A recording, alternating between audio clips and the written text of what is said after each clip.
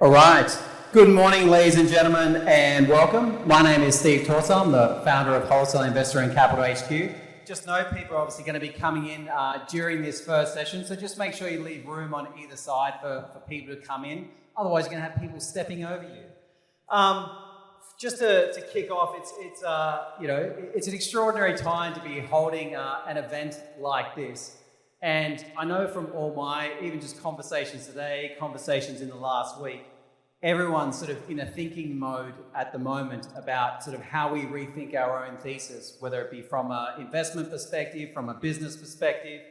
And I will say, I will give everyone a chance over the weekend to have their voice on their own thoughts on the budget, what it means for yourselves, and then what you're thinking in your own minds, because I will make it clear we will be having a strong campaign against some of these changes. And if you've been around us long enough, you know this is not the first fight that we've had. The first one was around the wholesale investor test. The second one, and I'll cover this in my presentation. Just to give a bit of background and context to wholesale investor for those that are new. We've been doing wholesale investor for 17 years. We've been running conferences for about sort of 14 years, something like that.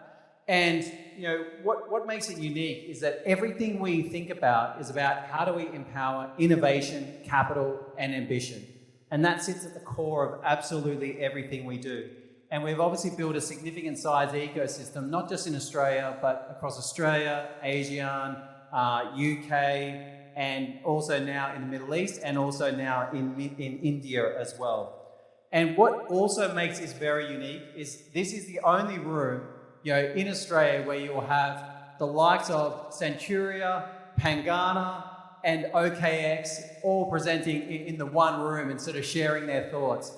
And that's what we've always done our best to do, is to bring everyone together, because we know, these different asset classes sit inside your portfolios. So we want to give you additional exposure to those. And this year, we've titled it Alternatives Are the Main Event.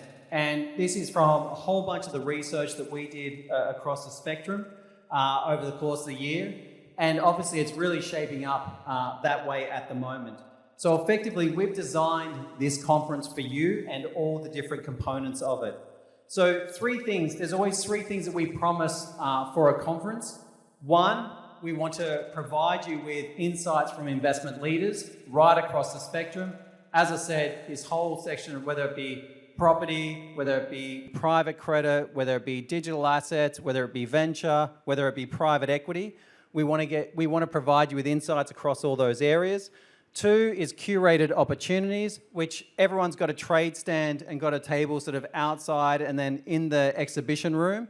So there's a great opportunity to go on and basically every day we have different companies being featured. So today we have featured companies outside, and then tomorrow we'll have a different set of companies being featured throughout the day as well.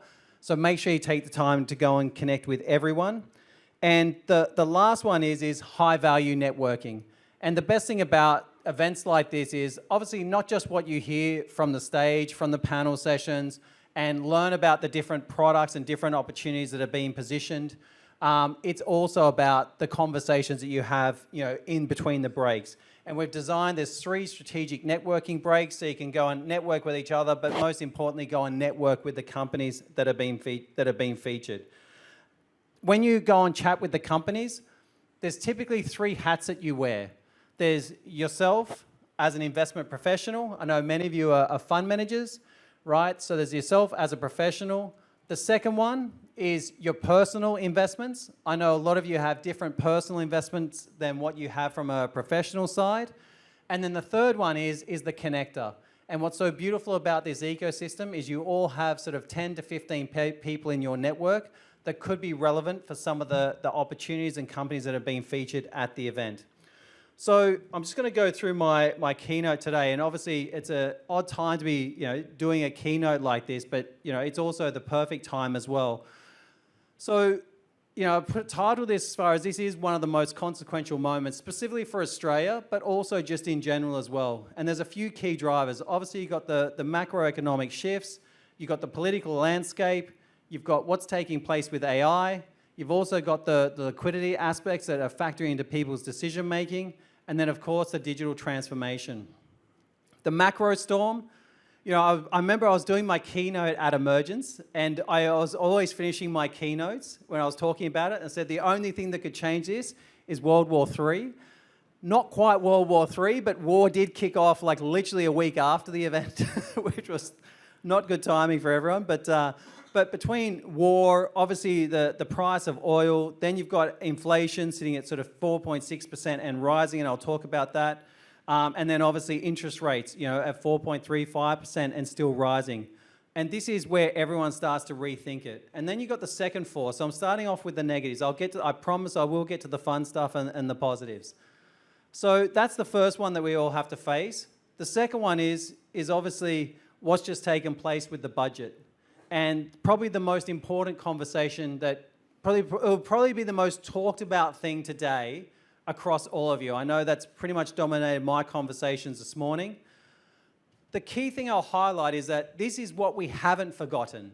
So the budget, yes, but we also haven't forgotten, first, the attempt on the changing of the wholesale investor test and what that could mean for all of us in the room, whether it be as someone offering opportunities or someone investing into opportunities. Then it was the unrealized gains tax on SMSFs with a 3 million balance and above. And then the last one, which sort of doesn't get talked about too much, but every business owner knows this. It's just a consistent changing employment law that's making it more and more difficult to run a business in Australia. So those are the three things that we haven't forgotten. On the other side, this is the news that we've been pummeled with for the last couple of years, where everyone's talking about this productivity crisis. You know, it was so bad that they actually had the productivity roundtable. Now, my signal from the productivity roundtable was that no one going into that productivity roundtable was allowed to take in mobile phones or laptops. And that was my signal that there was nothing going to be useful coming out of it, right? Because how could you not be utilizing AI in a process like, you know, going through a process like that? So that's been talked about a lot in every different media landscape. The next part is obviously, you know, this higher for longer scenario. And I must say, I love following the work of Warren Hogan. I follow him on whether he's, you know, talking to media or whether he's sort of posting on X. You know, he's probably one of the ones that sort of helped me with my own thinking around this. But the simple part he highlights, there's three structural forces that are basically going to be driving interest rates. And this is why there's literally, I can't see the path for interest rates going down at the moment with these three factors in play. And it was interesting that, you know, in this he talked about the NDIS spending, how there's going to be so much savings. You know, I think it was like $36 billion worth of saving with NDIS. All it was just a recast of their own forecasting of it's not going to grow at 8 to 10% per year now. It's only going to grow at 2 to 3%, right? There was actually no cuts from it whatsoever, right? So you've got these three factors that all have their own, you know, elements that are adding to this underlying driving in interest rates and fundamentally the growth numbers that actually come out from the markets. So then obviously from the budget, things that were talked about, you know, I put up the famous photo everyone was talking about. I shared that on LinkedIn. It is, you know, it obviously became very famous as people were talking about it in that the CGT discount, whilst everyone was sort of expecting it on property, no one expected it across all business and also all investments as well. Obviously the negative gearing aspect. And I found it really interesting that there was a nice little carve out for VC LPs and ESVC LPs. And, you know, that little carve out doesn't actually really help that many people, right? But it's funny how it's being talked about. Now, the one that's, I think, really important, this is one that's I'm passionate about. If you've been around us for, you know, for any period of time, you know that I've got a great passion for life sciences, medical device, deep tech, you know, basically all the sort of harder technical areas. You know, and we've got, Australia is unbelievable when it comes to innovation, when it comes to research. You know, we've always struggled with that commercialization gap, but we actually started to get some real wins and milestones on the board. One of the small things that got missed was that is now going to be capped. The R&D incentive is going to be capped at the end of 10 years, which is typically the time when most life science companies start to go into their cycle of clinical trials. So it'll be interesting to see how that is handled going forward. But friction is never good when you're on the investor side or also on the business side. So what is my signal that I took away from that? Because effectively I like to simplify things for myself. And my signals were, number one, greater taxation. They've clearly taken a position that this is the pie and we've got to figure out how to get more revenue out of the pie. We don't have options on how we actually expand that pie, outside of what we currently know. The second one is the decentralizing of risk. I think is a big one for everyone, whether you're a business builder or an investor. The third one is probably the hardest one for all of us to swallow, is that this realization that there's actually nothing off the table for changes going forward. Because it was communicated lots of times that basically there was going to be no changes, no changes to sort of capital gains and negative gearing. And it's interesting that there is changes. So what is next? And then the last one, and is also the most alarming one when I go into my next slides, is that there's actually no expected productivity gains. That was my signal I took away. You may all have your own different thesis, but they were the 4 signals that I took away from the actual budget into how they're actually thinking based on the decisions they've made and the policies they've come out with. So force number 3, so switching into the accelerant gear, you've got the AI Capex super cycle. Now, if you like AI or interested in AI development, my keynote tomorrow is all focused on AI, so I won't spend too much time on it today. But the AI Capex super cycle, it's the largest infrastructure build out in tech history, and it's just hit a wall. But really interesting, there is so much money being thrown at it, right? So this is the scaling investment that's actually going in from the hyperscalers. Now, interestingly enough, this doesn't include the likes of the investments going in by Tesla, by Oracle, and some of the others. This is just the top 4 hyperscalers. This is how much they are planning to invest. But these are the challenges that they're coming up with. So on the power constraint side, 30 to 50% of data center projects scheduled for 2026 have been delayed, right? And it's all taking 1.5 to 2 years longer. Water constraints, often where they want to put these data centers in areas where they've got water constraints, and it requires a ton of water for these AI factories / data centers. But the last one has actually proven to be the most difficult, and this is bipartisan, by the way, in its challenges that it's facing, is the political challenges. So there's massive constraints coming up against what's happening on the AI supercycle, but yet there's so much money being created right now and value being created, which I'll talk about tomorrow. So what's the solution to that?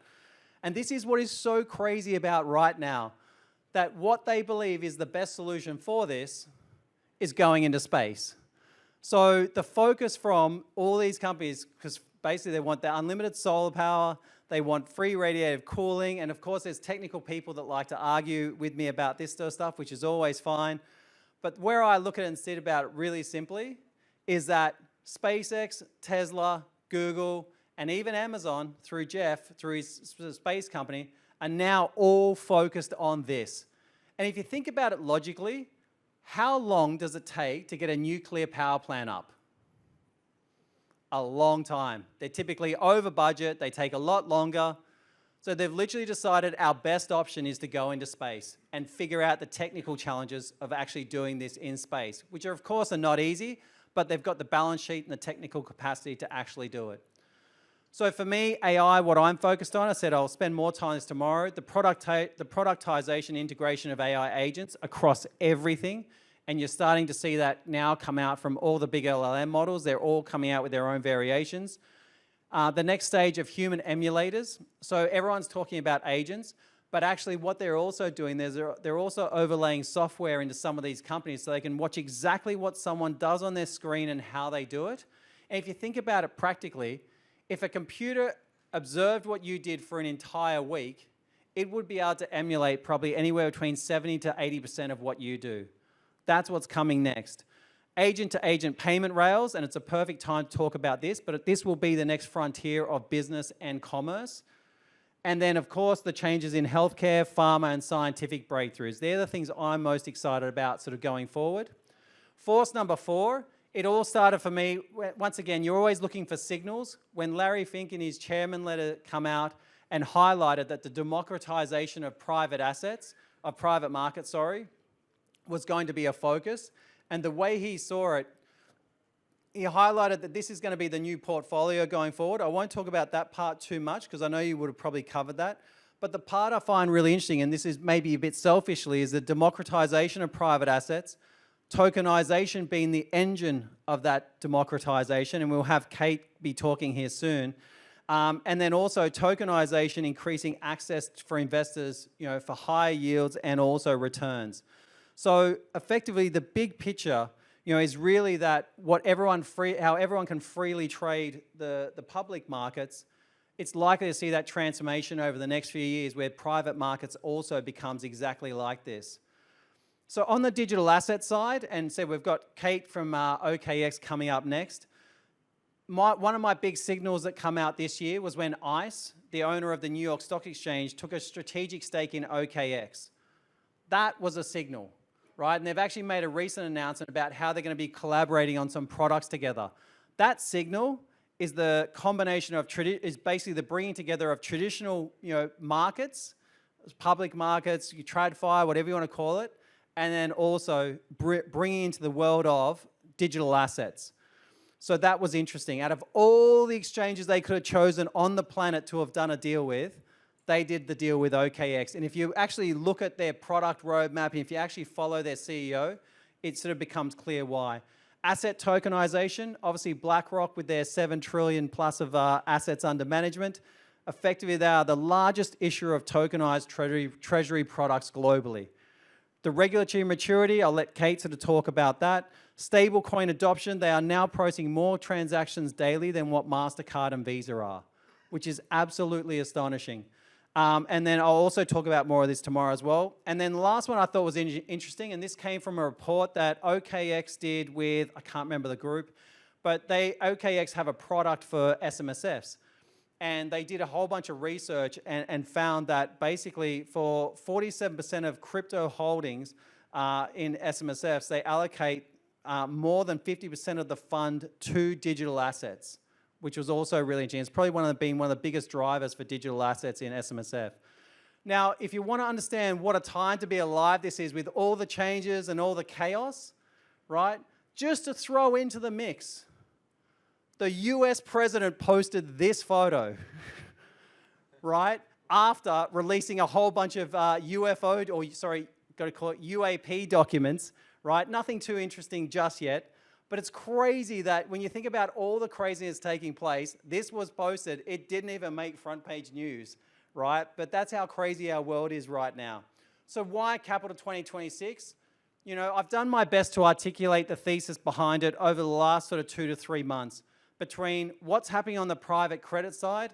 And I said 2 years ago that the same airtime that the AFR was giving to public, positively talking about private credit, they're also going to do the same. Media has 2 roles, to build things up and then to tear them down. But the reality is it hasn't stopped, right? So private credit will grow to over $400 billion. And I know that most of you are focused on yield from an investment perspective at the moment. Private equity is probably set to be one of the absolute biggest winners outside of the big AI, the big sort of hyperscalers and the AI, the LLM companies. They are set to be one of the biggest winners from the AI transition.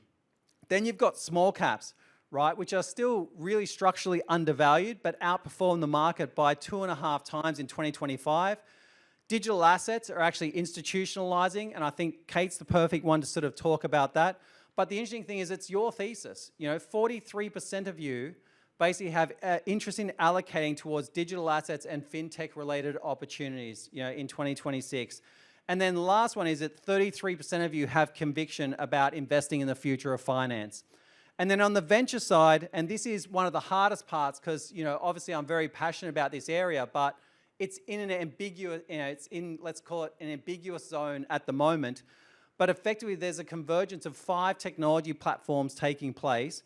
41% of you have conviction about AI and its potential, right? And then also the majority, about 33%, have interest in investing into deep tech, life science, advanced manufacturing, and also sustainability as well. So that's why Capital 2026. And if you look at everything we've structured over the next 2 days, it's aligned with those different themes and those theses. So basically 2 days, we're going to have probably 700, 750 in the room across the next 2 days and coming to the event.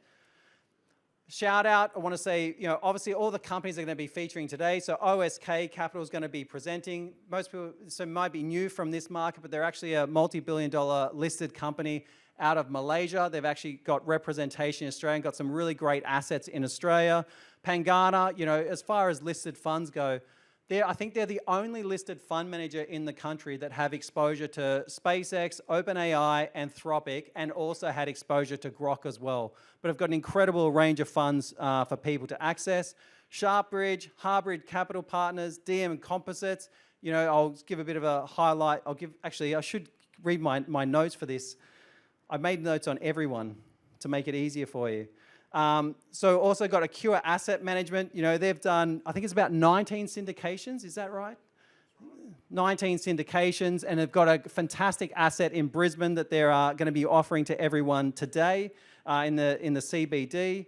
Also got Rhodes Asset Management with mortgage-backed income funds that sort of pay monthly distributions. Got the Phoenix Growth Fund. I really enjoyed my conversation with them. They've got a really unique way on how they actually trade the ASX. So you'll like that, and he's also doing a panel tomorrow as well. Assetora. Assetora is basically launching a new product, which is going to be very interesting for those that are involved in syndication of deals or those that have interest in the secondary space. What they are doing is now perfectly in alignment with the direction of what sort of Larry Fink talked about as far as democratization of private assets. TX Management Systems, the enterprise skills intelligence platform. They've got blue chip clients and right across 100 countries. Pindara Partners, Dan's actually going to be doing a keynote today. Dan, actually, his last business he built and sold, which was Newground Capital. He actually sold it to a FTSE 100 company. Again, just in a similar space, he was doing private credit before it was hot, and now also doing it through his own sort of as a co-investment opportunity for family offices and high net worths. KPs, which is a health provider, provides recognised by NAB health bankers and a proven GP platform that integrates a whole bunch of things for help doctors with their billing and payroll. Sumo Group, which has integrated cross-border investment platform connecting investors with structured growth products. As mentioned, DM Composite, they're sustainable composites engineered by an experienced team. Their actual clients are all governments and also developers, and with a focus on reducing environmental impact. They've really, I can't remember the growth rate, but their growth rate over the last few years is ridiculous. So they're in high scaling mode as a company, but dealing with large contractors with that. And then Magnetic Alliance Capital, really tapping into the trend of PE.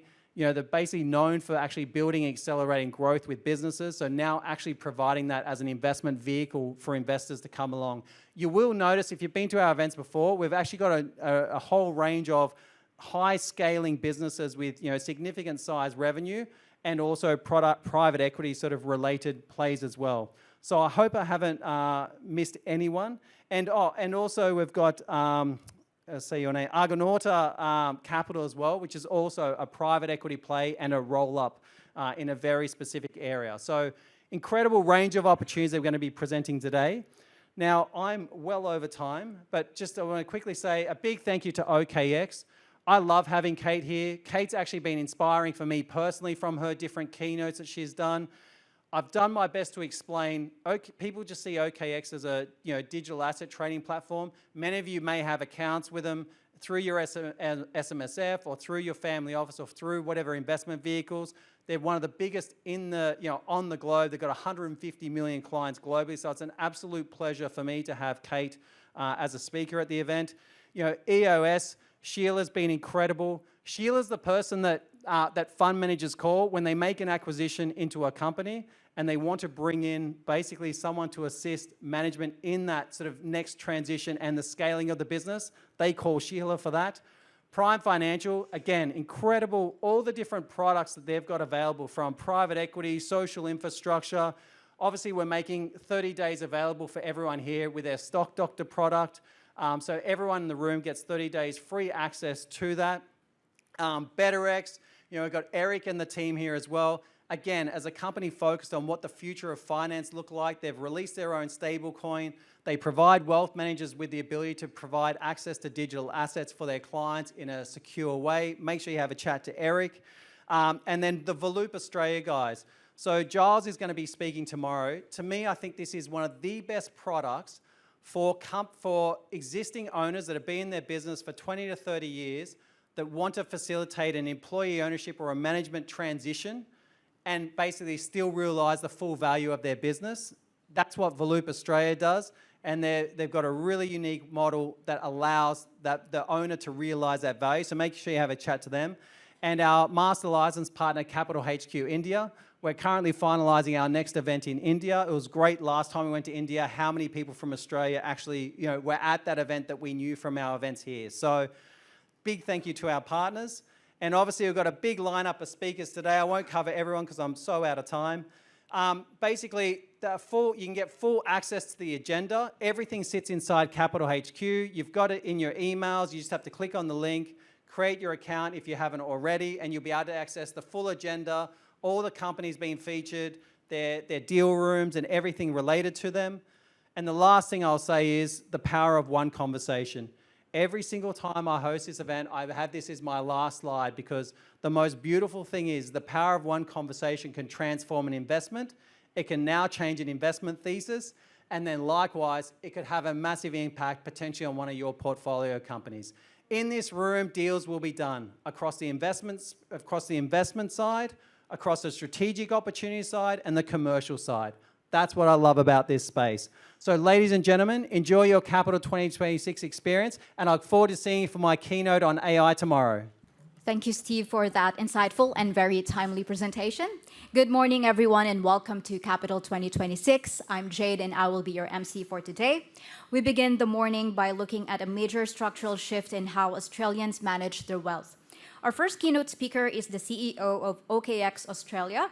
She's at the forefront of the surging SMSF sector, where digital assets and real-world asset tokenization are becoming the next structural forces in retirement savings.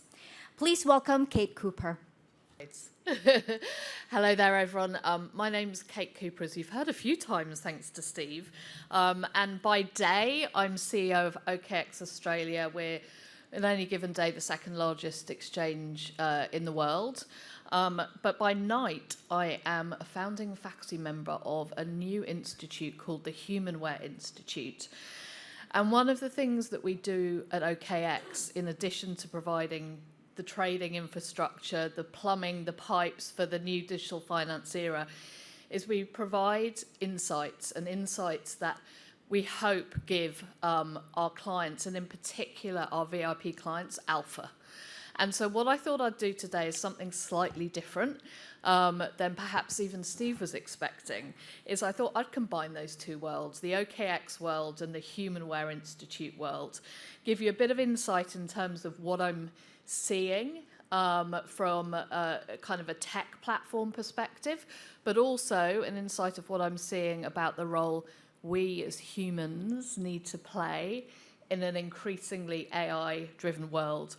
And I was at an AFR event about 2 weeks ago, and there was a panel of academics, some of the top academics in AI, but also journalists. And I asked this question of them. The phrase I used wasn't smart money. I borrowed that from Steve for today. But I posed the question, will hardware, software, or humanware be the key to smart money in an AI-driven world by 2030?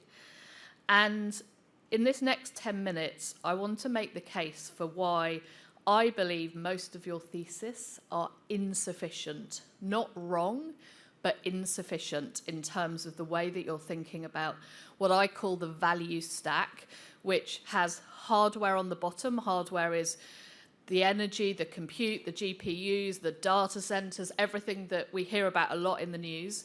Then you've got the software on top of it, which is the LLMs that we hopefully are all using every day now. And for me, what's really interesting about those two layers, and this has been the case with over the last 30 years, is both of those are commoditized. You can go and you can buy a ChatGPT subscription for $20 a month, or use the free version. And so both of those are commoditized. But my thesis is that the only thing you cannot buy is the humanware layer. And that's the judgment, the creativity that humans bring to the technology, and that's thoroughly misunderstood and underinvested.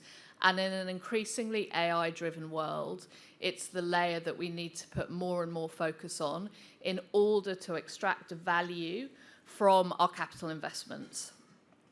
And it's quite a bold thesis. So let's go through, and I wanted to start just by talking about why I think 2026 is different. Why do I think, and I agree with Steve, 2026 is ultra exciting. And you'll see 4 curves on the screen. Here I've depicted digital assets, I've depicted tokenization, programmable money, AI, and agentic commerce. But there could be many other curves of different technology on the screen because there's a lot going on at the moment. And each one of these started its own S-curve over a decade or so ago. Each one matured quietly while the others were doing the same. Every digital technology, as I'm sure all of you know, follows the same arc, a long quiet period where almost nothing seems to happen, then followed by a steep climb where adoption compounds and technology rewires entire industries, and then plateaus where growth slows. Obviously, your game is getting in at the bottom while it's still in the quiet phase, so you benefit from the uptick of the acceleration phase. And we've lived through this through many cycles: internet, mobile, cloud, social. And each curve looked underwhelming when you were at that kind of base level, when it was still forming, when the infrastructure was still forming. But it actually looked inevitable at the peak and obvious in hindsight. And the strategic question is never whether a curve will play out, it's where you're standing on it and what's forming beneath it, which brings me to 2026. You're looking at a moment now where we've got multiple S-curves converging. It's not just one technology hitting its steep incline, it's all at the same one, and each is already past the quiet base, which is the bit that isn't so good news for those in the room who haven't invested. If you have, well done. And when the S-curve converges, systems don't move incrementally, they re-architect.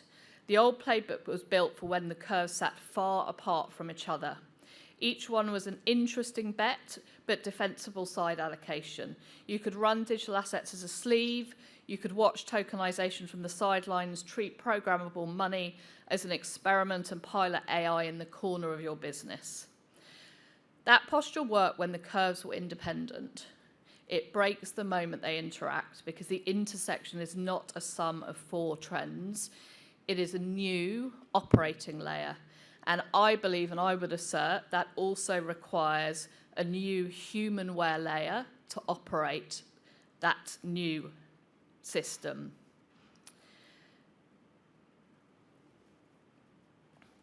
So I'm going to explore 2 reports that OKX has commissioned in the last 12 months, both of which have been released since March. The first of the 2 reports I wanted to talk you through today is a research that we did with a company called Core Data, and we ended up calling the report Voting with Their Super, because originally the report was intended to be an internal document, us understanding what was happening with digital assets and self-managed super funds in particular. But a far more profound trend came through the data that we found. And so we felt it was really important to publicly publish the report. And I wanted to share some of the findings with you now. There will be a copy, if you'd like a copy, available at the OKX stand after lunch.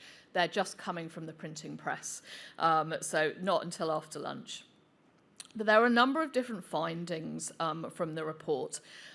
Very specifically, we've seen a significant uptick in the number of self-managed super funds being created over the last 3 years.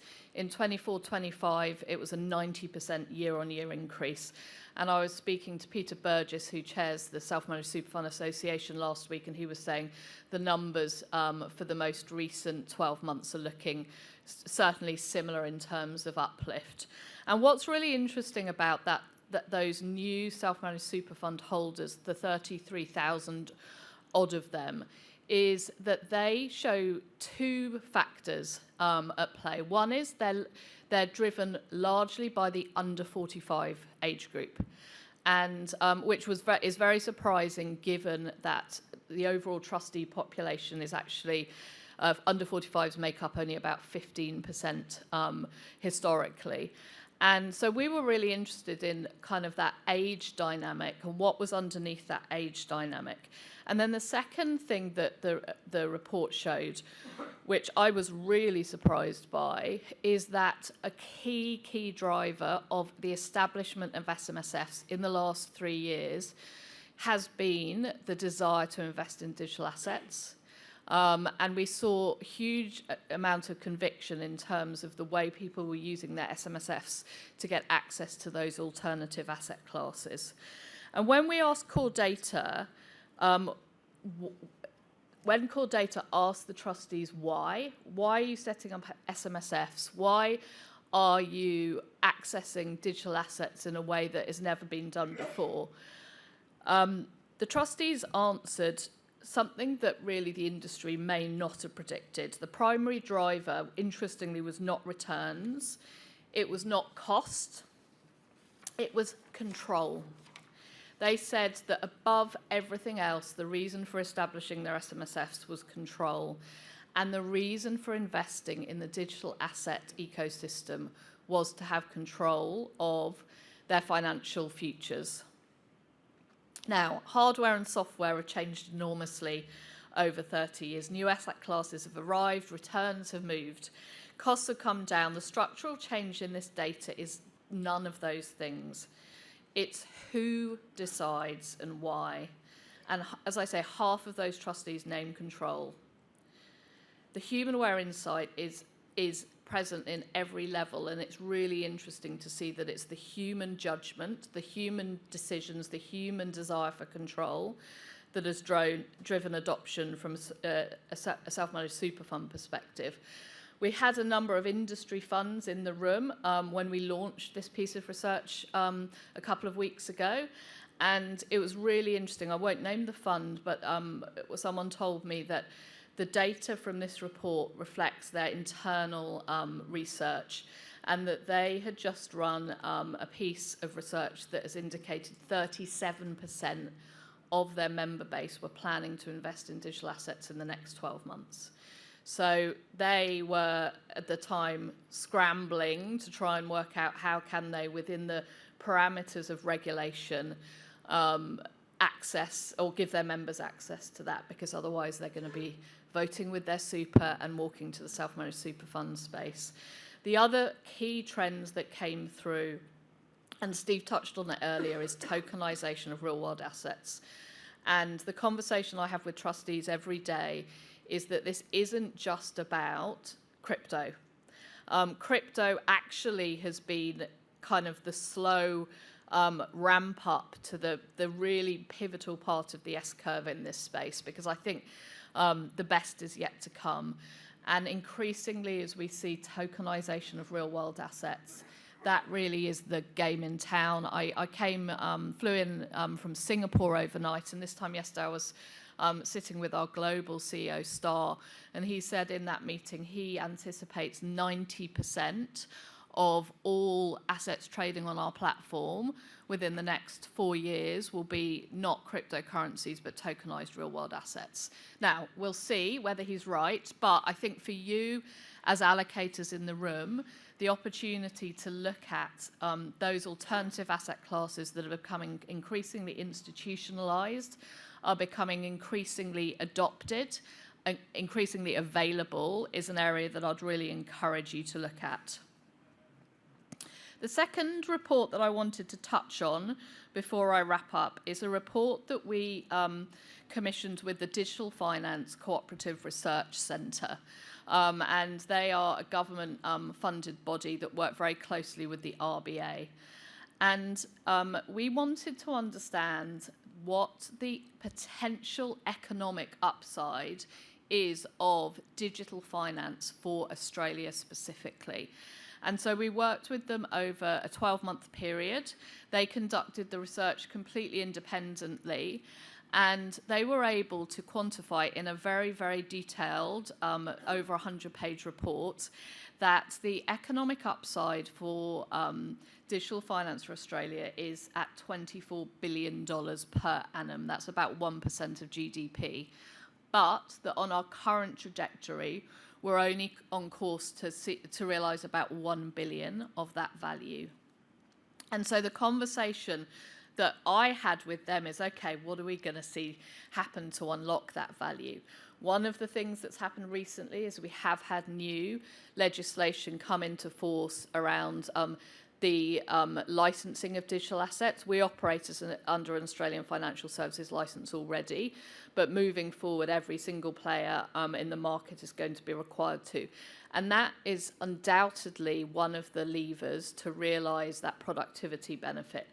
But the one main lever that the report called out was not the hardware, not the software. The report said we actually have everything we need in place to realise that productivity benefit. We have Australian dollar stable coins. The report found that actually the thing that was needed was coordination. Coordination of the institutions and the human beings who are the key to unlocking that productivity uplift for Australia. And for me, sitting with my Humanware Institute hat on, I was utterly fascinated. It really made me think about the role that we as human beings need to continue to play in an AI-driven world. So in your own organisation, don't just think about the money, don't just think about the technology, although it's incredibly important. Make sure you think about the humans that are around you and make sure you empower them to keep authoring the smart capital allocation. Not the model, not the agent, the people. It's absolutely pivotal.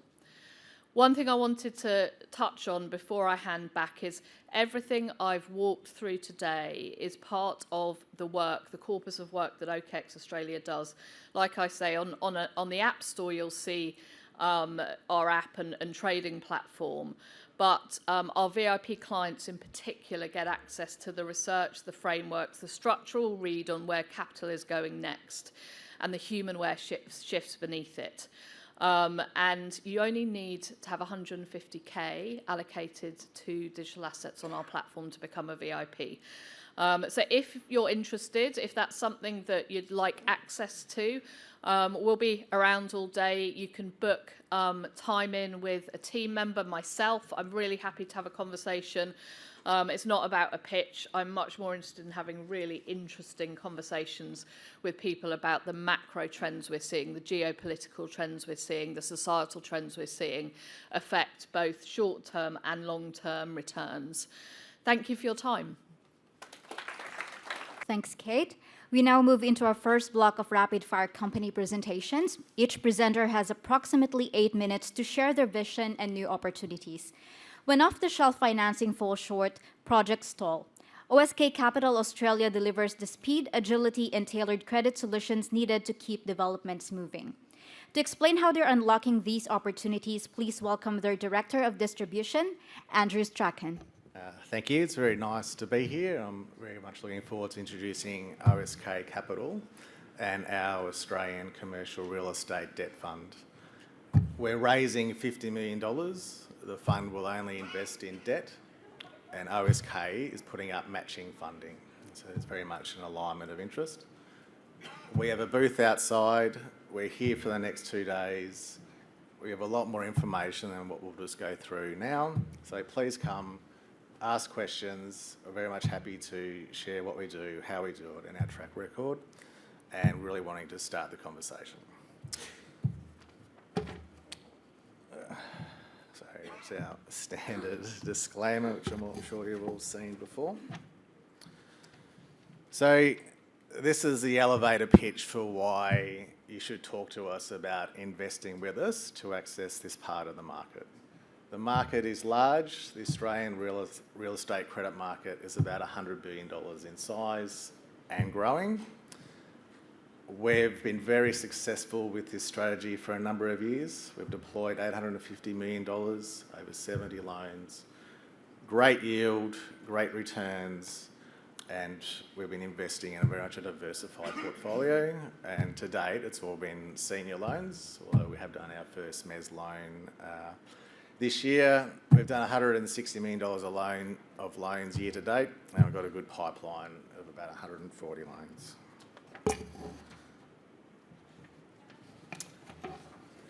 So this is just, there are many data points about the size of the market. The main takeaways here is the Australian credit market is about 200 billion.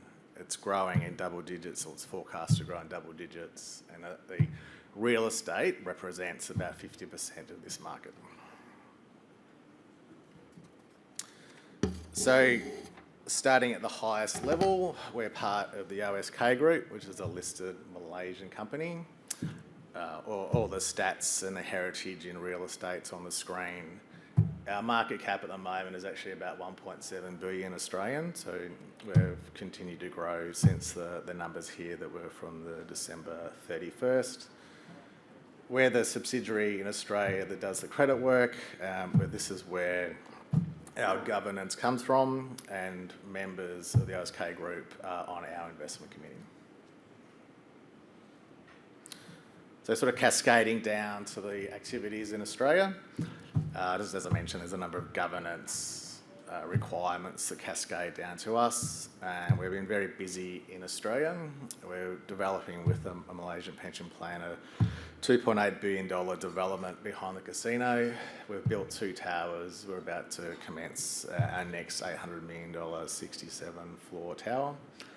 And of relevance to here is we set up OSK Australia in 2021. We have our credit licence, we have our own AFSL. There's 14 in the team, growing to 16. And this is the manager of the fund. So this is the group that manages this fund. We've got offices in Melbourne, Sydney and Brisbane. We've put money to work all across Australia since 21.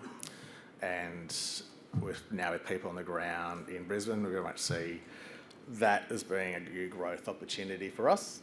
And we also see good quality opportunities coming out of Adelaide and Perth. Obviously, most of it has come out of Melbourne and Sydney. So large team, investment team, credit teams, and with the governance of the OSK group out of Malaysia. Okay, so this is just a slide that we sort of show to CIOs or people managing money.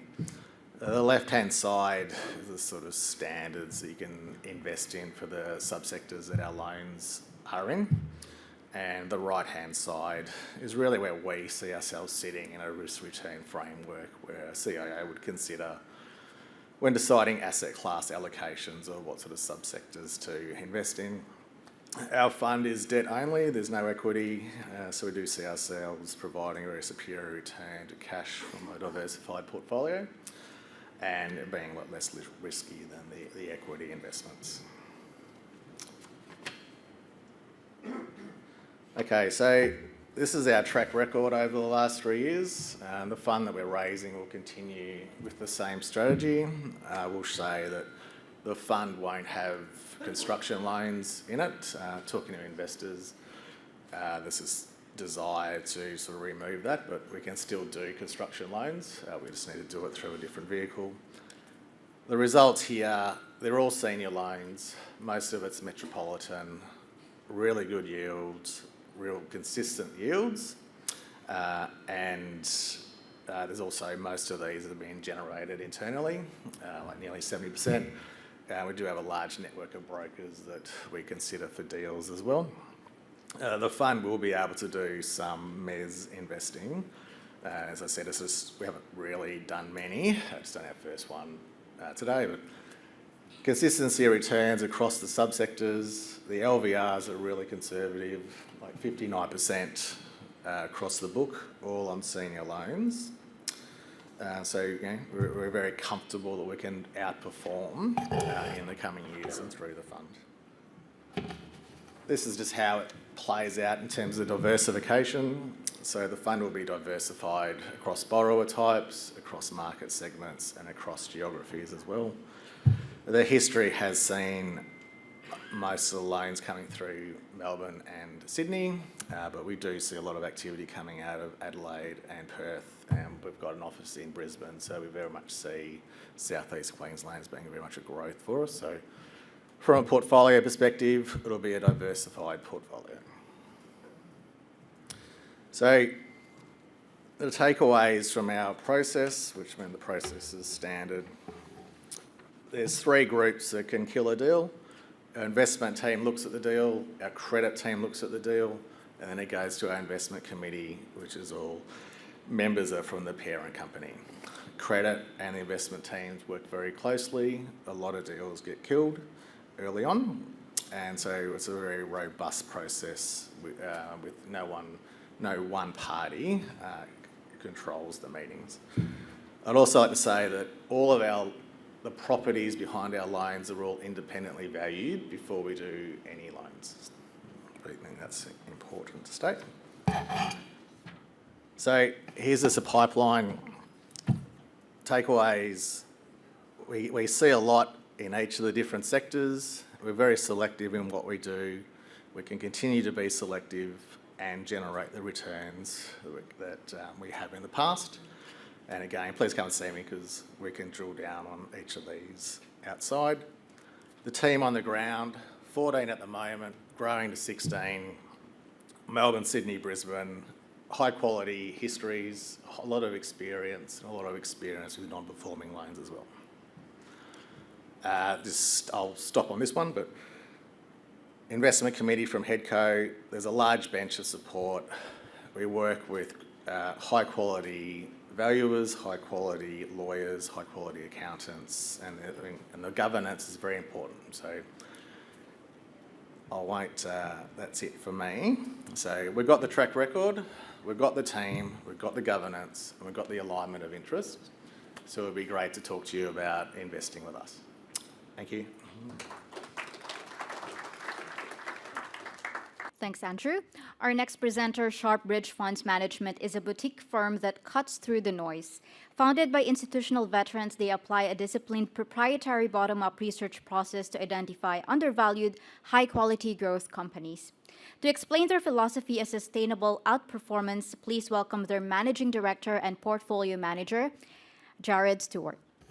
Good morning, everyone. My name is Jarrad Stuart, and today I'll be introducing you to the Sharpbridge Equities Fund. Clicker. Fantastic. Please have a read of our disclaimer on screen. It's quick. Just introducing you to our team. So our Sharpbridge team consists of Nick and myself. Nick is my co-portfolio manager and co-founder of the business. He has extensive experience in FX markets and treasury at BOQ. He holds a Bachelor of Commerce, an RG146, and is an AFMA member. Myself, I'm a co-portfolio manager, director, and founder of the business. I hold a Bachelor of Commerce, Bachelor of Economics, and a Master's in Applied Finance. Previously, I worked at Colonial First State, Suncorp, and Ernst & Young. This is our performance since inception. The fund has returned 73.77% per annum net of fees. This has been achieved by having a portfolio of global stocks that are 90 to 100% long equities and hold up to 10% cash at any one time. We hold the global equities portfolio using no derivatives, no shorting, no leverage, and no hedging.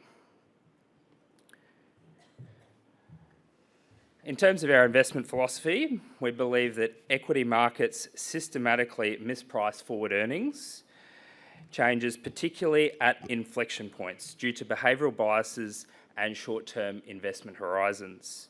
The strategy seeks to exploit these mispricings before they are reflected in consensus forecasts and valuations through disciplined security selection and valuation analysis. We have 5 key sources of competitive advantage. First one being enterprise value focused approach, systematic identification of earnings mispricings, defined catalyst requirements, a focus on less efficient market segments, and a benchmark agnostic or independent portfolio construction process. Having a look at our style, we really focus on being benchmark agnostic, have a low turnover of the portfolio, holding positions for on average every 2 to 3 years, a strong valuation discipline, and a focus on balance sheet as well as cash flow strength. The centre is our focus on those companies. Our investment process is centred upon our 7-factor framework. So the Sharpbridge 7-factor framework are valuation, director ownership, business quality, I love the mood lighting, balance sheet leverage, corporate governance, analyst coverage, and market-driven catalysts. So we start with the 10,000 stocks listed globally, and that gets us down with our filtering down to 700 stocks that form our research long list. We take the top quartile of those, and that essentially gets us to the short list. The short list is 300 stocks, and from there we look at a manual scoring process in terms of data cleansing, market themes, earnings timing, management activity as in insider buying and selling from the management, as well as global macro news. This gets us down to a portfolio of 50 stocks that we're happy to select to buy from, or our shopping list, and we really rate these based on our conviction, relative upside versus downside potential to form a high conviction portfolio of 20 stocks. And here we have our portfolio construction mechanism, essentially 20 stocks, 5% on average. So the highest we'll go to is 10%. Smaller positions will set at the other end of the spectrum, 1 to 3%, and higher conviction, 7 to 10%. In the medium around 5% over time. So when we're buying a stock, there are four main criteria we're looking for.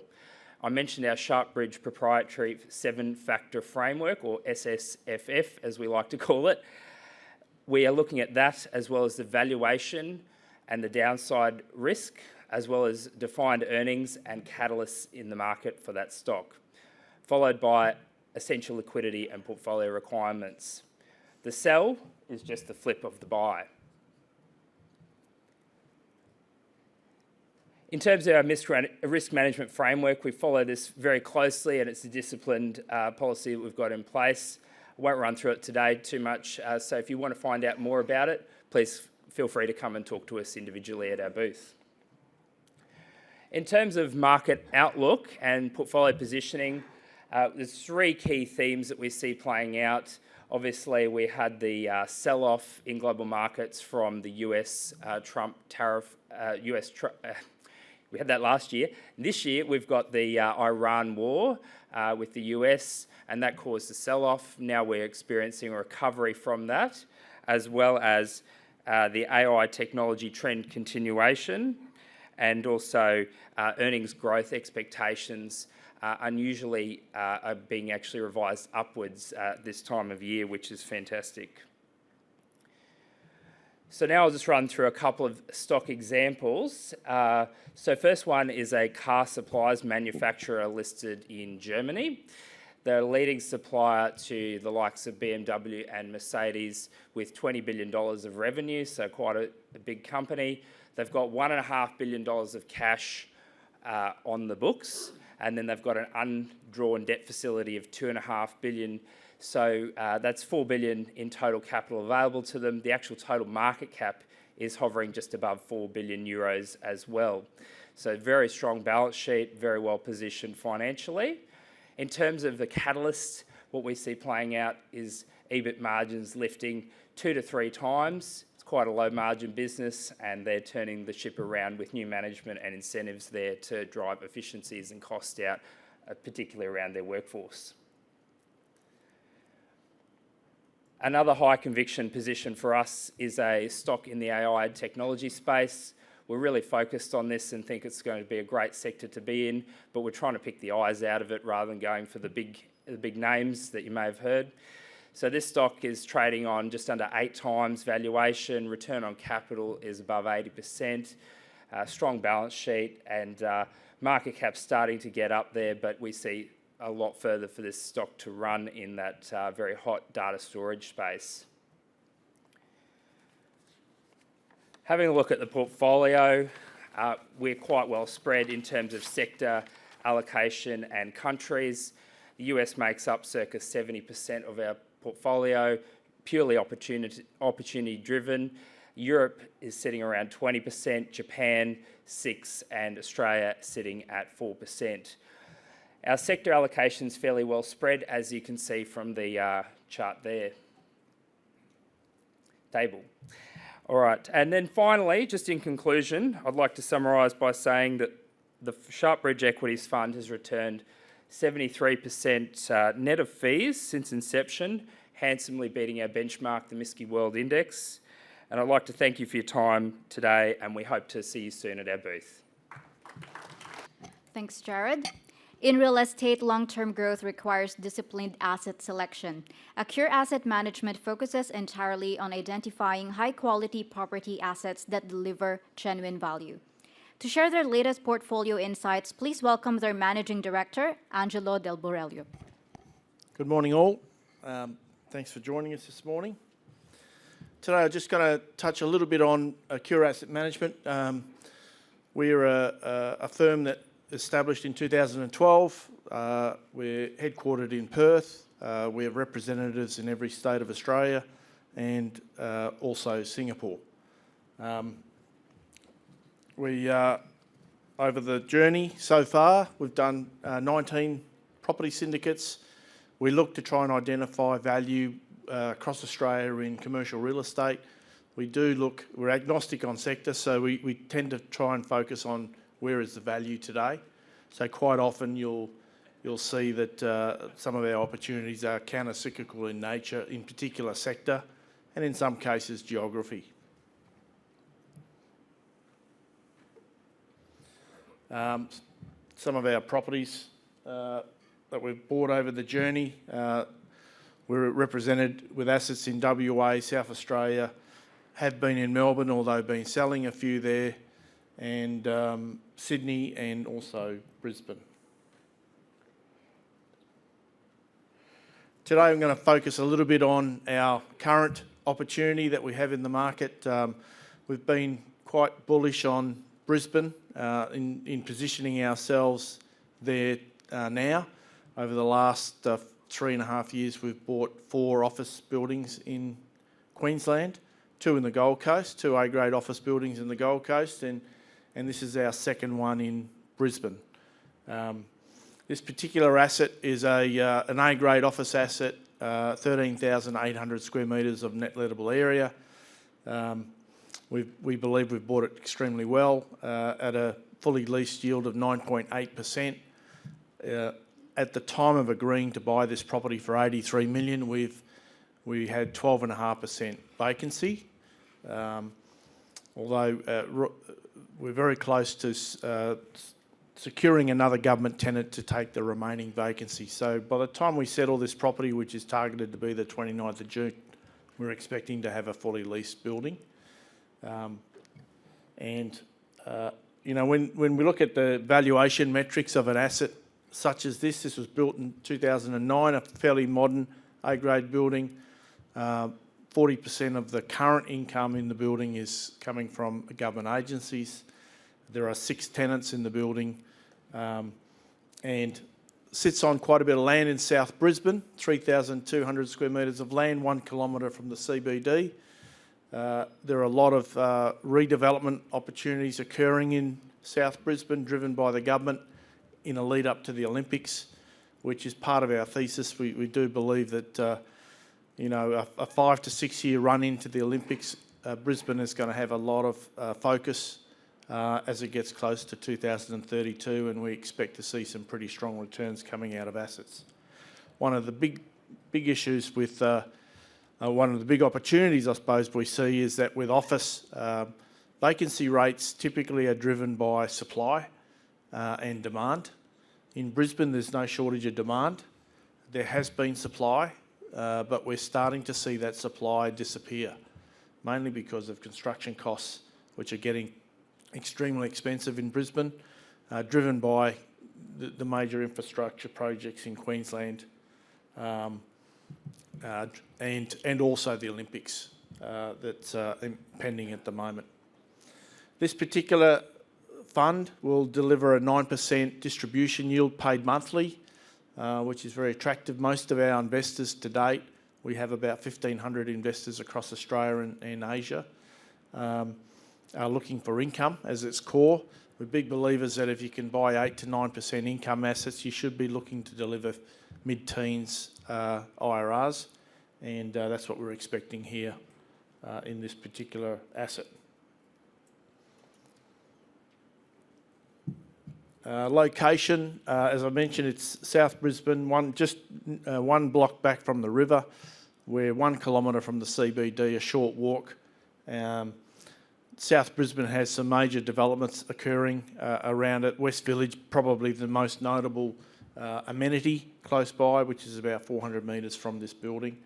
Across the road, this particular asset has a large industrial property, which forms part of the Kurilpa TLPI precinct, which is a government-driven redevelopment strategy of South Brisbane and an extension of South Bank. And this building sits right across the road from where this is all occurring. There is development on a 7-hectare site across the road that is slated to deliver 4,500 residential units, mixed use, supermarkets, retail and restaurants, which we think will be a big driver to also increasing the value of this asset over time. There are a lot of infrastructure projects occurring in Brisbane right now, which is, as I said, is tightening and making it difficult for developments to get off the ground. We do think that we won't be seeing too many new office buildings built leading into the Olympics. I think if you're a developer, you're likely to be developing high-end residential, because that seems to be the only sector that can work at the moment with the current construction costs. So because of that, we see that vacancy rates are going to be dropping quite considerably as the journey occurs. Just a bit of a snapshot on some of the tenants in the building. Queensland Government make up the majority tenant. The new tenant that we're looking to bring into the building is also another government agency. Department of Emergency Services are the current tenant in this group, and Department of Youth Justice will be looking to come into the building in the current vacancy. Second biggest tenant, Dialogue. They're big floor plates in this building, 2,800 metres, so it will attract the larger corporates in government. 5-star neighbours rated. Dialogue are a subsidiary of Singtel in Singapore. And Cosmic Dino, who are also positioned in this building. A lot of you may be aware of Bluey, which is an Australian export. It's all created and produced out of this building.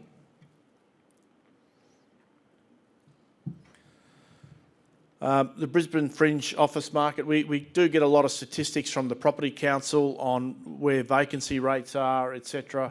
And we've seen over the last couple of years vacancy rates drop considerably, now in single digit, and we expect that to tighten further, which the net effect of that is rents going up. I'll sort of scan through a little bit on the competing stock. There's a little bit there on that. Come and see us at the booth. Just to finish off, I'm just going to play a quick video on the asset so you can have a bit of a quick look at it. But our representatives will be at the booth to discuss it further.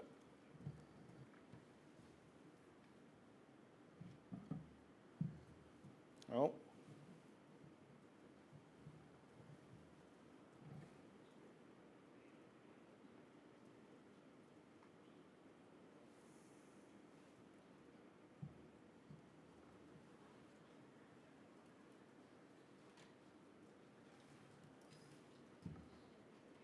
we go.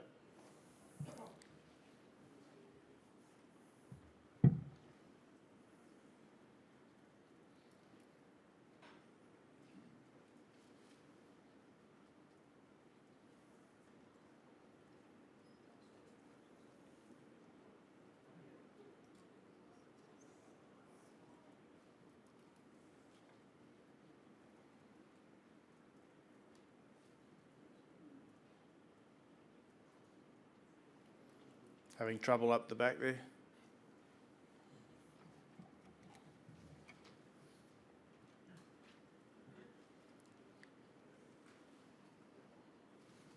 Thank you very much.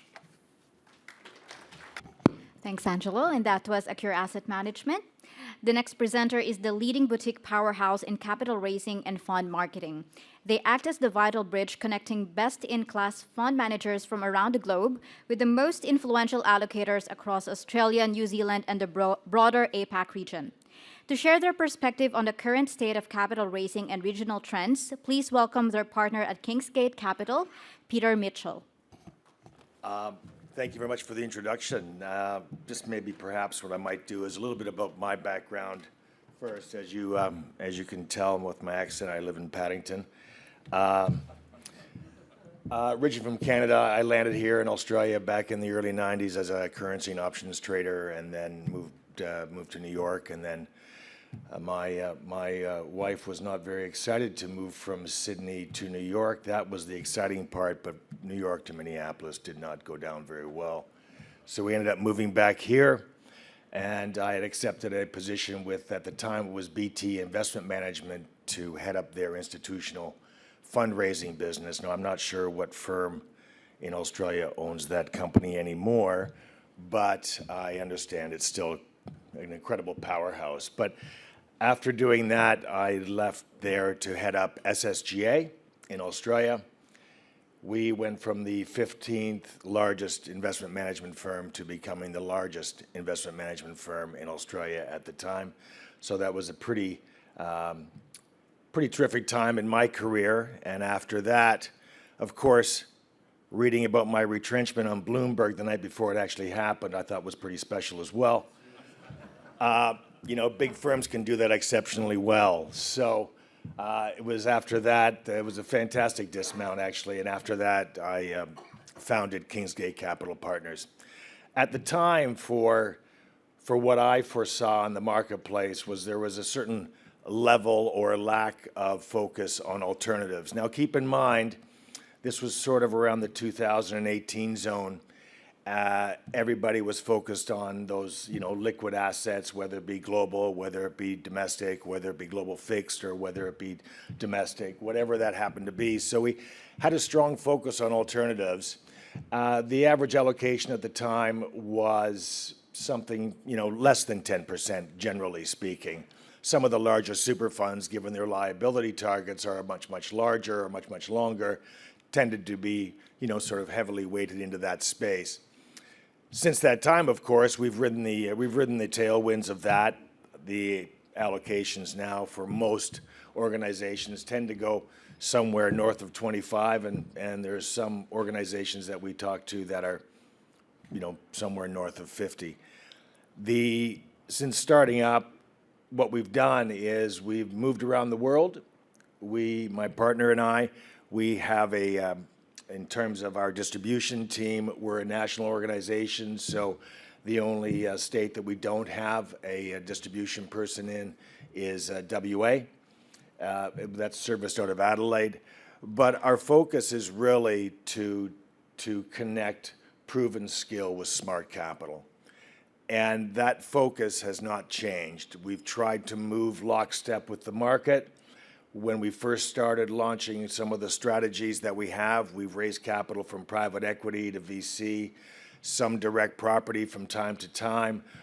Interesting to hear Kate's comments around blockchain and crypto. We're very, very focused on blockchain, and so you'll hear some of my comments about that tomorrow. But since starting, we've raised around $2.4 billion across and for our investment managers. That is coming from institutions, so many of those that you would know of, Host Plus, Australian Super, future fund, as well as the high net worth or the wealth advice space, particularly the family office space, as well as everybody in between, insurance companies, endowments, and foundations. So kingsgatecap.com, have a look. You'll see some of the strategies that we do raise capital for from time to time. Some are open, some are closed. But what we found more recently, certainly what a difference was from when we started, was everybody seemed to be quite comfortable with 10-year lockups and investing offshore and so on and so forth. We've tried to, as I mentioned to you, structurally and evolve with the marketplace.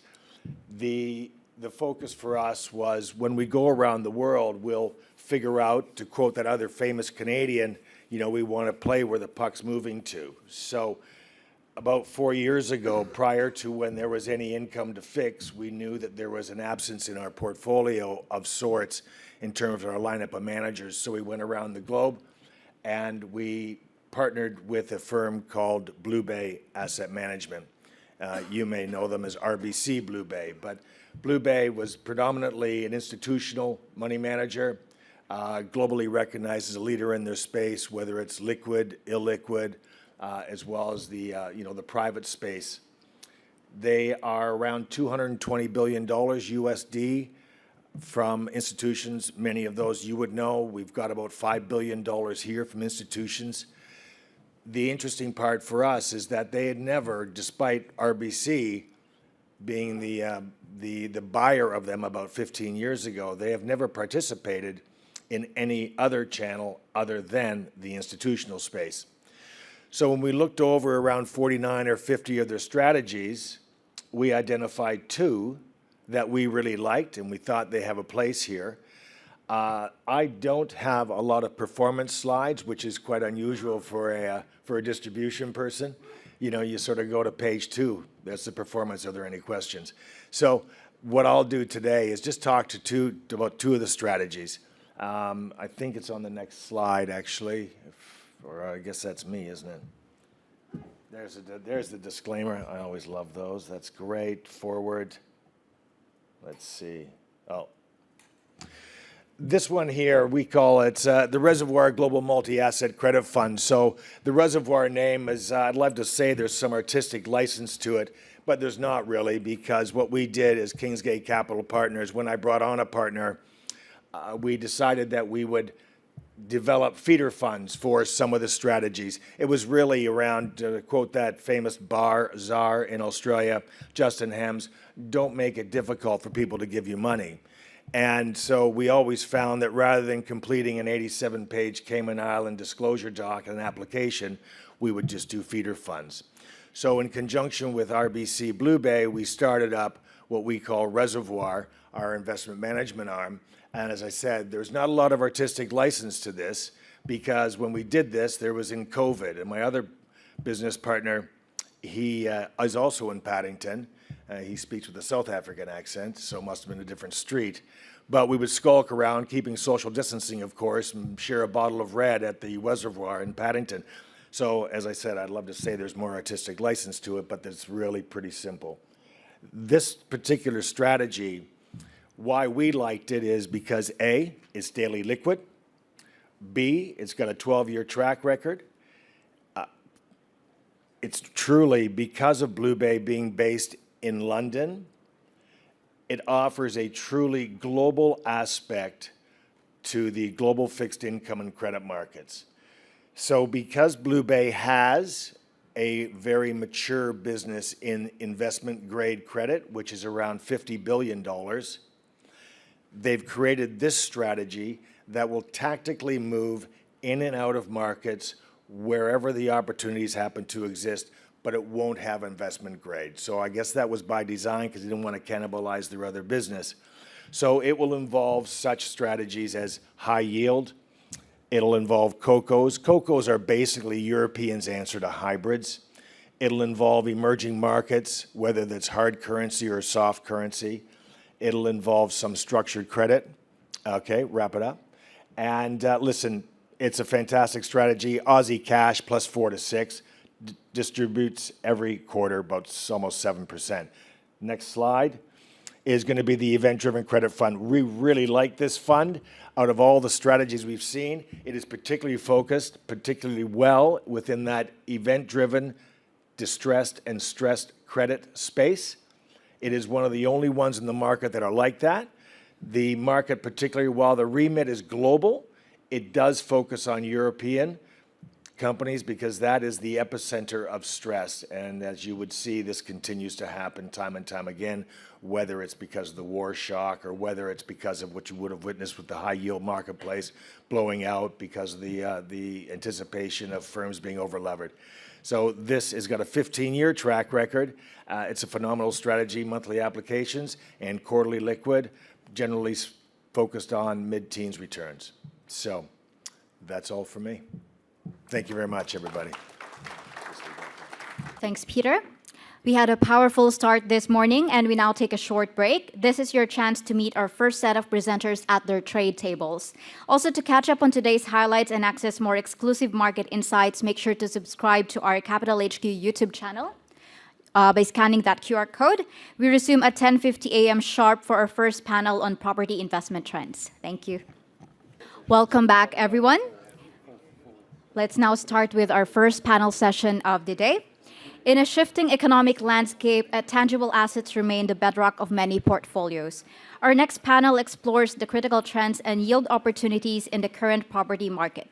Please welcome our experts for property investment trends. Let's start with Daniel Ayres, partner at Pindara Partners, Ryan Bass, managing director and founder at Pangen Capital, Panos Miltiadou, partner at Property at Prime Financial, and Andrew Essie, CIO at Centuria Capital. Please give them a warm welcome. Thank you very much. Good morning, everybody. Welcome to the first panel session for Private Capital 2026. What a great turnout it is today. Very pleased to be here, and thank you to Steve and the team for facilitating this. So we're here today to talk about property investment trends, and there's plenty to talk about, let me tell you. And I'm very pleased to be joined by three very accomplished, very knowledgeable and very talkative experts that are going to share their views, some controversial, I've been told, with you all. So stay here for the scoop. Before we do that, however, before we get to the juicy bits, let's just do a quick introduction so everyone understands who we're hearing from. Thank you. My name is Andrew Essie. I'm the Chief Investment Officer of Centuria Capital. We're an ASX 200 listed real estate funds management business, investing across the spectrum of real estate. Been around for 30 years. All of our real estate holdings are within Australia and New Zealand, which is our key focus as a business. My name is Panos Miltiadou. I work with Prime Financial Group, wealth advisory business established about 27 years ago, ASX listed as well. So wealth advice to clients, business services, in a broader sense, self-managed super, so on and so forth. About 1.9 billion of client funds under management, and I represent the property investments that we do for the business for our wealth advice clients. Thanks, Panos. My name is Ryan Bass, Pangen Capital. Prior to setting up Pangen Capital, I've got 25 years of investment management experience in institutional grade property. Prior to that, I spent 16 years at UniSuper, involved in over 8 billion of transactions. Some of the largest property deals in the country, like Pacific Fair Shopping Centre, Karrinyup Shopping Centre, Brookfield Place Tower. And we've created a strategy that allows wholesale investors access to some of the best quality real estate in the country that is invested in by groups like UniSuper and Aussie Super, etc., for wholesale investors. Thanks, Ryan. What did I tell you? A great lineup. So get set. And given, well, Ryan, you did have the mic, so I will start with you.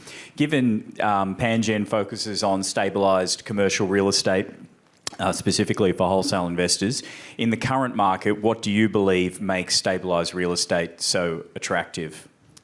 So I think the last few years we've seen a significant repricing in property where you've got higher cap rates. That's post the pandemic. That said, we're in a period where there are elevated risks, and the risks are building. So I believe the focus should be on the top tier quality of assets in the country in lowly levered structures, and generally this asset class delivers, let's call it 8 to 10% total return over the medium to long term. But where we are in the cycle now, we're seeing double-digit returns in lowly levered, high-quality assets. So I believe that, and the other sort of key element of the strategy is that the assets, you really want to own the best quality real estate in the country, because you're getting really strong rental growth coming through, because these assets like the High Point shopping centres, the Gateway towers, they are effectively full. There's real competition for the space. But I think the big structural driver that we're seeing going forward, because construction costs have surged, that we're seeing a very low, a very highly constrained supply outlook. So that competition for space is really driving extremely strong rental growth. So it sounds like it's really a strategy for investors that are very focused on capital preservation first and foremost, and it's a flight to quality as you see it? Correct. And we're seeing some of the big institutional capital coming back into the sector. One of the funds we recently invested in, they were targeting a 500 mil capital raising. They raised 610 mil. It was oversubscribed. So we're seeing the really big capital coming back into the sector based on these structural drivers. And just to pick up on that, Ryan, before we move on, it was that 610 oversubscription, was that domestic capital or offshore or both? So that was in the GPT Wholesale Shopping Centre Fund that owns the Leitch High Point Shopping Centre, Rouse Hill Town Centre, and that was a mix of existing institutional investors, local and offshore, and some new capital. So the appetites from both sides. Very much so. Yeah. Okay, interesting. Thank you for that. Panos, your organisation operates across many different sectors, many different aspects of the financial services market and real estate. You do have a number of exposures in the property development construction space. Nobody's going to be surprised to hear that there are many challenges facing that market. What are you seeing at the coalface in terms of the projects and opportunities that you're focused on? Yeah, so you're right. We do have a lot of investments, specifically in debt-orientated investments at a non-bank level, funding both landholding and construction facilities. There's no doubt there's pressure on that marketplace. We have seen prices increase, fuel-related in the obvious sense, but then indirectly through supply chain. So material that's coming in from overseas, PVC pipework based on hydrocarbon pricing. So there's no doubt that that's going to be an additional challenge. I don't think it's flown through in the context of construction pricing just yet. There's talks of it. TradeLink were pretty quick to pass on that piping cost, but they were. Reece went straight in. They were ready. And I think in general terms, there's no doubt that it'll affect it. I think there's still an underlying demand from builders for work. So to what degree they put that through, and then it's dependent on market. So if you look at Melbourne, where there's a lot of builders still looking for work, I don't think that's flown through yet. But then if you go to competitive markets like Queensland, good luck. Yeah. The pricing is going up. Absolutely. And I think the other thing, just to round that out, is from a feasibility perspective, COVID saw this 35% increase in construction costs. How do you put that into a feasibility and justify a site to the next stage? Now I can see that coming through at a development level. What do we factor in, and how does our feasibility work in the go forward? Do you see that acceleration in cost abating? Is there any, or at least slowing? Or is it more? I do. I mean, prior to this event, I would have said that we saw pricing stagnate at a subcontractor level. We definitely saw competition come back into the market. So I think we saw abatement in that context. Maybe some thematics of price improvement, so you could start to get green, these green shoots. Interest rates come in, those they're put out quite quickly. Yes. And then what happens to construction pricing as well now? Yes. Yeah, it's an interesting one. We'll come back to that. Andrew, Centuria managed more than $12 billion in real estate. You're across... 22, in fact. 22. Well, my notes are incorrect. Who gave me these notes? Yeah, you. Thanks, Steve. Myself. Operating across all the different sectors. In fact, I'm not sure if there's a sector of real estate that Centuria are not involved in. Where, from that 40,000 foot level, are you guys, where are you the most excited What is really compelling right now? Very, very good question. And to be non-controversial to start, I entirely agree with the panelists thus far. There's a massive flight to quality thematic. And this is not Australian, this is global. And this starts with the tenants. The tenants want better space. In the case of office, this is prime grade towers with really strong amenity, amazing transport connectivity, money spent on the asset so that it presents exceptionally well, so they can attract staff, they can showcase their space to clientele, et cetera. In industrial, it's all about functionality. People don't need a shiny shed, they need functionality that's well located. So the well located prime assets are going to perform much, much better than the secondary assets. And we've seen this in other cycles where there's this huge, I hate to use the term, but bifurcation, and that is absolutely emerging in the tenant side. But then naturally, the capital follows the income, as it should. So again, agreeing with your comments, investors, particularly global investors, they want Australia. In fact, Australia is ranked neck and neck with Japan for global investors that are investing in the Asia-Pacific region. This is the first time that that has occurred. It used to be Japan, Singapore, Hong Kong, you name it, but now Australia is at the top, right up there with Japan. And we're seeing it. The inflows from offshore groups have increased. We're up 12% from 2024 to 2025. A lot of the big deals you just mentioned, a lot of these are backed by offshore investors, and they are not buying or even looking at secondary assets. They are only buying the best shopping centers, the best office assets, the best located industrial assets. And as you mentioned, we're across a lot of sectors. I might just talk about the big food groups, Sure. but we are spending time on identifying significantly discounted prime assets. And at this immediate point in the cycle, not everything's discounted. But there are spots in the market where there are special situations, where there are liquidity requirements for various groups, and our key focus is identifying those opportunities for our investors. Okay, we might delve into that a little bit later on, Andrew. Just to pick up on one of the points, you took both yourself and Ryan have talked about the amount of institutional capital, offshore capital coming into the country. So one can take from that perhaps that the local stamp duties, foreign investor taxes and so on aren't really impacting the appetite for real estate in an adverse way. I mean, do you have any comment or view on that? Do you want to start with that?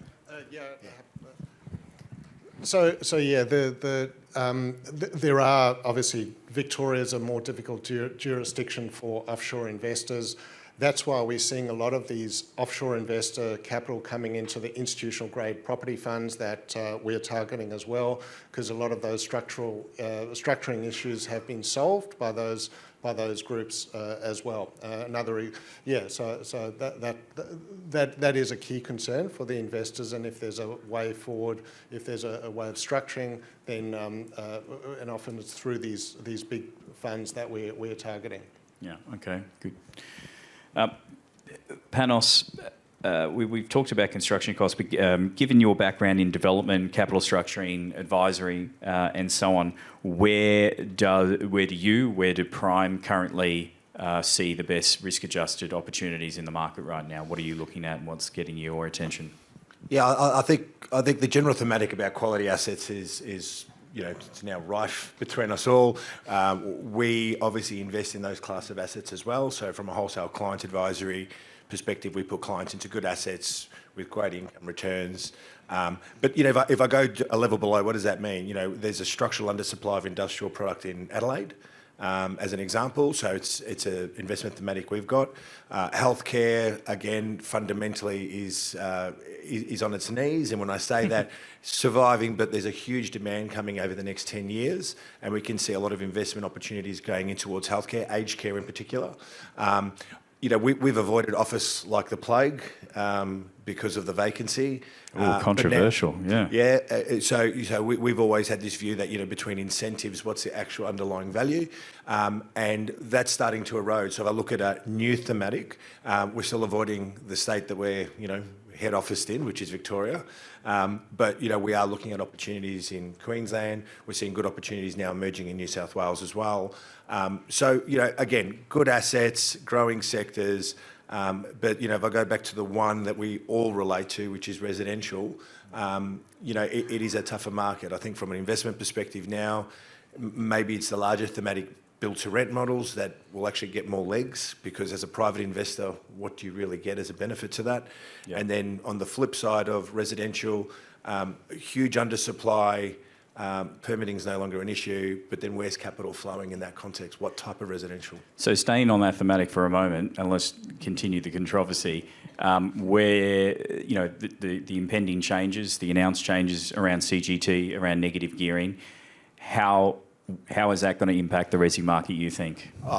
From a residential perspective, I think if you're investing off the plan, then great, but that's a journey. I've put some money down, I need to wait for 12 to 20 months to reap the benefit of that. You don't get the capital gains benefits in the fullest extent doing that, but you still have negative gearing opportunities. I think current investors will just grandfather their product and not buy again. What is attractive is now commercial property, because it's been left untouched. Yes. So where you might have bought that second or third home and so forth, now maybe I'm going to look at commercial in some shape, manner or form where I still get those benefits. So it'll just drive behaviours differently. Super's untouched in that context as well. So Yes. you can still buy through super and you can still take those advantages. So it's the mum and dad, I'll invest to, can I use my superstructure or do I go to commercial? Do you think, to use a term that Andrew used earlier, do you think there'll become a bifurcation in value between new versus established? Yeah, absolutely. Yeah, absolutely. I think the only advantage we're going to see in established right now is rental returns. Yes. I think that'll skyrocket. But yeah, I think it'll drive a better value, I suppose, for those that are developing off the plan. It'll be interesting to see how valuers adopt and whether or not they continue to take comps for a new project off of established, which they often do, which we know are inherently flawed. And that's all they can do. Yes. I've got 3 months of data, so I'll follow that process until someone leads from the front and changes that. Yeah, let's stop beating up on valuers. Any valuers in the room? No.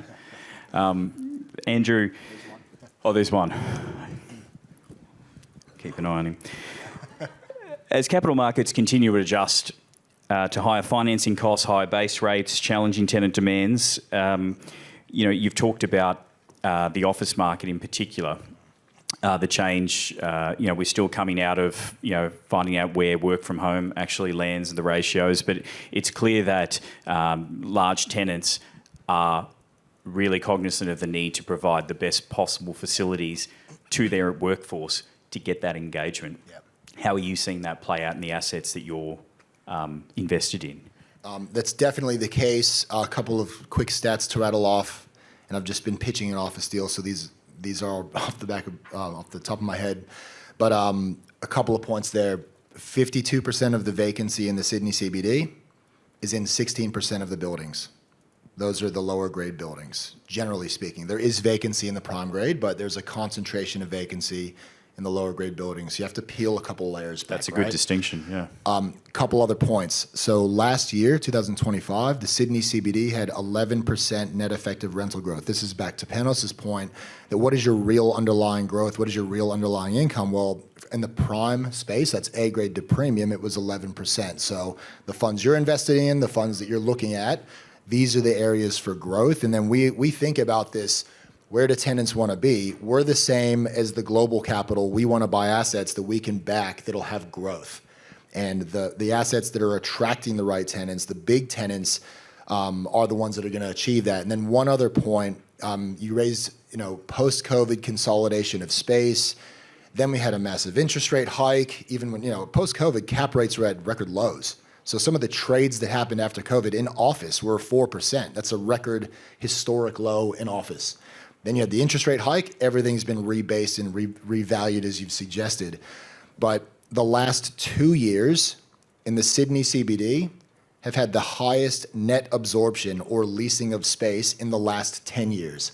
So all of a sudden you have this post-COVID, post-interest rate hike environment, and you sort of think there's a lot of vacancy. There is elevated vacancy. A lot of that's in the B-grade buildings or below. But now we have real evidence of a true thematic change in the market where tenants are still getting pretty decent deals, but it's now much more balanced and shifting towards the landlord's position at this point.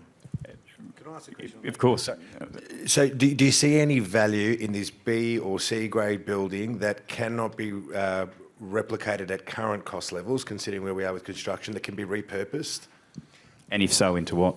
Repurpose, yes. I mean, there's 320,000 square meters of NLA in CBD office buildings currently that are expected to be permanently withdrawn from the market, knocked down or completely repurposed.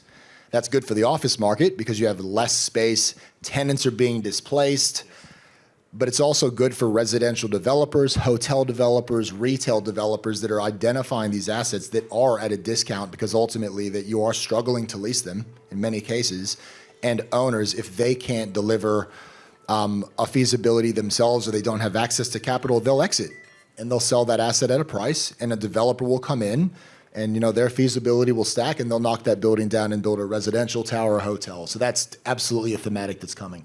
Construction costs are a threat to that, but you've got that one magic lever, and that's rent or room rates or what you can charge the tenants. So we think this development thematic, yes, the costs are going up, but for stabilized assets, existing buildings you don't have to build, the new buildings that are coming up, they are going to command a significant cost. That's more on the office development. There is not much office development. Sorry, one other point, and I'm talking a lot here. On the development side, over the last 10 years, there's been 34,000 square meters of new office supply delivered to the market on average every year. Next 5 years, there's forecast to be negative 20,000 square meters of office delivered in the market. So that's the withdrawal. Yeah, the withdrawal net. and a lack of new supply. Yeah. So there is a massive shift in dynamics. So we know there's tax regime change. We know there's geopolitical conflict. There's all sorts of reasons to sit on your hands. But there's also a point in the cycle where there is fundamental discounting of assets that you can access that have a massive amount of tailwinds behind them. Well, this is arguably when the best value is to be found, correct? The funds that we've had, past performance is not May or may not occur. some of our most successful funds have been coming into the market where there were much fewer buyers, and that's exactly what we are at now. Ryan, you've been sitting there nodding to just about everything Andrew's saying. Do you want to add anything to that or a perspective? Yeah, I think that construction cost is real. I mean, I just met with recently one of the institutional retail property fund managers who was saying that rents in his space has to rise by 40 to 50% to justify new retail space. In one of our underlying assets that we hold, High Point Shopping Centre, 420 tenants, that centre is full. There's about 50 tenants in there who want to expand, and there's about 100 tenants who are not in that asset who want to get in, and there's no supply. So as a landlord, it's a pretty happy days. You're seeing this really strong rental growth. The other point I'd make about office, we've obviously gone through a lot of changes in office, but what we're seeing now, and to Andrew's point, you really want to be in high quality assets in the right locations as well. Location is really important, and that's why we're targeting assets such as Gateway Tower, Key Quarter Tower, 33 Alfred Street, Waterfront Place. Blue chip. With absolute blue chip, because that's where the tenants want to be. I was actually talking to someone who's a tenant rep. He represents law firms and accounting firms and big tenants who are looking to lease. There's a tenant that he's dealing with in the Western Corridor in actually a pretty good asset. They coming into the what I call the super prime CBD core. They're going to be paying millions more in rent, but they just have to be there. That's really interesting. Okay, we're running low on time, so let's get a quick wrap up. Let's say someone in this audience has just inherited some money. They've inherited $1 million, and they are thinking about investing in commercial real estate. They don't know, they're not a professional investor, although they do meet the criteria for wholesale investor, which is why they're here. And they would like, their first objective is to keep the money. They don't want to lose money because they're not quite sure how they're going to get it back again. And they'd like to achieve a return of, say, 6 to 8% over inflation over a 5-year term. Where would you be directing that investment? So talking my own book, so the asset class we invest in over the medium to long term delivers 8 to 10% total return over the long, with very low risk. Our leverage is below 25%. Because of the dynamics that I've been talking about at Andrew with the structural tailwind of population growth and low supply, we've actually upgraded our outlook to double-digit returns, pretty much based on the rental growth. So, and these are assets that you can own forever. Gateway Tower, Westfield, Miranda, High Point, you can, and these institutions own these forever. So our fund is we've got quarterly liquidity, monthly applications, so I can't think of a better place to invest than the Pangen Australian Real Estate Fund. Oh, well said, Ryan. Panos, $1 million. Where are you putting it in real estate? Again, we've got the luxury as a wealth advice business to receive a client's $1 million and then to put it into lots of different things. Yes. We still love the underlying thematic of private credit. Private credit is secured. Great thematic. Yeah, it's secured in the context of first mortgage, LVRs that we're comfortable with in that 65 to 70 range. And then in the context of returns, shorter periods, we're getting 18 to 24 months in that context. So that's been something that we'll continue to support, again, dependent on properties and regions. Yes. And then outside of that, we're invested in lots of different asset classes with yielding characteristics, be it office, aged care. But I think we're going to continue to support underlying thematics that we see changing. So industrials are one that we're looking at quite heavily at the minute. That's great. Thanks, and Andrew, rounding it out. Again, I do agree, but I'll just take a slightly different angle. So Let me guess. you guys aren't hearing the Office same or? thing. Well, can I have two? We've got 41 seconds, I'll be quick. Yeah, I'll give him two. I've been talking about office a lot. Yes, we are sort of speaking our book. I get that. But I like the stable, the structural tailwind story, but I also like the deep discount story. So if you can find opportunities that are a special situation, there's a real story about how that asset is set to perform better than the general market because of what might have happened around it or at the asset. That's what we're really looking at, because you do have choice at this point. We as buyers have choice as the market is thinner than other points of the cycle. So it's about finding that special deal. That's what we're really focused on. Where would you find such a deal, Andrew? We're on one in the Sydney CBD. And we haven't bought in the Sydney CBD in the last decade. So that's why we're clearly excited about the opportunity. Well, there we go, ladies and gentlemen. Our time is up. Hopefully that was helpful and you've got some ideas on where to invest your capital, hard-earned capital, into the commercial real estate sector. Please join my panellists. Thank my panellists, rather, Ryan, Panos and Andrew. Enjoy the rest of your day. Thank you once again to our panelists for their expert insights. We now continue our second block of presentations with a heavyweight of the Australian investment landscape. Founded in 2003, Pengana Capital Group is an ASX-listed powerhouse that brings some of the world's most elite investment managers under one roof. From their headquarters here in Sydney to partners in Chicago, London, and Israel, they specialize in identifying exceptional teams across the globe. To share how they are opening doors to global excellence, please welcome their Executive Director, Dean Weinbrenn. Thanks for the intro. I think that pretty much did the job right there. So I've got 8 minutes, 7 minutes, 40 seconds. I'm going to talk very quickly. There's a lot to cover. If you're here because you're interested in alternatives or private markets, there will be something in the presentation for you. I'll talk at a high level. Feel free to take some photos of the slides, come chat to us, or there'll be some links at the end. So Pengana is an Australian fund manager. We have a 26-year track record in the Australian market. Probably the most important thing to note about our group is that we have a sub-institutional focus. So we do not take any institutional money from investors. We specifically tailor products to high net worth investors and financial advisors. So all the products that we have across our suite of 15 different investment strategies are all specifically and bespoke built for that sort of audience. We don't have a house view, so every strategy has a completely unique investment manager or investment team behind it. As you would have heard in the intro, we have investment teams all around the world, purposely, selected and used for the different strategy that we're delivering. Currently, we have $3.6 billion in assets under management, and Pengana itself is a listed stock under the ticker PCG. Now, like any Australian fund manager formed 23 years ago, our history and the start of our life was in listed equities, but we've spent the last 8 or so years really looking at global private markets and bringing that to our client base. Global private markets are significantly different to anything you see domestically, and I'll talk quickly about the 3 buckets and why we look at them. So, global private credit, I'm sure that there's been a lot of talk today around private credit in general as an asset class. Many people in this room probably invest in Australian private credit.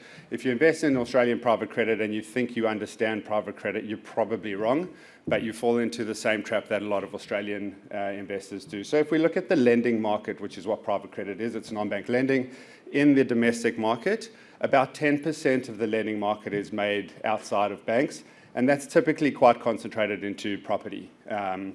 And so if you are investing in Australian private credit, and there's some great Australian private credit managers, you have this concentration risk in property, and that's in addition to any other listed equity holdings or even the family home or anything that's tied to the Australian market.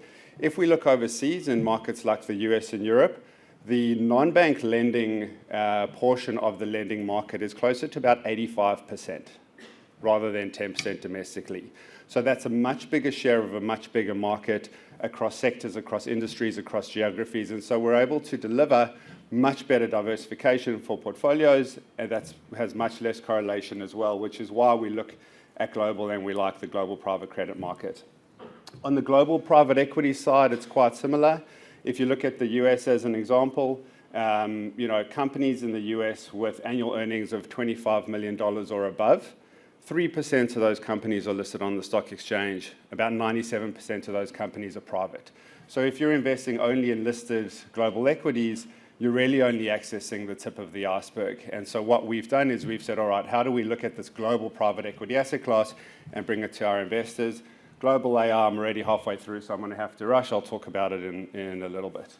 On the global private credit side, what we've done, as I said, we partner with specific managers. We've partnered with Mercer. They are a global leader. They're a massive asset consultant, and we've built a platform of over 4,500 global private credit loans.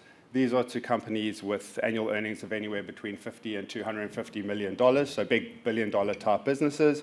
And through that engine that we've built different access points for our investors, depending on how they want to access it. Two of those access points are PCX, which is a listed global private credit fund.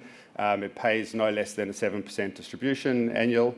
And then there's a high-yield fixed-term account product that we've built, which is called Term Plus. Term Plus is as I said, fixed-term accounts, 1, 2, and 5-year terms paying floating rates, depending on the length of the term. So 1 year would have a cash plus 3%, 2-year cash plus 3.65%, and 5-year cash plus 4.15%. You can take that income paid to your bank account every month. You can reinvest it for compounding, and there's some structural layers of protection built into that as well. On the global private equity side, ASX ticker PE1 is our global private equity portfolio. It's the only true global private equity portfolio listed on the ASX.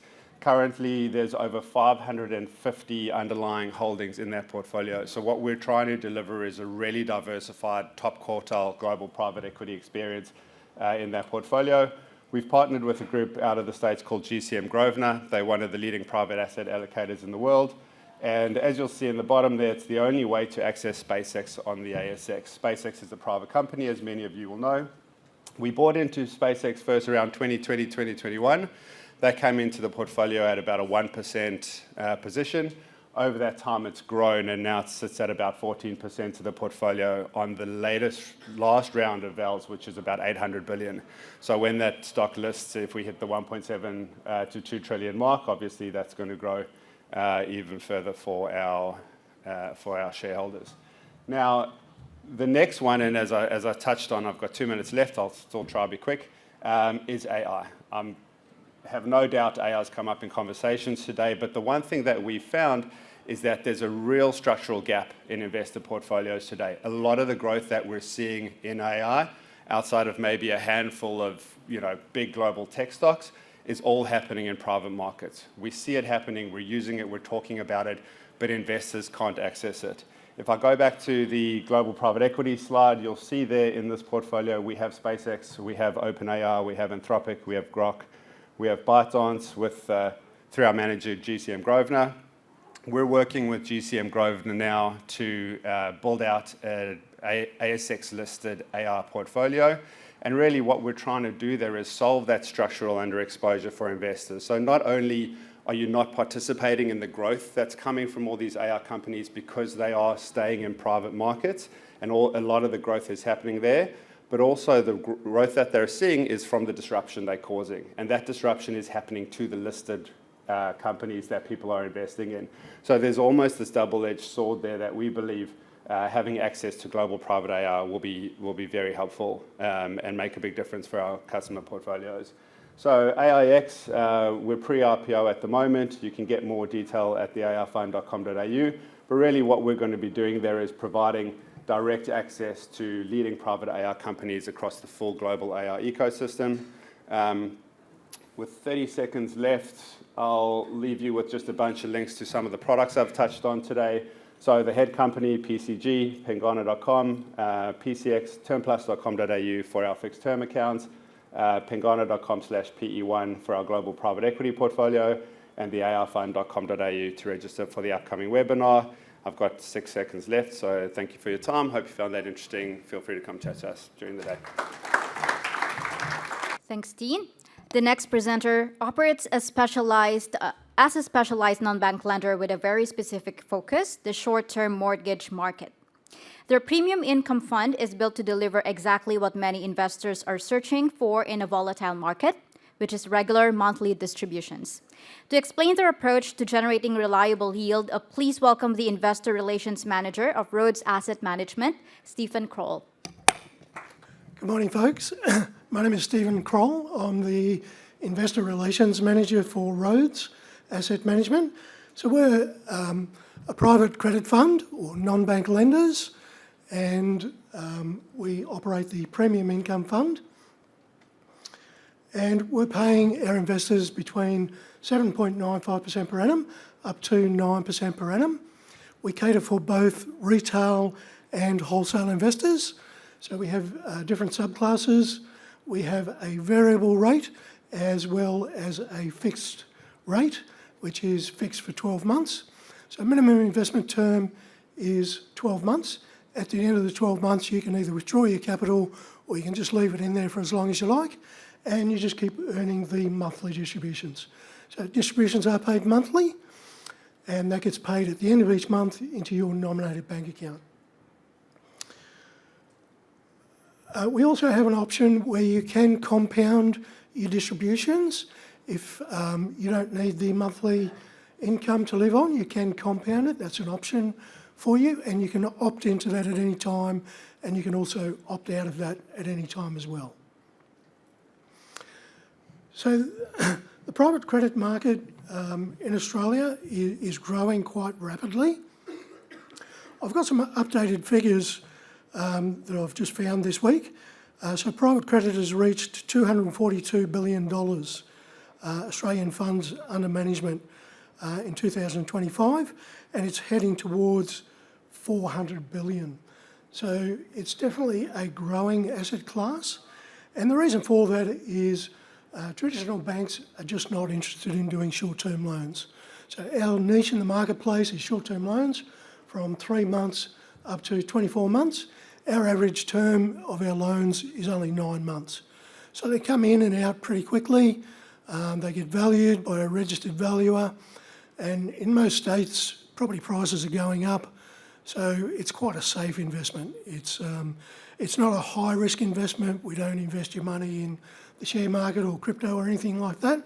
Everything we do is a loan to business people, and it's secured by Australian property.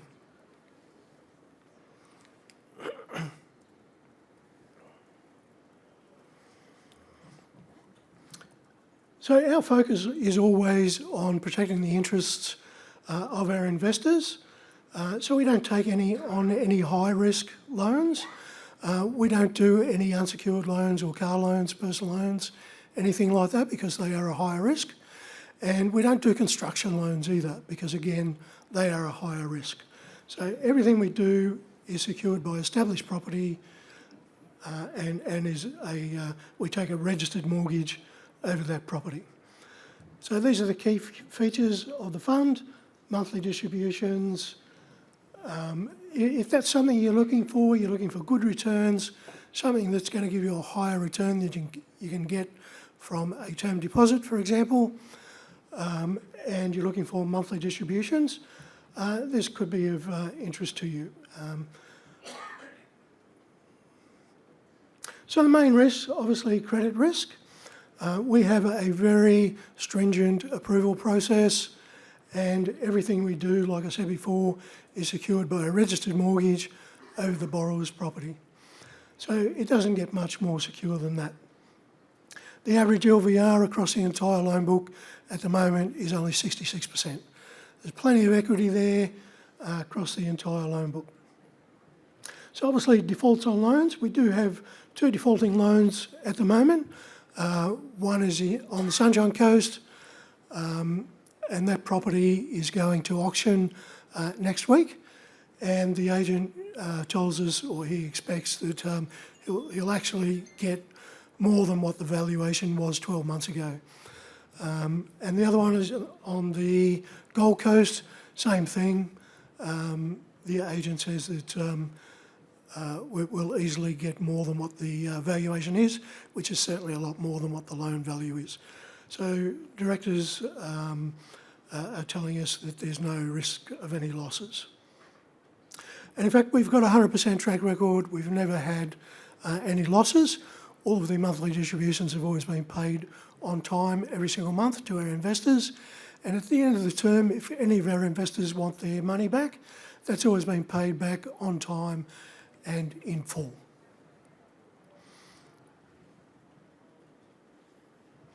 So these are all the risk mitigants. So as I say, we do have very good risk mitigation programs in place. Our number one priority is always to protect the capital of our investors. So these are our achievements to date. Like I said, we've had no capital losses, got a perfect track record. So these are the fees and costs. The fund does pay fees and charges, but those fees are already taken out. The rates that I've quoted you earlier are after all the fees are already taken out.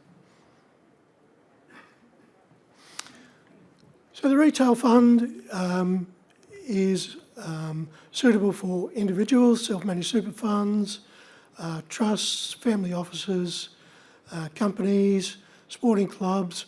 We've actually got a bowls club who invests their surplus money with us. So if you do know of any clubs looking for somewhere where they can pick up 9% on their money at very low risk, happy to have a chat to them. So for the wholesale investors, it is all the same fund, just different subclasses of the same fund. So this is our distribution reinvestment plan. Like I said before, you can compound your distributions if you want to take advantage of the compounding effect, which does have the effect of increasing the effective rate on your returns. So this is our management team, our directors. So that's one thing you really should look at when deciding which fund to invest in. What are the directors' track record? What's their experience? Who are they? What is their background? And I can tell you that Wally, our managing director, he's a former accountant, built a mid-sized accounting firm and has been a fund manager since 2013. Javier Arango, he was with a very large fund manager, which I always forget the name, Challenger. He was with Challenger as their operations manager for 5 years before he came across Two Roads. So a very experienced team. That's our disclaimers. More than happy to have a 15-minute talk with you. We have a stand out the back there, and I've put together an investor pack for you. So I'd love to give you one, take it home, read through it. It's well worth investigating. Thank you. Thanks, Stephen. And that is Rhodes Asset Management. True market advantage comes from exclusive access. Phoenix Growth Fund taps into wholesale-only share placements and discounted capital raises typically reserved for institutional giants. To share how they navigate this landscape, please welcome their CIO, Jack Hu. Yeah, it's ready? Okay, good. All right. Okay, so my name is Jack Hu. I'm the portfolio manager of Phoenix Growth Fund, PGF. I founded PGF about 5 years ago, and today I'll go through how we make money in the market. Standard disclaimer. So the fund has been running for about 5 years, a bit over more than 5 years, and the track record is roughly 17.6% per annum. So I just want to stress that that's over a 5-year period where we had a lot of up and downs in the market. And the other point I want to stress that, since inception, we did about 133% versus Vanguard, which is 58%. And the reason we choose Vanguard is because it's a good blend of ASX 200 and the MSCI World Index, which has rallied a lot with the likes of NVIDIA, Apple, etc. The second point I want to mention is every single calendar year we had a positive return, but with equity-like performance. So that's actually quite rare and unusual. And it's not just down to sheer luck of picking stocks. It's actually, there's a legitimate reason, a structural edge we have in delivering that and continue to deliver that in future market cycles. So this is the risk-return profile. So you can see that in attuned to what I said before, our sweet spot is where it's the down month to the up month, where the market doesn't really move a lot. Either way, we can beat the market quite comfortably. Where we kind of like struggle a bit is during the really strong market rips. So if the market goes up 4 or 5% in a month, it's unlikely we catch up to that. And that's probably the only downfall of the strategy. The strategy is broken down into, actually the fund is broken down into 3 strategies. Half of the fund is doing equity capital market deals, so ECM deal flows, like placements, IPO, block trades. That's the engine for the whole fund to do what the return you have seen before. The other 2 parts are effectively a flow-on effect of bucket 1, the placement strategy. The second part, which is about a third of the fund, is what we hold longer term as a stock position. And the third part, the 15%, is kind of like a hedging and to manage the overall portfolio risk bucket. So the placement is the key, and I've focused for a few minutes on that. What are placements?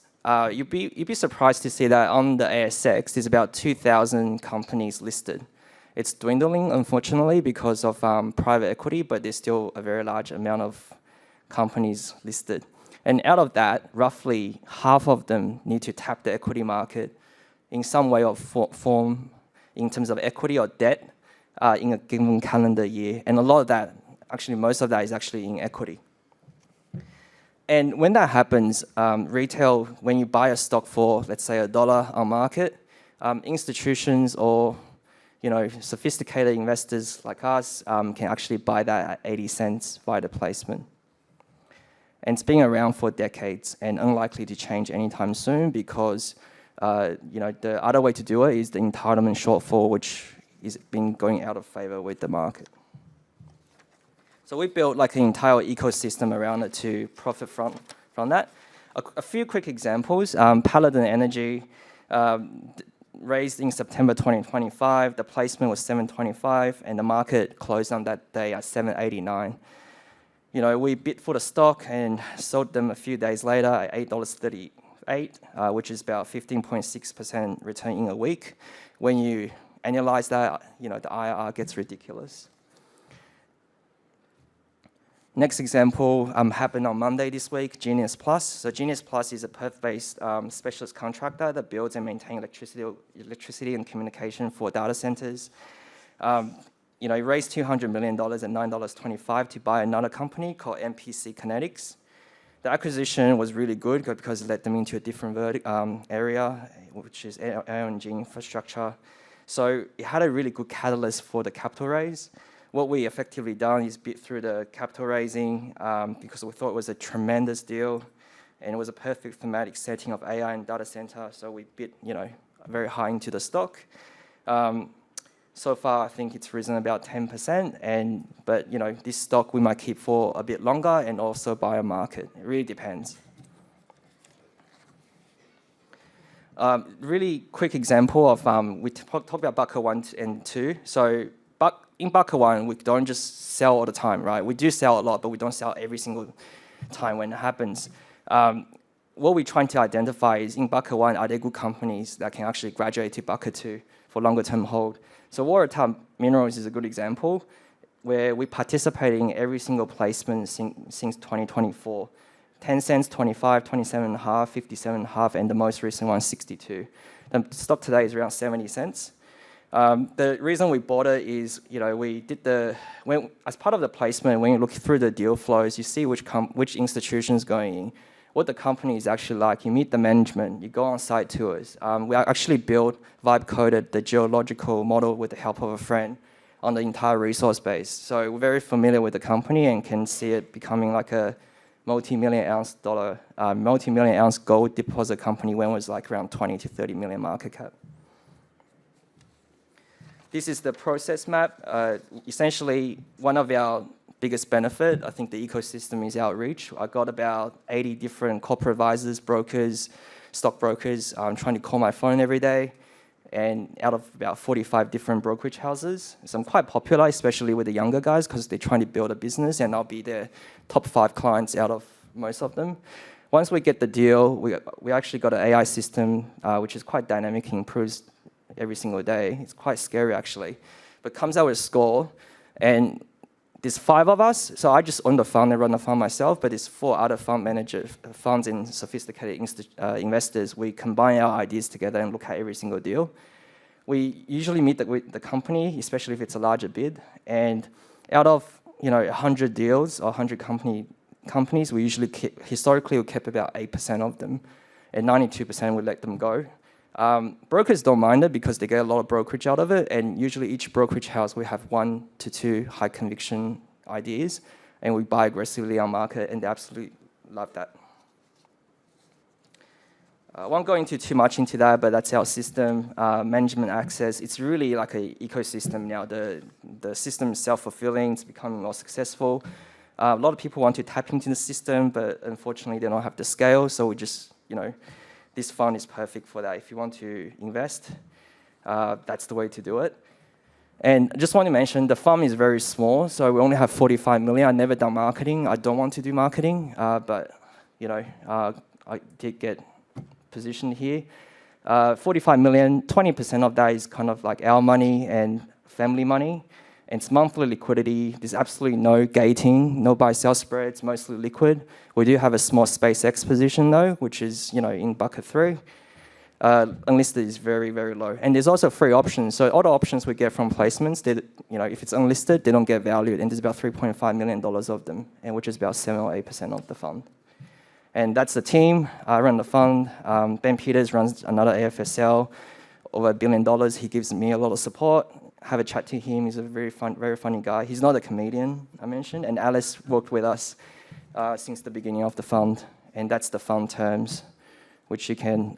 there's a lot more information. I'm a more technical guy, so there's a lot more information. If you want to get a copy of the presentation to read through what I do, free options and all of that, feel free to contact me. It's the booth without the banner. Yeah, it might come. It might have arrived. I don't know. Thank you. Thanks, Jack. And that was Phoenix Growth Fund. The next presenter is an alternative asset manager that specializes in high conviction private credit. They deploy capital on behalf of wholesale and institutional investors with a core focus on senior secured real estate loans across the Australian Eastern Seaboard. Please welcome the principal and portfolio manager of Harbour Credit Partners, Cyril Pham. Thank you very much, everybody. As noted, my name is Cyril Pham. I'm a principal and portfolio manager of Harbour Credit Partners. I'd like to thank you all here today to hear a little bit more about our firm. So really the thematic is around investing in Australian private credit, but particularly with alignment of interest as a general partnership with all our key investors and limited partners. So really our key philosophy is being able to traverse the private credit market and seek the best risk-adjusted returns at whichever point we see in time, but also backed by actual personal investment, key material personal investment by the general partners alongside us. The reason we have the ability to traverse various segments of the private market we'll discuss shortly, but you'll see by the multidisciplinary approach of the team and the professional experience of all the investment managers in all private asset market classes, I think is a key differentiation point for our firm. So touching on what we believe actually presents the best risk-adjusted return we think currently in the private credit landscape, it's really actually the most simplest bit, investing in short-term bridging loans against commercial completed properties for commercial investment purposes, typically short-term duration in nature, typically to an SME who's unable to, for whatever reason, obtain traditional bank funding due to the inability to meet specific servicing ratios, but have a lot of embedded equity in the collateral that's on offer. And secured, these loans are secured by predominantly first registered mortgages against it, such that in an enforcement event, we have the ability to take possession of the properties and dispose them to recover any principal, interest and fees owing to investors. And most importantly, making sure that there's a well-documented exit strategy, given situations where there's often an absence of income, the ability to refinance is somewhat compromised, so therefore it requires quite an active management on behalf of the manager to affect the loan repayment strategy. What we currently don't do, we don't do construction lending, we don't do vacant land, we don't do any corporate lending or speculative or greenfield projects. Not that there's no merit in it, it's just that right now, based on the risk-adjusted return we're achieving, which we'll delve into later, we feel that there doesn't appear to be an adequate risk premium in these areas relative to the returns in our fund. So really, a key thematic is structural alignment and partnership with us. Firstly, we underwrite all positions using, I guess, the general partnership's balance sheet. Ultimately, when you distribute those positions to underlying limited partners, we retain a minimum 10% co-investment in each individual position. We're discussing also the pooled fund, the diversified mortgage fund later on. We also have a $10 million investment in the pooled fund as well, and that's a $10 million principal investment from the principals, such that I guess there's considerable alignment on our part every time we underwrite a position on behalf of our investors, because we ultimately sit alongside our investors in every single position personally. Just an overview of some of the cross-discipline capabilities of the team. So it encompasses private structured credit, private equity, investment banking, corporate finance, leverage and acquisition finance, real estate, investing development. Some of the key principles of the general partnership are a major family office, a real estate-centric family office that they've been owning, investing, developing real estate for several decades, well, more than 40 years. Which gives us key insights into real estate itself and the asset class itself across most geographic locations in Australia and asset classes. They continue to invest, operate and manage a variety of operating real estate platforms themselves, which gives us obviously key insights into underwriting each individual position.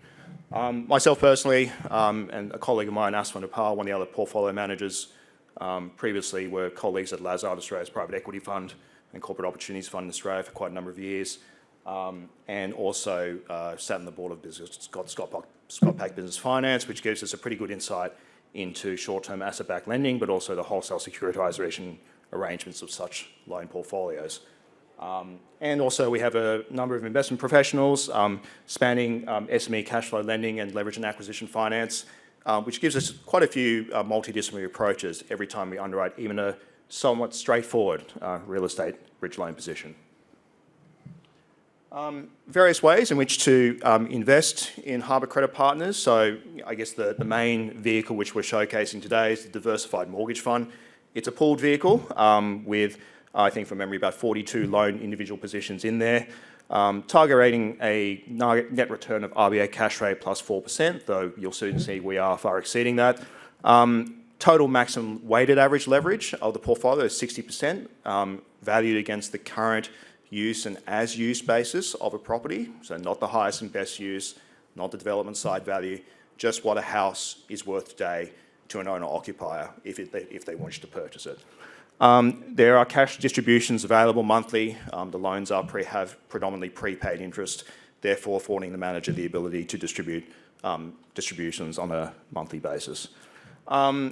Then I guess the second kind of major way in which you can invest in HCP, we do make available loans on a loan-by-loan basis to investors. Some investors do prefer that, and actually the visibility on an individual position which they wish to invest in. Maybe they have a preference for a certain suburb or target return or risk profile. So we make that available to investors as well. But as previously noted, in whichever way an investor invests, we invest a material percentage of our own capital in either vehicle. So just a brief snapshot as to the current performance of the fund.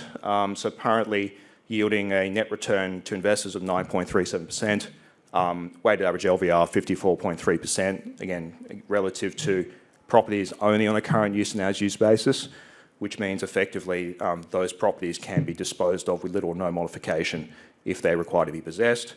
It also includes the prepaid interest component as well, so probably the net LVR is probably lower once you account for that.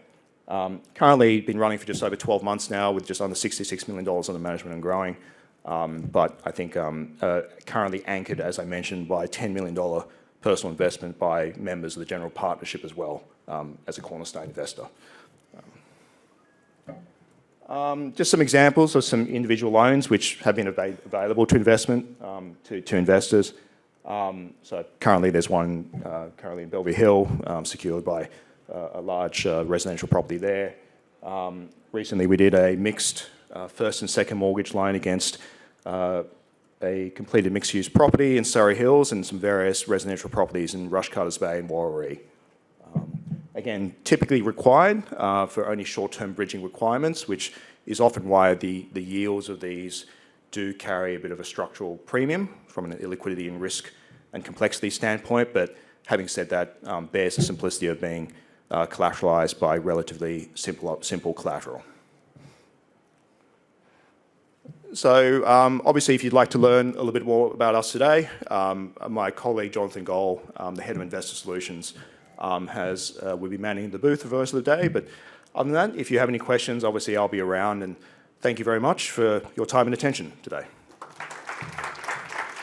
Thanks, Cyril. And that's Harbor Credit Partners. Navigating shifting interest rates requires a deep understanding of complex capital structures. To share where the smart money is moving in Australian mid-market commercial real estate, please welcome once again our next keynote speaker, the managing partner of Pindara Partners, Daniel Erez. Good morning, everybody, or good afternoon almost. Lovely to be back on the stage, and it's a very brave person that comes on just before lunch. So I will endeavour to be as entertaining and short as possible. So I actually had a different presentation to share with you today, and about 2 weeks ago in our office, we're based in the CBD of Brisbane, I had sitting with me the CIO of one of Sydney's largest private wealth groups. And we'd been through most of the session. She was doing DD on the firm to make a recommendation to commit client capital to the firm. And we got to the back end of the discussion and she just said, look, Daniel, I've got to be honest. I love what you guys do. You tick all the boxes. You know, DD, we're very happy. I just still can't get my head around exactly how are the returns so good? What am I missing here? And I thought, you know what? If the CIO of one of the largest private wealth firms in the country can't figure it out, there's a good chance perhaps some of you can't figure it out. And I thought, you know what? Let's go through that today. So in order to understand, one needs to start at the beginning with a basic understanding of the economics of a development project. So this is an oversimplification for illustrative purposes only, so it doesn't distinguish between cost and value. So all you finance people in the room, please just, humour me. But as you can see there, typically, senior debt providing, say, up to 70%, 65, 70% of the cap structure with equity making up the balance. Very straightforward, probably resembles the capital structure of your home, with the bank owning a piece of it and you own the rest. But to understand where the opportunity is, to understand who the customers are. So who are our customers? Now, you might recognise some of these names. You may not know who they are, but I can tell you they have three things in common.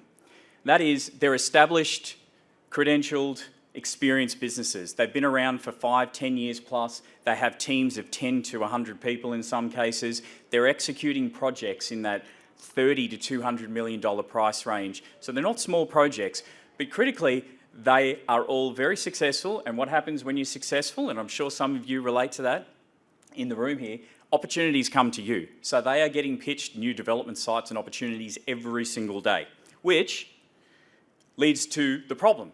What's the problem? The problem is they have more pipeline than balance sheet. What do I mean by that? It means that they only have a certain amount of dollars to execute the projects that they have available, yet they are being shown great off-market deals and they wish they could execute on that. So how do they optimise their capital structure to enable them to grow and do more? Well, the solution is other people's money. In this case, our money. And we introduce a new layer into the capital structure. It's often referred to as junior debt, subordinated debt, mezzanine debt, preferred equity, structured finance, all referring effectively to the same thing, something we collectively refer to as tactical credit. The capital is provided to the developer as a loan facility and is secured by a mortgage and guarantees in the same form as the senior lender. It sits in priority to the developer's equity, but behind the senior lender in the repayment waterfall. The result is that with that same $30 million of equity, that developer can now execute 3 projects at the same time. Now, why would they want to do that? Well, let me show you. Maths. In the first example, the developer invests $30 million and makes a $10 million profit, 33% return on equity. In the second example, they're putting $10 million into that same project, making the $10 million, paying the junior debt cost of 3.6 and ending up with a $6.4 million profit, or a return on equity of 64%, almost doubling the return on equity. And, back to my earlier example, they can execute 3 of these projects now, effectively making $19 million in profit in that same period off that same $10 million. Sophisticated developers who understand WACC, or weighted average cost of capital, view junior debt, subordinated debt as cheap equity. So they're happy to pay. So where does a developer get this capital from? It's specialised, and there aren't a lot of avenues available. What about the banks? Regulator says no. Banks, they just don't participate in that part of the market. In fact, some would argue they're not even participating in the part of the market they're supposed to be participating in, but that's another topic. Non-banks. Yes, some do, most don't. Why is that? Majority of the mandates, and you've heard from some here today already, they only do first mortgages. So they're restricted from participating in junior debt, even if the risk-reward setup is good. Sometimes there's an absence of specialised skills within the teams that are needed to execute this type of investment. And then there's the commercial drivers and biases towards first mortgage lending, just due to size, scalability, and so on. So consequently, in our experience, 1 out of every 10 maybe non-bank lenders participates in this part of the capital structure, and family offices, whilst are active, it's very opportunistic, and they're just not really supplying the amount of capital against the backdrop of the demand that's there. And like anyone knows, when it's undersupplied, you can become a price maker, not a price taker. And when you can do that, you can earn a premium beyond the market price for that risk simply because of scarcity. And this just puts some nominal numbers around the typical returns that we are seeing in the marketplace for the different parts of the capital structure. So how does it compare? So that's returns. Let's put them side by side. Junior debt is almost identical to senior debt. It has the same structural protections. We undertake the same underwriting, often more in-depth underwriting. However, it has a different priority in the waterfall and associated rights. Senior debt being paid first, junior debt being paid second, and there's a little bit of a difference between the value buffer, and we'll talk about that later on. This is a wonderful slide for finance people to understand the different interest margins that we witness in the market based on the different levels of leverage supplied by banks. And you can see there, pricing 1.5 to 2.5%. Non-bank at 70% LVR, non-banks at 75% LVR, and I might add 70% LVR is, the new 65, it seems. Whereas in junior debt, we're lending to the same leverage, to the same maximum exposure as a lot of non-banks, but receiving double the premium. Again, because of scarcity. So what does investing in junior debt look like?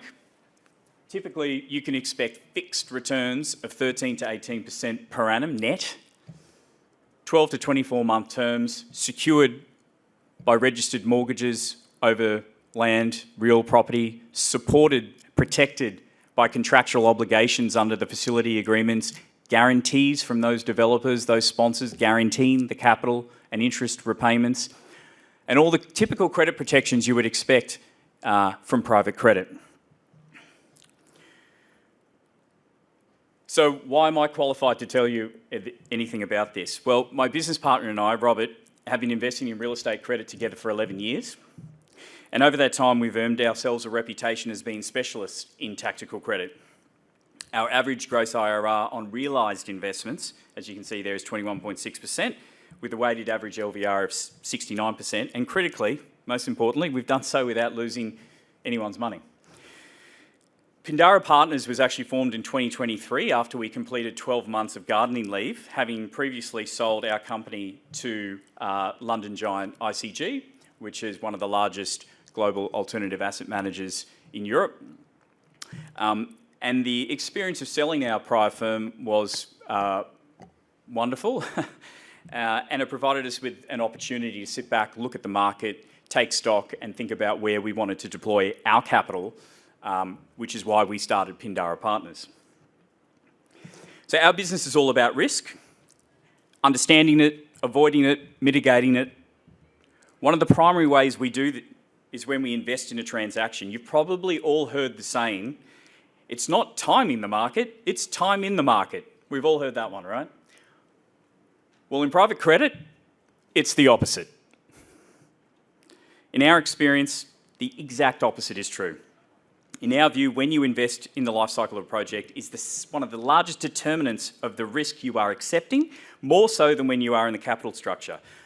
For example, a first mortgage loan secured against unzoned or zoned land, to us, is a very risky place to be, even though it's a first mortgage in today's environment, versus, say, being in the equity of a completed apartment. We prefer to invest when many of the key risks associated with development have already occurred and are no longer a factor. The closer you are to completion, the less risks there are, the less volatile the value of the asset, the deeper the market for that asset, and the higher confidence you can have in repayment. Now, one of our downfalls is we are really picky. Sometimes we look at ourselves and say, man, we are way too picky. We do a lot of work and we don't close a lot of deals. In 2025, last year, we screened 1.43 billion and closed 3.2% of that. Perhaps it's because we are the largest investor in our transactions, or perhaps it's just because we're perfectly comfortable with being patient, discerning, and disciplined. See, at Pindara, we are not motivated by AUM. We are motivated by making great investments and getting repaid. In fact, we even built a fee structure around that. Our fees are very simple to understand. We don't charge fees based on AUM. We charge fees, wait for it, based on a percentage of the returns received. Importantly, more than 50% of our fees are at risk and only payable when our investors get their capital back. We earn when our investors earn, and we believe that is true alignment. Who are our clients? People just like you. They invest for their own reasons, but largely because of the yields, the capital protection, the self-liquidating short duration nature of the investments, and most importantly, as importantly, they trust our capability, our track record, and our alignment. An example of some of our investments, I'm being rushed off the stage, so I won't go into that in detail. Of course, you can come and talk to us. We have a current opportunity that we're underwriting. We're closing on Friday. It's an exceptional transaction. Instead of having a registered mortgage over one property, we actually have it over three, one of which is under construction, Kangaroo Point in Brisbane, where 3 out of 5 are already pre-sold. And we have security over 6 townhouses in Armidale in beautiful Melbourne, and Toorak as well.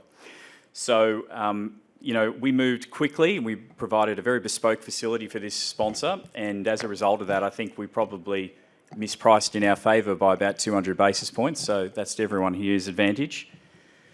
You can access Pindara and co-invest with us in one of two ways: via our flagship fund, which is a diversified pool of our investments and is priority to all the investments we make, or you can directly co-invest alongside us on a deal-by-deal basis.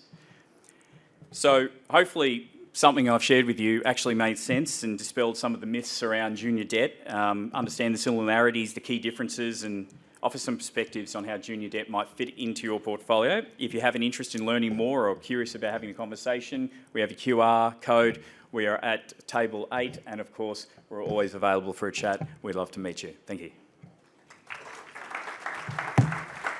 Thanks, Daniel. And that concludes a fantastic morning block. We now break for our catered networking lunch. Please share your takeaways on social media using hashtag Capital2026 and tag Wholesale Investor. Please be back here at 1 p.m. sharp for our next panel session on private credit investment. Thank you. All right, welcome back, everyone.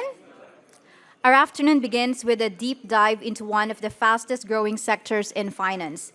As traditional banks retreat, private credit has become the primary source of yield for many investors. To cut through the noise, please welcome our panel for private credit investment trends, starting with our moderator, Frances McDonald, co-founder and director of Capstone Funds, Christian Brem, CEO of FC Capital, James Chapman, associate director and portfolio manager at Real Asset Management Group, and Tom Cochrane, portfolio manager, asset management at Prime Financial, and Peter Mitchell, partner at Kingsgate Capital. Please give them all a warm welcome. Testing. Okay, welcome everyone to this panel on private credit investment trends, which has certainly been a hot topic over the last few years. My name's Frances McDonald. I'm the founder of a private credit fund, Capstone Funds. As mentioned, private credit has had enormous momentum over the last few years. It's turned from a niche to a mainstream investment strategy. But it does feel that the conversation has been shifting from headline yield into manager selection and risk assessment. Today, we're going to dive into the drivers of this growth, what to look out for, and what the future looks like. To kick off, I'd like to pass over to our panelists to introduce themselves. Hi there, my name is Peter Mitchell, founder of Kingsgate Capital Partners. As I said, this morning's conversation is we'll travel the world and just try to find the best of the best and best in the asset class that we want to participate in to position everybody for success, the investor, the allocator, as well as ourselves. So it's going to be an interesting conversation. Hi everybody, my name is Christian Brem. I'm the CEO of FC Capital and one of the founding partners there. We invest mainly in corporate, specialty finance, and asset-backed credit in Australia, so all non-corporate. We're running at the moment 1.7 billion of funds under management, and yeah, happy to be here. Afternoon, everyone. My name is Tom Cochrane. I'm an associate portfolio manager at Assetora Capital, which is a alternative asset manager which was acquired by Prime Financial Group a couple of years ago. We have a couple of different funds across private credit, private equity, and sports and entertainment, and yeah, looking forward to discussing today. Thanks for having me. I'm James Chapman. I work at Real Asset Management. We have about $8 billion in funds under management focused on alternative assets with a keen focus on alternative income. Across our books, we have roughly $6 billion that's split between institutional investors and wholesale. On our wholesale funds, we manage about $750 million, and I'm the portfolio manager of those funds. So I think you can see we've got a very diverse crowd and experienced across private credit, equity, and fundraising, so it should be interesting. To kick off, I want to dive into why has there been such a boom in private credit? Chris, starting off with yourself, FC Credit targets credit investments that are not well served by other players in the market. Can you tell me, why do these opportunities exist and why have investors been attracted to them? I think in Australia, we had in 2018 the re-regulation of the banks, and that sort of led to, I would say, the catalyst of what we have seen probably close to 20 years ago in the US. We've seen it in Europe. It was missing in Australia, essentially, the private credit market, and that led to formation of firms in Australia in the public credit space, our firm basically, which heavily invest in these segments. It's a combination of yield, value investments. We are mainly income focused. Where we are on the curve at the moment, I would say we're at the beginning. I mean, you read the press, we're at the end sometimes when you read that. I think if you look at globally where private credit has developed from and where it's going to, Australia is probably 20% there at the moment. I would say the real estate segment is probably more developed than the corporate side at the moment, and that's based on what the banks has done in terms of the availability of capital. But going forward, seeing the market evolve, we probably don't go to a state where you see like a heavily private market like what you have in the US with 90%. I think we will be a market like Europe where there's a dynamic between the banks and the private segment where you have 50% banks, 50% private segment.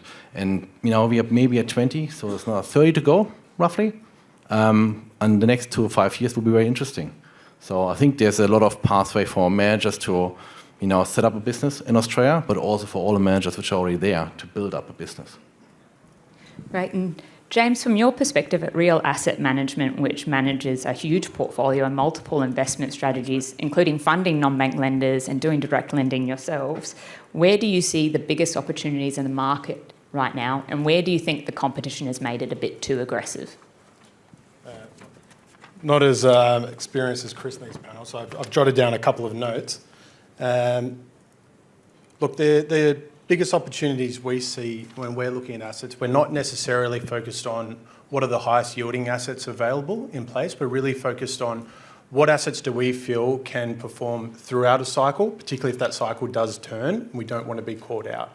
So we're keenly focused on granular portfolios that are secured by tangible assets with monthly cash flows flowing through, because that's what our investors expect. And with institutional structures around to protect our investors. So what that tends to look like for us are granular pools of residential mortgage-backed securities is the primary focus of our books. So there we can have exposure to thousands of underlying loans, thousands of underlying finished residential properties that we can sell, but the structures that we use to gain exposure to those assets are typically securitization structures. So we benefit from subordinated capital in place.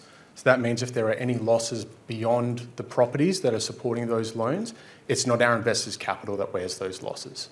So items like the subordinated capital, excess spread are the key protections, but we also rely on triggers. So what is the maximum amount of arrears that could be in place, so late payments on those mortgages, before we have the right to step in, assess what's going on with the portfolio, and if need be, enforce on that portfolio. The other item is liquidity. So that's the key focus for us other than structural protections. We focus on assets that are self-liquidating in nature, so there's a natural amortization of those loans if you get stuck into an illiquid market. So, mortgages or shorter-term business loans where there's a natural pay down if markets tighten up, but more broadly want to focus on assets where there's a mature institutional funding market behind it. So thinking of RMBS market takeouts to public markets where we can offload, say, 500 million or $1 billion worth of assets in one hit and provide a wave of liquidity to investors if need be. I think one of the takeaways from that is private credit is about downside protection. You don't make an upside in private credit, so it shouldn't be about chasing a headline yield. Primarily, you should be focusing on capital preservation first and foremostly. Now, Tom, you've worked across a lot in your field and broader asset alternatives. So I'm interested, how do you see that investors are thinking about portfolio diversification compared to the old adage of 60-40 of the past? Yeah, well, I think with the democratisation of alternative assets in general, it's become a lot easier for everyday investors or high net worth investors to get access to these alternative investments. Historically, you could only access it if you're an institutional fund, and the deployment was $10 to $50 million, which not everyone has. So access has increased, I think, with technology, and the increase of open-ended funds and evergreen funds means there's that liquidity there for people to get access to those returns, which are higher returns but uncorrelated with the global public markets. So you're getting that return, but also that downside protection or uncorrelation with the traditional public markets. yes, certainly been a very attractive source of diversification in a continuing to be volatile market. Peter, you're the person who often connects investors with opportunities. Yes. So keen to hear from you, how have attitudes changed to private credit over the last 5 years? It's been an interesting space. I mean, originally it was dominated by the institutions because they were the only ones to really have access to private credit.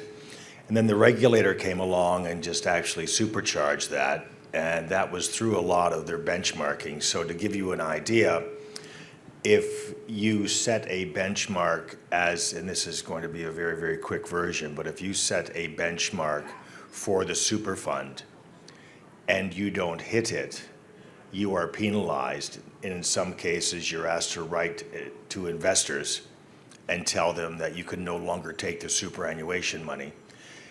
They have to go somewhere else, and here are 5 suggestions. From a regulatory perspective, when it came to private credit, the returns that they judged it by were BBSW, bank bill swap rate, plus 2%. That's a free kick. Everybody was running for the stage. So that's where it started, and then it became quite, democratized into wholesale and then retail space. So in terms of selecting managers, for us, is that the question, Francis, right? In terms of selecting managers for us, we can focus on liquidity, but the reality of it is when you want it, oftentimes it's not there, and nobody in this audience should be surprised. I know people who invest in private equity and they want quarterly liquidity. Do something else. Get out. Buy a house. Do something. Right?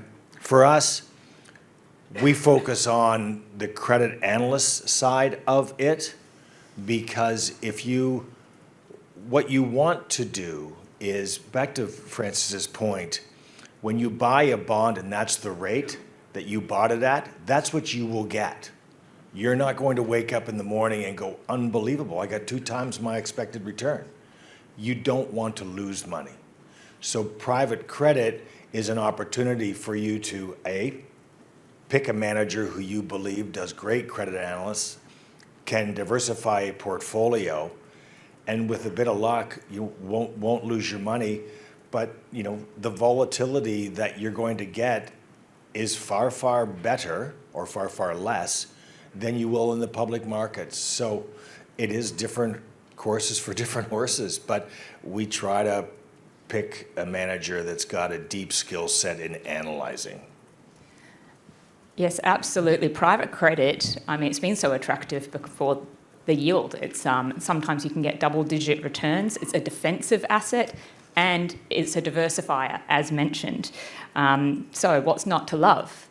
But I think what you've already well led me into is it's a very diverse industry, and it's very important to know how to spot the good from the bad. So that's where I'd like to go into more now, is how do you spot a good manager versus a bad manager? Chris, starting off with you, I know FC Capital puts a strong emphasis on risk-adjusted returns and downside protection. What do you think separates a good manager from a bad? Yeah, that's a good question. I suppose we hopefully are a good manager in our business. It really comes down to comparables, right, in the market. And we've been through the ringer a couple of times successfully and unsuccessfully with investors, where you have a very short due diligence period of 2 weeks and you get an investment, fantastic. But you also have due diligence periods where somebody goes through the whole data room, it takes 6 months. Then you hear nothing, and then all of a sudden you get a call after another 6 months. We're ready with $30 million. So I'm like, okay. So what's in the background is basically that if you look at these processes, you need to compare between what you get from different managers, compare the books if you can, understand the underlyings, understand how they originated. That's one thing that gets you to settlement, right? That's not even half the story. You want to know how it's managed and how you get out. And that's what you should focus on. So what's happening after settlement, assuming the manager's done its job, taken security, perfected security, gets the yield on paper, is the yield coming now? Do you actually get that? And then as part of that story, you should dive into maybe 2 or 3 case studies. Talk to the manager, talk to the team if you can, if you have that time, and understand that process, right? And you will quickly see, who is high level and just pushes volume, or who actually has an underlying investment process somebody's following. Or if you are doing volume, are there criteria as the manager's following, eligibility criteria where you can say, yes, they've done the right thing a couple of times, and that's the book I'm investing in. I think one of the really powerful questions to ask is, tell me about a time where something went wrong and how you managed it. It's always an interesting part of our history. Let's take COVID, right? And I think we got fairly lucky during COVID in terms of our book, but we had one problem in our book, and company was overwhelmed, like many people were. We were, I think, in March 2020, sitting in our office. At least I was. The rest was at home. So how do you do that? So you have a CFO who is panicking. You have an accountant which doesn't know what to do. So you have to basically help them and assess the situation. You can't do anything at the point in time, especially COVID, in terms of, do you liquidate the business? How are you going to do that, right? Is this something we should consider, yes or no, or can we trade out of that?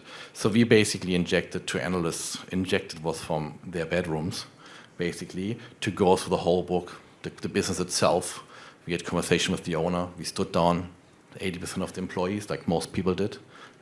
Worked the capital harder than we ever had before, worked the payables, right? So stretched the business and the capital out as much as we could. So, and with the assumption that we could probably last 6 months on that basis, and we did. We had to capitalize interest for this particular opportunity. But after that, it was, luckily for that business, that was our assumption. We worked on our hypothesis. We worked on a V-shaped recovery.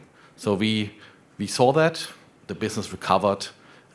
We got refinanced by the house bank, so we got all of our capital back. But that was one element, right? So where you just have to be prepared to go in hands-on. And it often goes back to your initial discussions and your initial credit submission, because that should sort of determine, how do I get my money back? So you want to go back to your paper and say, what did we say in the beginning? How would we trade out of that? Things might have changed, but that's where you start from, working backwards to what the situation is. Absolutely, and in debt, you should be looking through how do you manage the debt through the cycle and having an appropriate loan-to-value ratio that you can manage through the cycle, because that's the point of investing in private credit. James, you spend a lot of time underwriting non-bank lenders and get to choose the managers that you work with. What are some of your non-negotiables, and what makes you walk away from funding a non-bank lender? Asking for myself. Look, I think the key reason why we'd walk away from a deal is sort of two-pronged. One is if we can't get the structure right. So again, we don't look to take, in most of our fund strategies, our wholesale fund strategies in particular, we don't look to take whole loan exposures. So we need to have that structure right. We need to have the right level of subordination, the right triggers in place, the right governance framework, so independent trustees in place, independent security trustees, so we can enforce and take control of the book away from the lender if need be.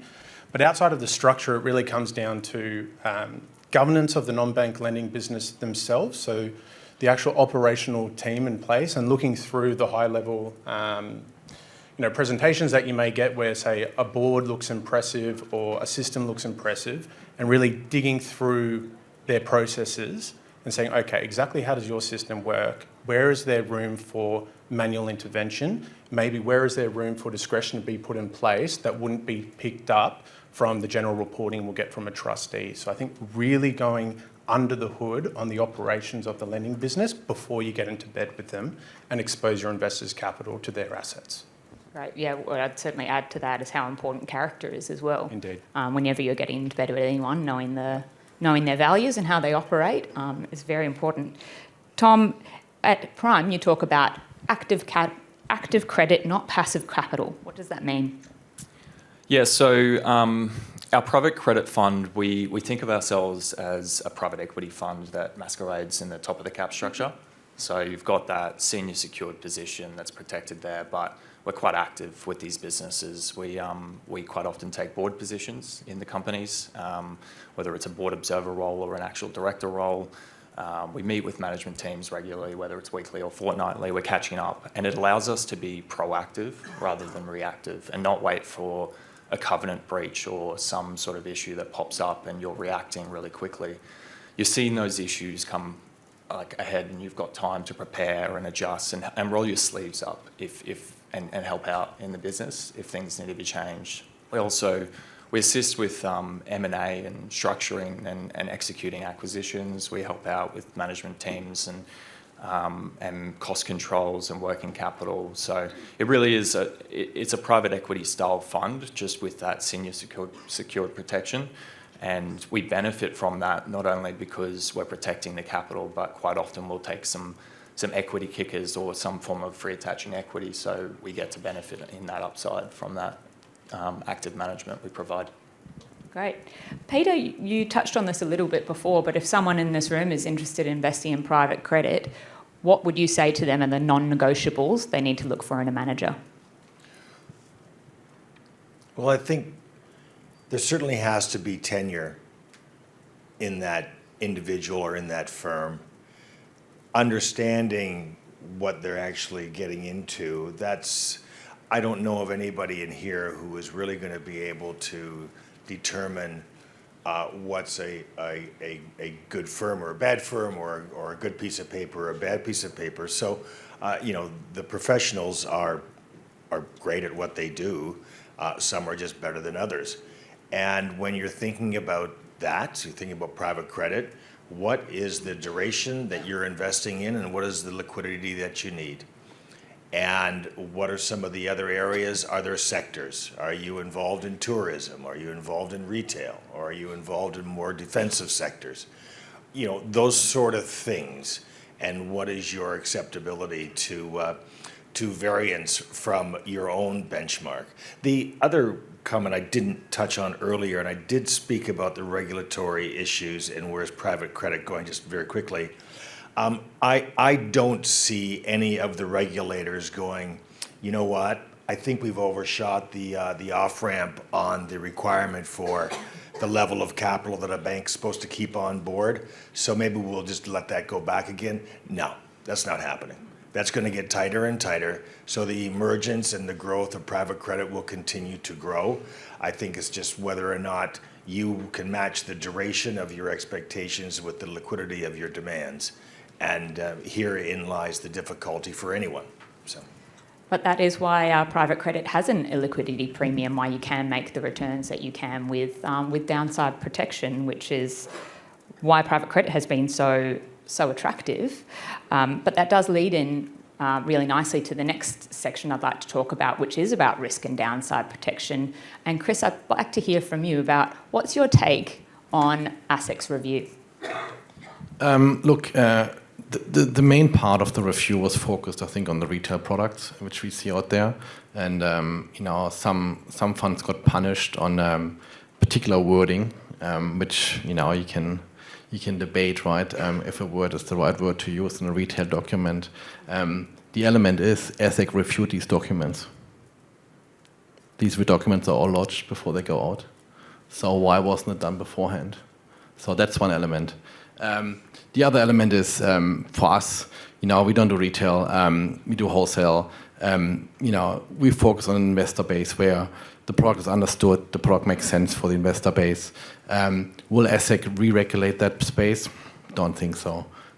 It's going to be like, the protection of the retail aspect of our market. It'll be tricky to find a pathway in terms of what can be done. I mean, it comes down to manager selection, like, how do you value your loans? What process do you have in place? And I think if you read the white papers which came out, they're focusing on these elements where I would say if you're institutional ready, some of these things you already have addressed, because otherwise you wouldn't run institutional capital, right? So that's one segment. So I think most of us here have done this already or have similar process in place. Otherwise, you wouldn't be able to take a pension plan's money, right? So from offshore. Absolutely. So some of ASIC's focuses have been on transparency in this industry, valuations, third-party relationships. If you're getting institutional funding, you've got that in order. Absolutely. James, going on to you, what do you think investors have commonly misunderstood about risk in structured private credit, and what do they need to look for in risk management? I think it's potentially focusing too much on headline yield and not really understanding what is the underlying risk of the type of assets that you go into. So, each subclass of private credit has its merits, but they have very different risk and return profiles. So, assets that we go into, highly granular with the structural protections in place, just won't yield as much as a pool of construction loans or, a mid-cap corporate direct lend or specialised credit. And that doesn't mean necessarily the risk-adjusted returns are better or worse across different ones. It's just that they're different. So I think the key area to focus on there from an investor's side is really making sure that you understand the risk, but probably more importantly that the manager has processes in place to be transparent about that risk profile. So, for example, on our side, looking at the increase in regulation that's coming to private credit, we now have 2 independent credit risk firms go over every single asset in our book. One is biannual and one's quarterly. So we can actually communicate independently the risk profile of the assets that you're taking in. And then you can figure out for yourself whether or not that's a fair risk-adjusted return. Fair enough. Look under the hood. Yep. And Tom, at one of Altor's capital funds, they have a bit of a different structure with equity-linked investments, which you just spoke on. Can you explain to us how that works in the industry and how it can improve outcomes for investors? Yeah, so all of our deals actually come with some form of equity attaching instrument. These are always free, we don't pay for them. The debt goes into the business and we get an attaching warrant or option over the business. And sometimes in more complex transactions like a management buyout or a management buy-in, you're getting a larger piece of equity for free. And that's remuneration for that active management style I spoke about before, but it's also it's increasing the returns for the risk we're taking. You're in these smaller businesses, growing businesses, you're backing decent management teams and you're funding them into larger equity stakes or something like that. So you're generating upside on that with the advice we're providing and the help we're giving. And it works pretty well when there's that alignment there and everyone's pushing in the same direction. It means we're benefiting from the advice we're giving and the company's benefiting as well. It increases enterprise value. The debt then usually gets repaid or refinanced from cheaper bank debt. So everyone's benefiting in the end, and then you're getting that free carry of the equity in the end. It can also, there's that inherent conflict of what's more important, protecting the capital. That's always the number one because it is a private credit fund. But then you've got to be thinking about protecting the capital first, and then the equity is just a kicker. It's a sweetener. So I think what you can tell from what James has been saying, as well as what Tom's saying, is it's a diverse amount of things that you can back in private credit, and also a diverse amount of ways that you can structure it to manage risk and optimise returns. So certainly a lot of different strategies you can take. We're shortly about to wrap up. So Peter, I'd like to kind of finish from yourself and your perspective. Can you give us your view of the outlook of the sector? It's going to grow consistently. As I said to you earlier, regardless of the tiers of the capital that is occurring within the banking institutions, that's only going to get tighter. The banking institutions out of Europe are well over-capitalized in the sense they're heavily regulated, much better than the ones in the US. It's a $9 trillion market. The US, it's obviously not that large. It's not as large as the European sector, if you will, because it's got better capital markets. So this will continually grow. You would have seen KKR and was it Blue Owl, something like that. They had a rush of $7 billion takeout, and then the next week they had $9 billion inflow. So it's quite interesting, but it is consistently going to grow. And pick your sectors that you don't want to be in, and pick your sectors that you do want to be in, and there will be managers who can manage to that. And just be prepared to manage the illiquidity, but be paid handsomely for it. And how do you think, so we would look at the US market, there's a much bigger penetration of private credit, and then in Europe it's about 40 to 50% from what I've seen. Those markets are quite different. And in the Australian market, where overwhelmingly private credit is about 50% in real estate, whereas you look at the US markets, there's a much bigger reliance on, software companies, Yes. tech companies, et cetera, which actually means that you don't read the US news and think it's about Australia. They're very, very different markets. How do you think that will change? I don't think it will. I think there will be sectors that are going to be people will stay away from, and it will be involved. Everybody thinks about private credit and they think about property. There are other sectors that private credit invests in, as we've all heard about today. So there are certain sectors in property that are welcomed, but there are always going to be bad actors. AK Enron, that's a listed equity. What happened there, right? So just know what you want and know who can provide it. It's going to be a growing sector, though. Oh, I'd like to just open up, because I can't help myself. Had to run a little bit over time, and just invite if any of the panellists want to leave any final words for everyone. Just from my side, I think there will be growth to what Peter said in the market. I think the non-property side, being biased from our firm, will be very interesting, but it's also the biggest side in terms of global allocation. So private credit on a global scale is mainly corporate credit, not real estate credit, which I think is sort of an Aussie take on that. But I think that's something where we see people come to us now, which want to diversify. They have property credit, they're happy with it. They just want to put a different mix to it, right? So diversification, that's something we will probably see going forward with additional growth. All right, I think that was a fantastic discussion. We've covered a lot. Thank you all for joining.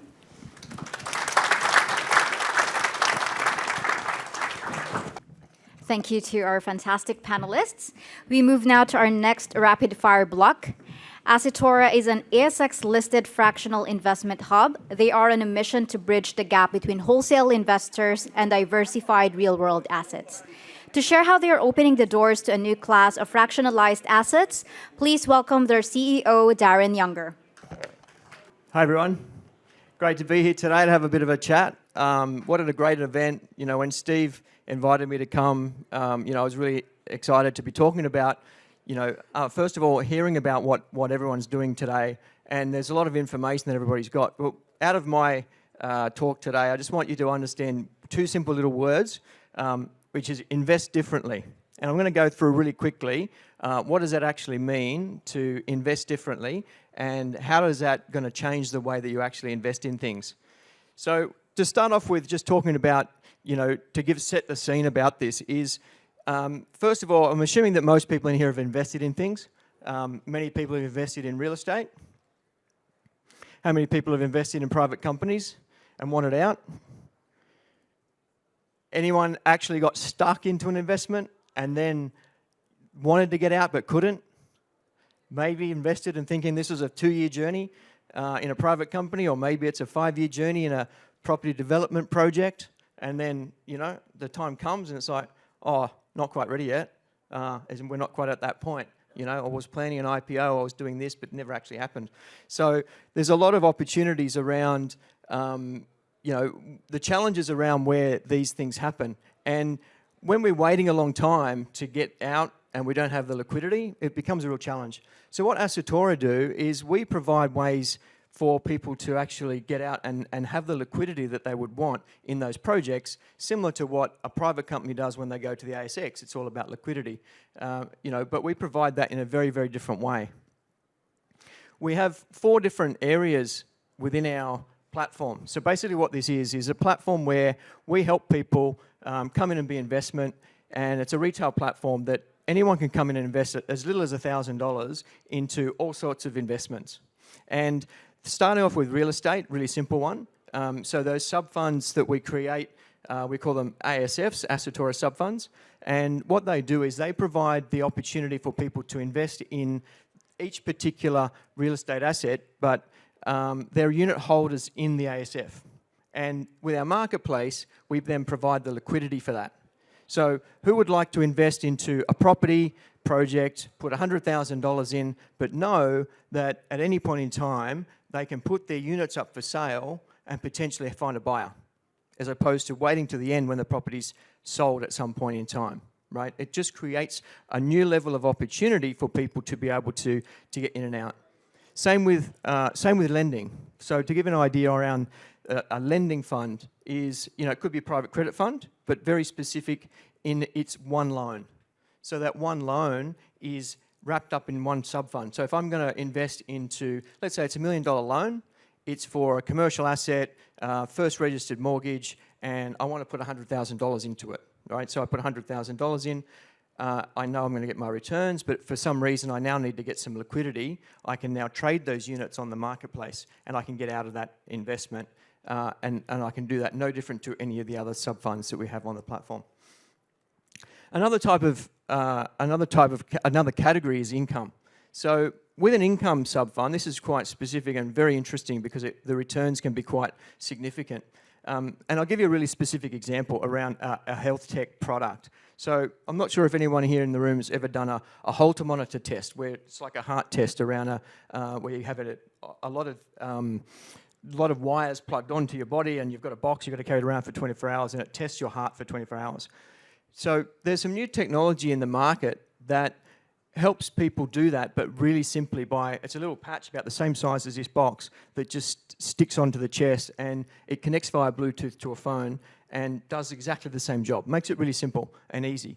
The challenge with devices in medical world is that it's hard to get the funding to roll them out, right? So we create these sub-funds, for example, might be a $500,000 sub-fund that buys these devices, rolls them out to the cardiologist for free, and we get a usage, each time it gets used, we get a usage fee. Now, to give you an idea on the ROI on this particular opportunity is these devices are about $500 each. The return into the fund each time it gets used is about $20, and they'll get used 300 times over a maximum of 3 years. So if you work that out, $500 will get back about $6,000 over 3 years. So do the maths on the ROI, and it's quite significant. Now, of course, that's just one opportunity, but that's the idea of how these income funds actually work. And then my favourite one, which we're now launching, is private equity sub-funds. So this is the one where we actually can provide liquidity. Some people call it secondaries, for private companies. So a sub-fund would own equity into the company. And it might own 10%, it might own 5%, it might own 100%. But what it does is it owns the equity. I'm a shareholder of a company. This company, I've now can trade my shares. I can put my shares up for sale into the sub-fund, and now I can trade them on the marketplace. So it just creates another level of liquidity, one that is becoming very, we've got a big backlog of companies that are looking to do this because it changes the game. Right, because it means that people can invest in private companies, and if those private companies are connected to our sub-fund, then it gives those investors the opportunity for liquidity. So we're now working with even early stage startups to say, when you're looking for investment, if you're connected to or have an ASF set up for your company, that enables your incoming investors to know that at some point in the future they could actually trade out of that opportunity at any point when they needed to. Very different to how it is now with private companies. Also, just to give you an idea on the market size and what we've been doing. So far on our marketplace, we've traded $47 million worth of units, right? So that's in volume across 8,300 trades, and there's about 130 sub-funds at the moment and over 4,000 investors. The main thing around this is we've been around for a number of years. There's a lot of traction already happening. It's not something that's brand new. It's not a concept that we're talking about. It's something that's actually there. It's actually happening now, and it helps people get in and out quite easily. So looking at, for example, a private company investment, as we all know, we're locked up for a period of time, 5 to 10 years if you're lucky, sometimes a little bit longer. And you're hoping for some kind of exit. Doesn't happen. With the sub-fund, now you've got the opportunity to trade those out. You're trading with somebody else who sees the interest in that company. They trade, we can trade these in and out all day long. To give an idea on some of the returns, I talked about the income return, which is the one in the middle at 14.5%. So real estate, typically around the 9%, we see. And then lending is another example where, it might not necessarily be a private credit loan, but also it could be a secured company loan. So we actually do things around things like the R&D loan, so actually giving people loans against their R&D, but wrapping that up into a sub-fund. Again, giving people opportunities, short, sharp, it's 6 months loan, you invest, you're getting a 13% per annum return, you know you're going to get the return in 6 months. So again, it's just making it really easy for people to get in and out of the investments, and that's what it's all about. So it's all possible to get in and out of the projects. We've got a lot of opportunities on the marketplace. And the final point I just wanted to make as well, with these sub-funds, they create an opportunity for also syndication, right? So if you've got a number of investors that want to invest in something, any type of asset, whether it be real estate, a debt product, a private equity deal, you can actually come to the platform, we can create the sub-fund, your investors can come in, they're now all tradable, right? So you've got 5 people that want to chuck in, a couple of $100,000 each, we want to do $1 million project, right? Now those million units can be traded at any time. So I've put in my $200,000. Next week I want to get $20,000 back. I just put that up for sale on the marketplace. It's that flexible and very, very easy to use. So I'm now at the end of my time, so I try to get that all in time. But the 2 words I just want you to remember from this is, so when someone asks you, what did you get out of today? I learnt how to invest differently. Thanks, everyone. Thanks, Darren. We close out this second block by moving from property and equity to the most valuable asset of all, which is human capital. The next presenter built an AI-driven SaaS ecosystem that bridges the gap between employer demand and education supply. To explain how they are future-proofing the workforce, please welcome the CEO and co-founder of TX Management Systems, Paul Collins.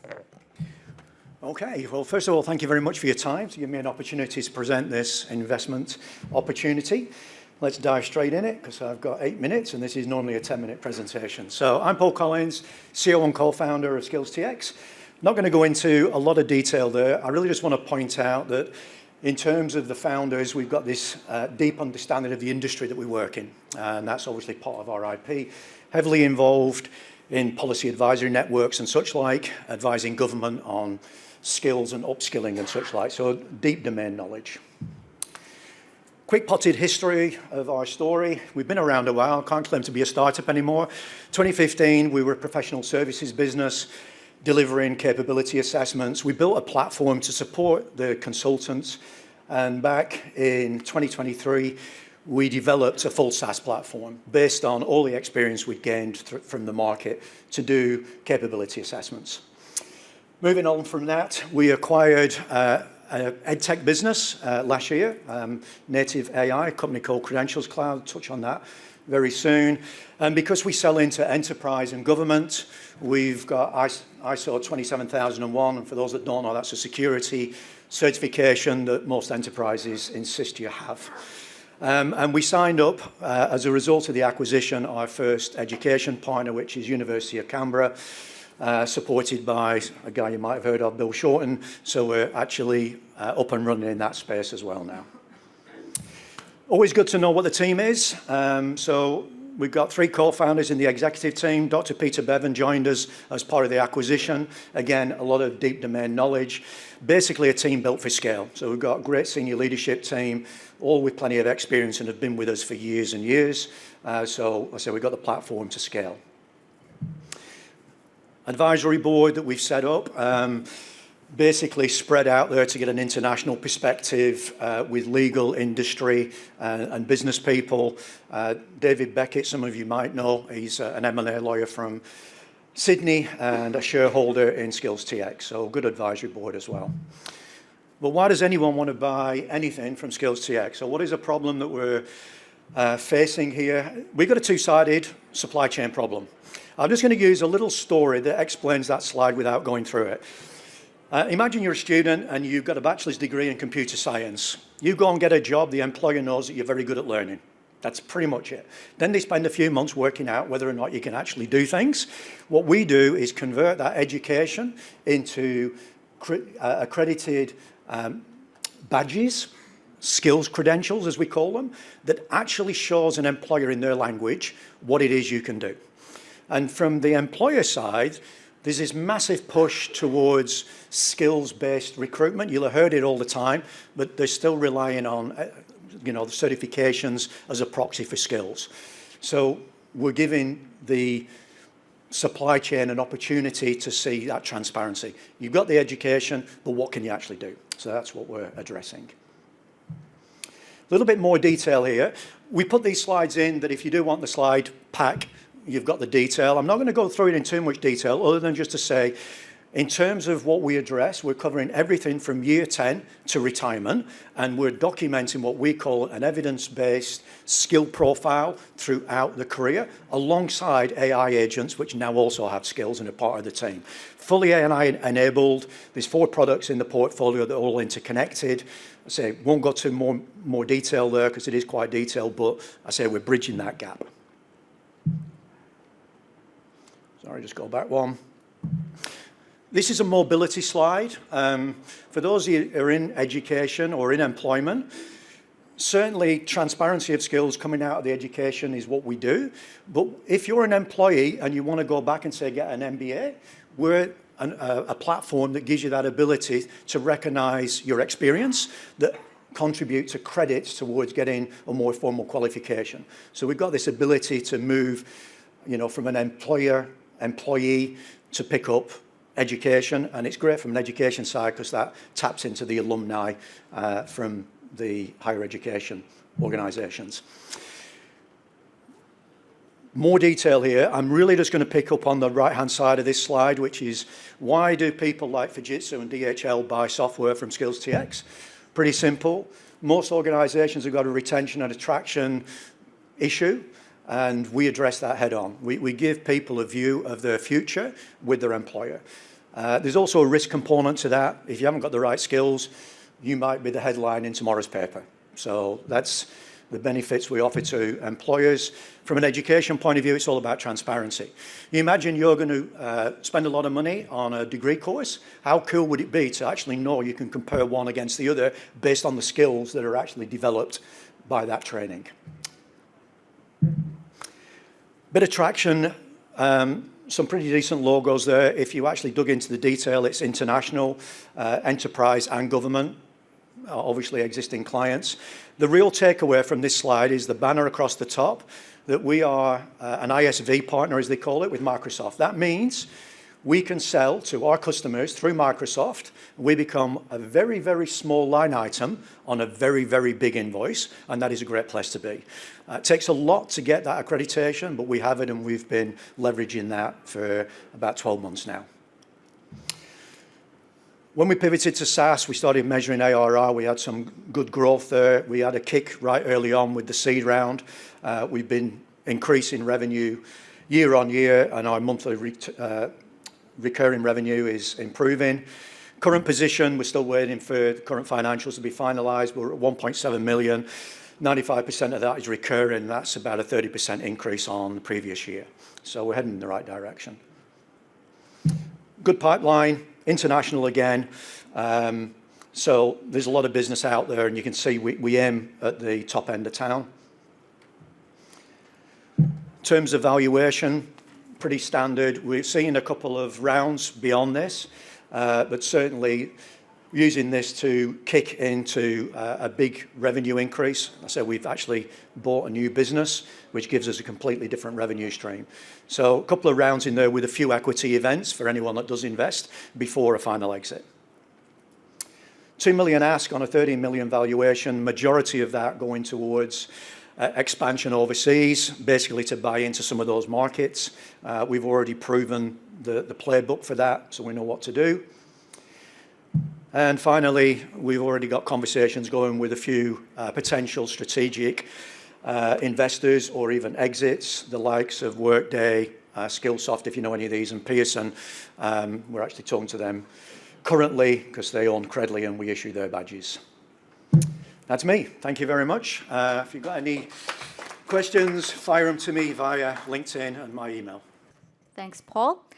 The household energy transition is a massive, complex shift. Energy Assistant uses data and AI to build a tailored do-it-for-me electrification pathway for every home, securing the best prices via an independent marketplace. To share how they are simplifying the switch, please welcome their founder and CEO, Will Leitch. Thanks very much, and welcome to this presentation. Can anyone in this room actually remember when energy used to be simple? It was a while ago. Now, unfortunately, the market has changed substantially, and it is now a real-time and dynamic market. That means that Australia is about to spend about $157 billion electrifying their home, and this will not be won by the the company that actually sells electricity. It'll be won by the company that actually coordinates the household. I don't think we need a disclaimer. We're all wholesale investors. So now there are over 100 different decisions if you are to be a smart connected house in this new electricity market that we've all been forced towards, that you must undertake annually across 13 different industries. We undertook one of the largest research projects in Australia on household electrification, and what was really, really clear that came out of that is that there are about 5 million households in Australia that simply just want someone to do this for them. It's too complicated for them, they don't trust the existing players, and they just don't want to spend the time having to worry about their electricity needs.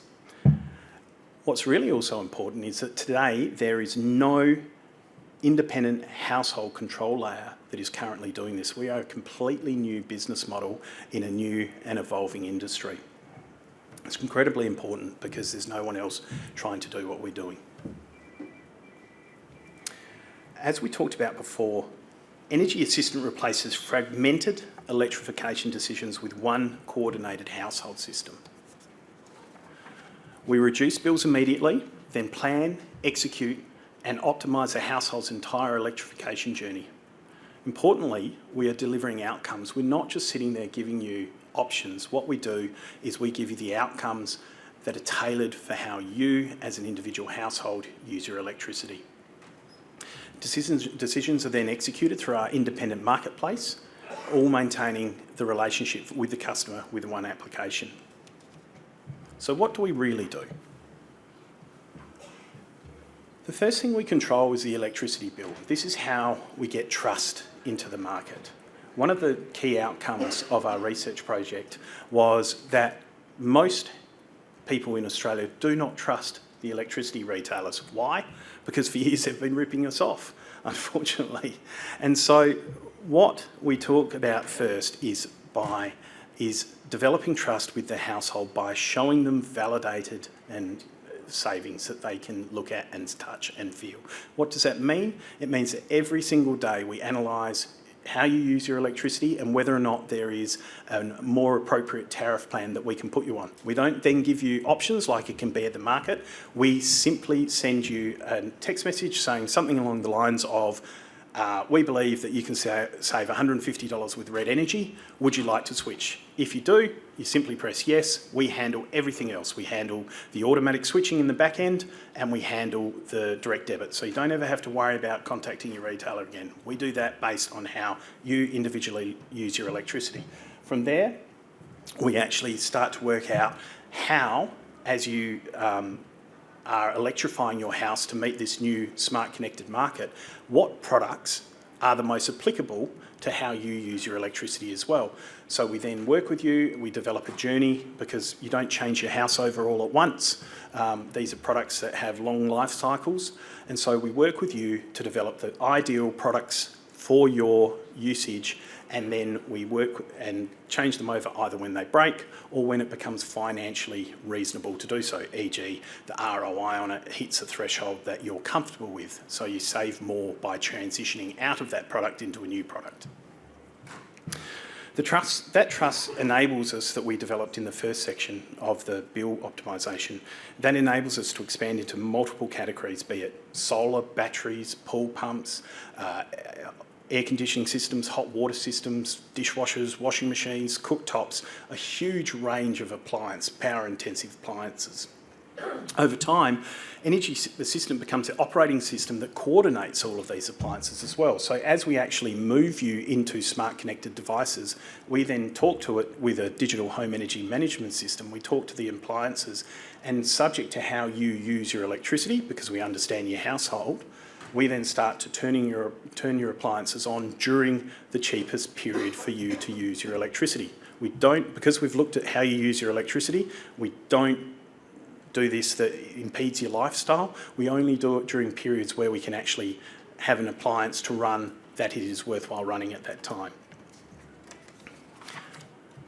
The other really interesting thing is that not only are we saving consumers and households money, is that we are in fact, developing what becomes a big and powerful two-sided market.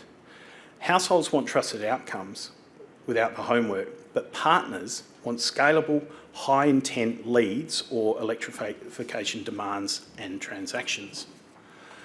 Energy assistance sits between both of these sides, aligning the demand of the consumer with their best interest to the most ideal partner. Not commissions. Yes, we get a commission, a margin out of the company that sells the product, but we do it based on what's in the customer's best interest. Who's our target market? We have built Energy Assistant not for the 10% who are willing to go out and spend their time doing research and developing spreadsheets and doing all of those things and exploring options. We've built it for the 90% of the market who just want this done for them. As I said, we undertook one of the largest research projects in Australia, and what was one of the clear outcomes was that 50% of the market wants someone to just do it for me. In Australia, that represents 5 million households of a $157 billion market. It's a huge addressable market. That is who Energy Assistant is built for. So how do we make money? How do we generate revenue?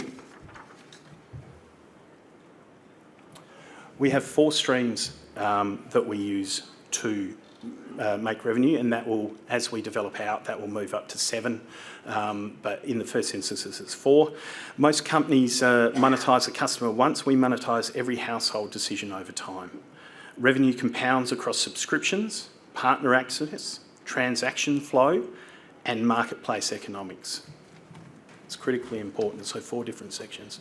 The more authority the household actually gives us, the larger the lifetime value of that client becomes. How do we get to market? We don't acquire customers. $157 billion is one of the largest growth markets in Australia. We do not intend to acquire customers through traditional retail advertising. In fact, the cost of customer acquisition would make it prohibitive.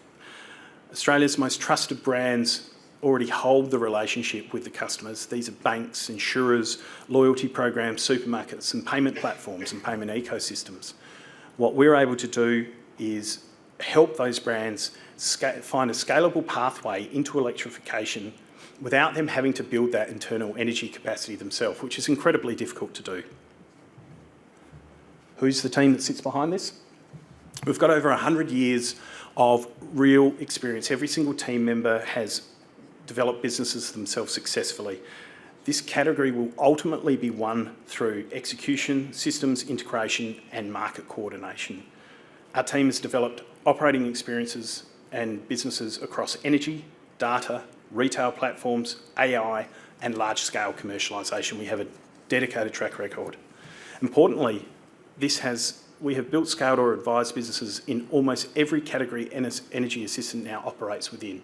So this team, as you can see, these are industry experts, and behind that is also a sub-team of some of the smartest people coming out of the electricity space in Australia.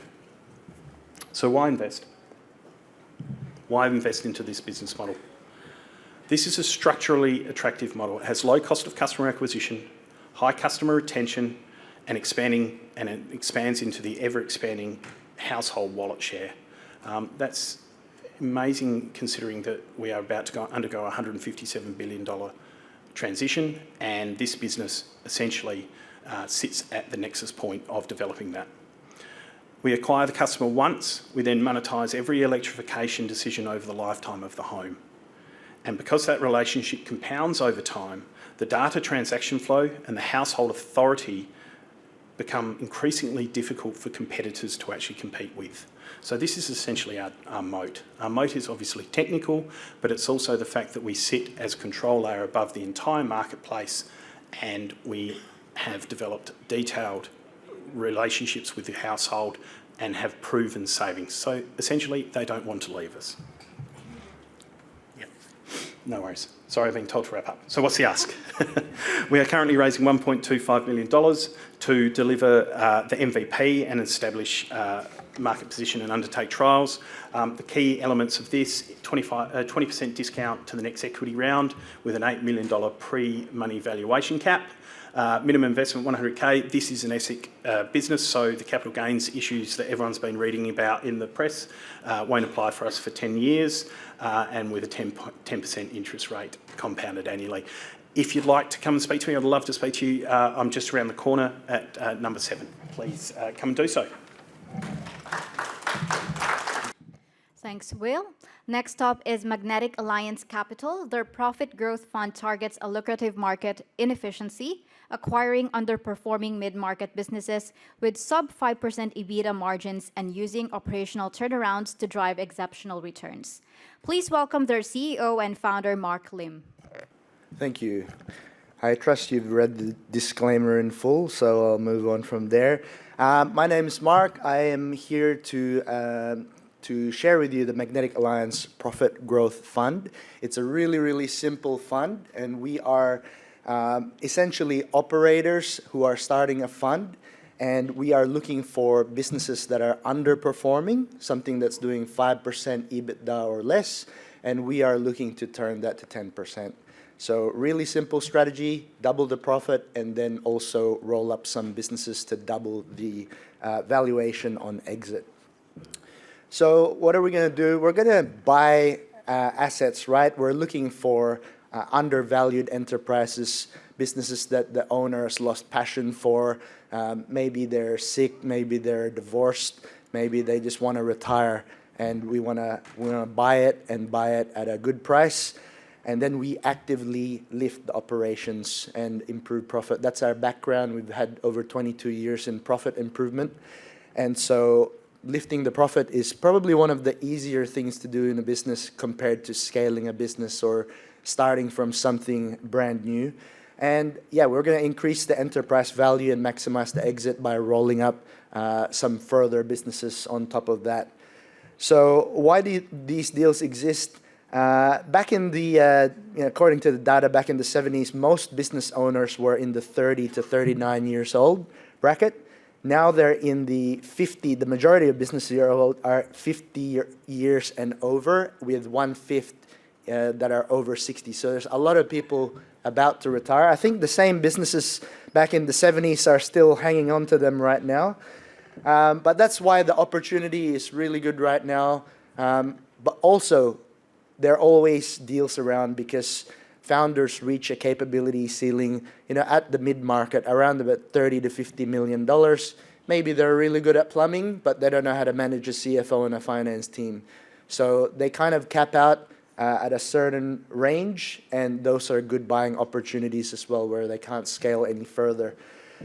Example case studies, we had a transport and logistics in our portfolio. This is just our own personal portfolio. We've grown that from 2 million to 13 over 10 years. That was our initial template. We exited that for 16 times our investment. Waste management, this was 1 million. We grew to 15 with $28 million more of contracts. And we did that in half the time. So we exited this one for 150 times our investment. And roofing and repairs, this one, we started from scratch. We grew it to, this year we'll do about 30, and that's taken 4 years. So scaling is what we've been doing for a while. Our growth has probably been 90+% organic, 95% organic. We've grown 13 out of the last 14 years, and we're just a system-driven business. We take boring businesses and we improve them, we grow them, we make them more profitable. So why are we doing this? We're just really looking to improve revenue, margin, and profit. That's our background. We want to do it for medium to large instead of small to mediums now. We used to work a lot in the corporate space, so we've refined the corporate grade formula, and we've made it for small to medium, because in a small to medium business, every dollar they spend with you comes out of their kids' lunch money. So we've got to be really sharp with what we do. And it's also worked several times in our own portfolio. So now we're looking at scaling it on a larger level, and we're looking to invite investors in to partner with us to do this. Our playbook is really very simple. We make boring businesses great again. And very simple stuff, cost reduction, anything that's low-hanging fruit. We reduce the fat and waste. Then we improve the operations, systemize, automate. Now we've got AI that we haven't been using AI in the past, but now we've got AI on top of what we're already doing with systems and automation. We install marketing teams, we train them, we put the systems, the measurements in place. So we build teams up. And a lot of these businesses who have grown over 3 generations, they typically use their operations team to sell and get referrals. When you put a professional sales team, it just makes a real big difference. This usually takes us to that 10% EBITDA. Then we're going to bolt on some acquisitions so we can get some synergies. Then if we can get some icing on top, acquire a business that can open a new market, or have a new product line, something that will give it a cherry on top. That's what we're looking to do. What we're doing is looking to raise $25 to $50 million of private money for, this is investing in private businesses, term of 5 to 7 years, but we're looking for cash flowing businesses.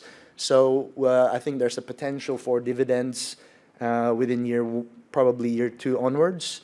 Target return, 15%. We don't want to overpromise, but we think we can do much better than that based on what we've been able to do in the past. Minimum investment of $250K for wholesale investors.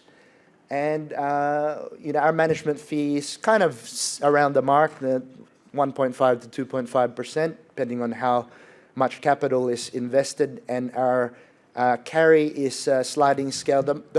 Where it's aligned with investors. The more they make, then we have a bit more of a performance fee as well.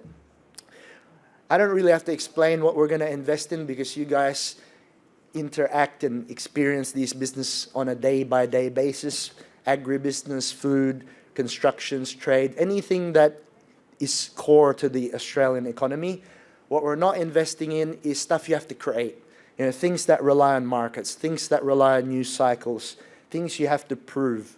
We're looking for proven businesses already. So why us? We have what we call the best of 3 worlds. We have the transformational background. We've added over $2.1 billion to our clients here in Australia and probably around the same overseas. We have 23 awards, state, national, and local.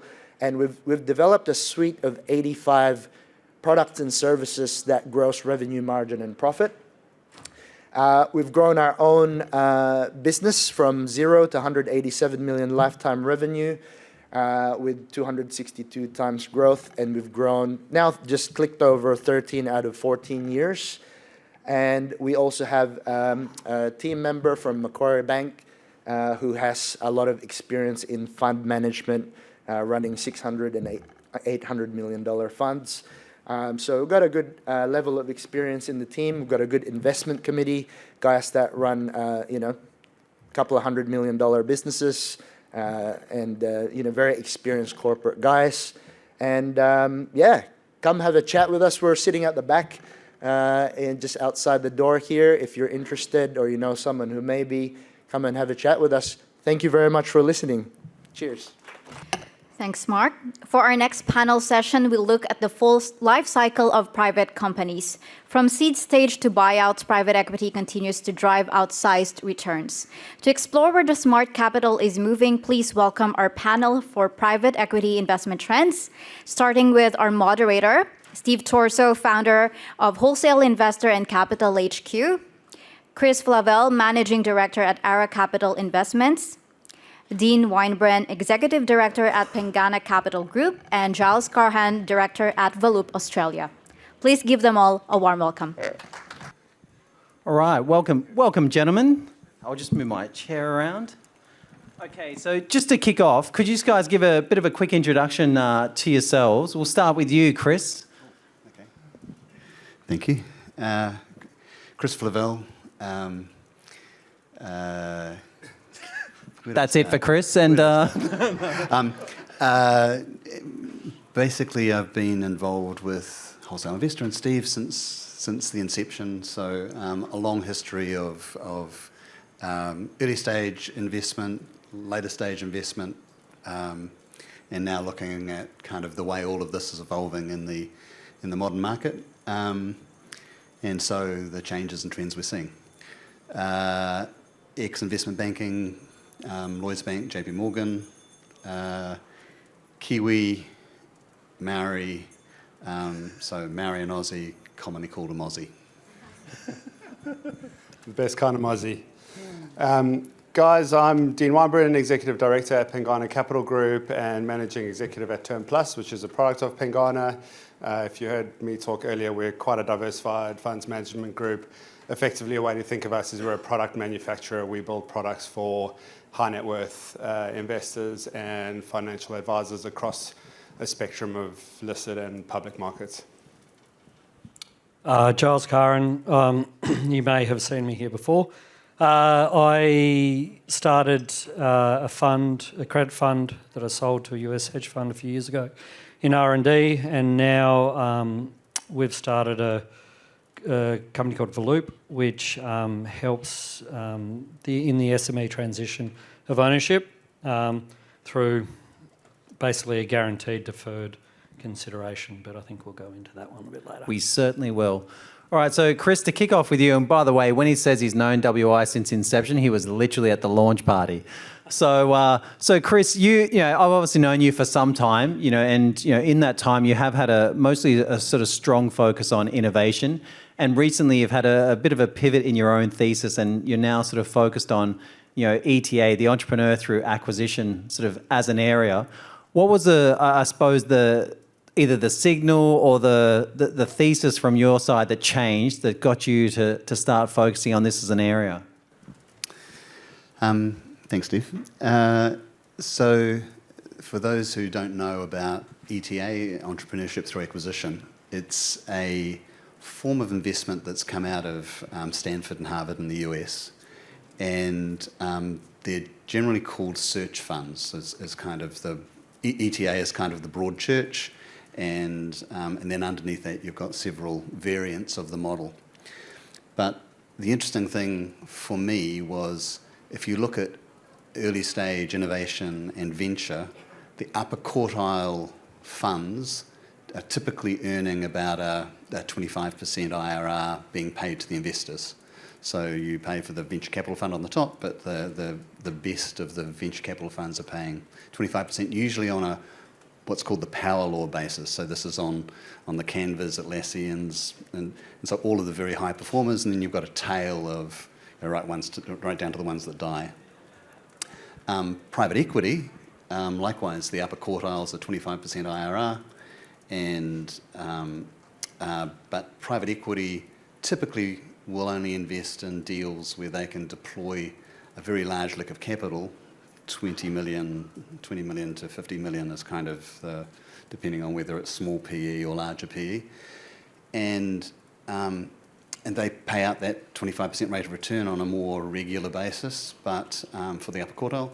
But again, they've got a very high cost structure on top of that in terms of running the firm.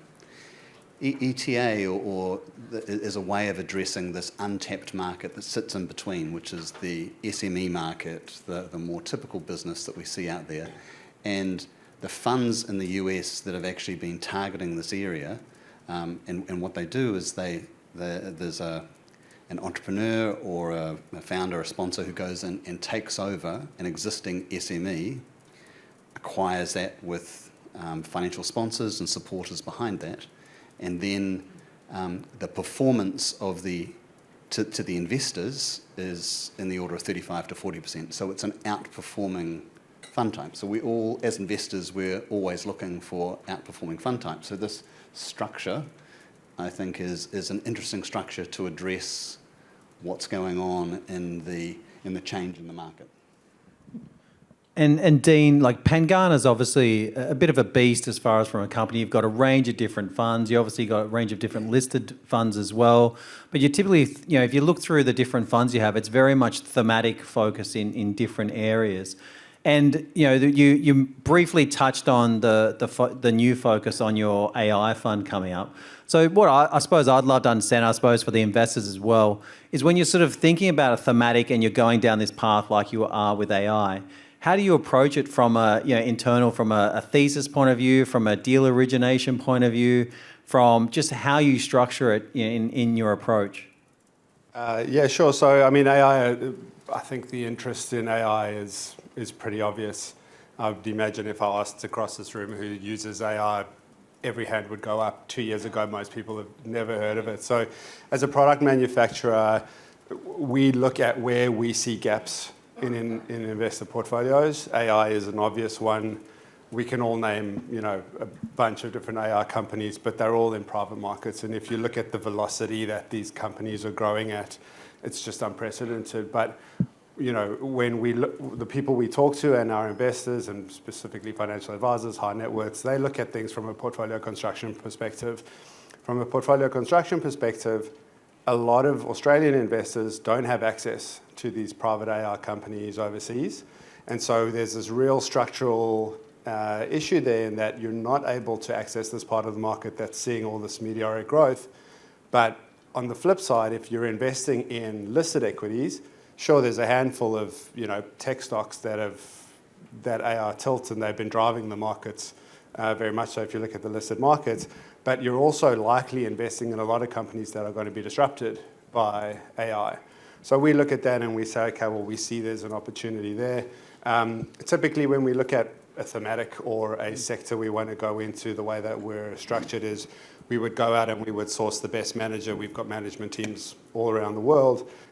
We just happen to be in a fortuitous position because we've got our PE1 vehicle, which is our diversified global private equity vehicle, that we have access to managers that, even in that vehicle already, we've got Anthropic, Grok, ByteDance, OpenAI, SpaceX, etc. So we have access to those, whereas PE1 is much, broader, upper quartile, diversified global private equity. AIX is a more thematic play into the opportunity that we see on AI at the moment.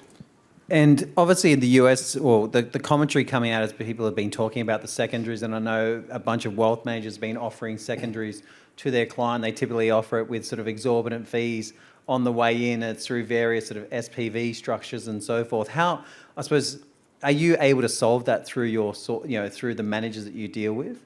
Yeah, it's partnership scale and access. So Grosvenor, who the group that we work with overseas, they're one of the biggest private asset allocators in the world. They see all these deals. They've got all the access, and it's not something that we could just do here from Australia on our own. It's very much about partnerships. And Giles, it'd probably be worthwhile just giving a bit of an introduction to the Volute model, and just an understanding of, I suppose, what are the market dynamics that make this opportunity unique, and then also the second part is what is how for someone that's sort of normally looking at the PE area, how does it differ from a return perspective? Yeah. Okay. Excuse me. It is different. The product is. Does anyone know what vendor finance is? Hands up. Anyone? Yep. Okay. We're a guaranteed vendor finance. So when someone goes to buy a business and they negotiate with the seller, so it's all about this transfer of wealth. There's a lot of people that need to retire. I think transition is the nice word. Transition. There's a transition. I mean, NAB suggests there's, 300,000 companies, 3-point-something trillion of ownership that needs to transition. But, I mean, we've all got mortgages. Everyone hopefully is servicing them, but with difficulty, right? So our whole thesis is around, we have a guarantee overlay that's backed by 100 billion worth of reinsurance. So from your major players, your Lloyds, your Mitsui, Hanover, AXA, big names, Berkshire Hathaway. And so our whole thing is that we'll guarantee the price to the vendor. So if you want to go buy a business, anyone here can do it. You can go find someone who needs to retire, someone who wants to get out of their business, but how are they going to do it? I can't raise, if I'm going to buy a $20 million business, I can't raise 30%. I don't have that in my equity in my house, and my house isn't worth that much anyway. So how am I going to do that? Well, this is the problem, and it's a social issue. When you look at ESG, this is massively is part of the S. Like everywhere in Australia, everywhere in the globe, you can read reports and reports and reports. So what we're doing is we don't have investors as such. So when someone goes and buys a business, we don't need a return. We just need the business to keep on going, because that will then repay the deferred consideration guarantee, and then everyone's off. And so what we're doing is we're enabling the next generation of ownership. And so we know some of these will fail. So whilst we're not an insurance product, we act like insurers, right? So all we're doing is trying to say that anyone here in this room can find a business, buy it. The negotiation is the vendor needs to accept a guaranteed payment over a period of time. Standard terms are 5 years.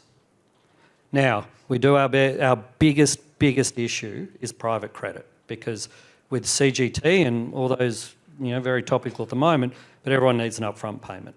So how do we get that?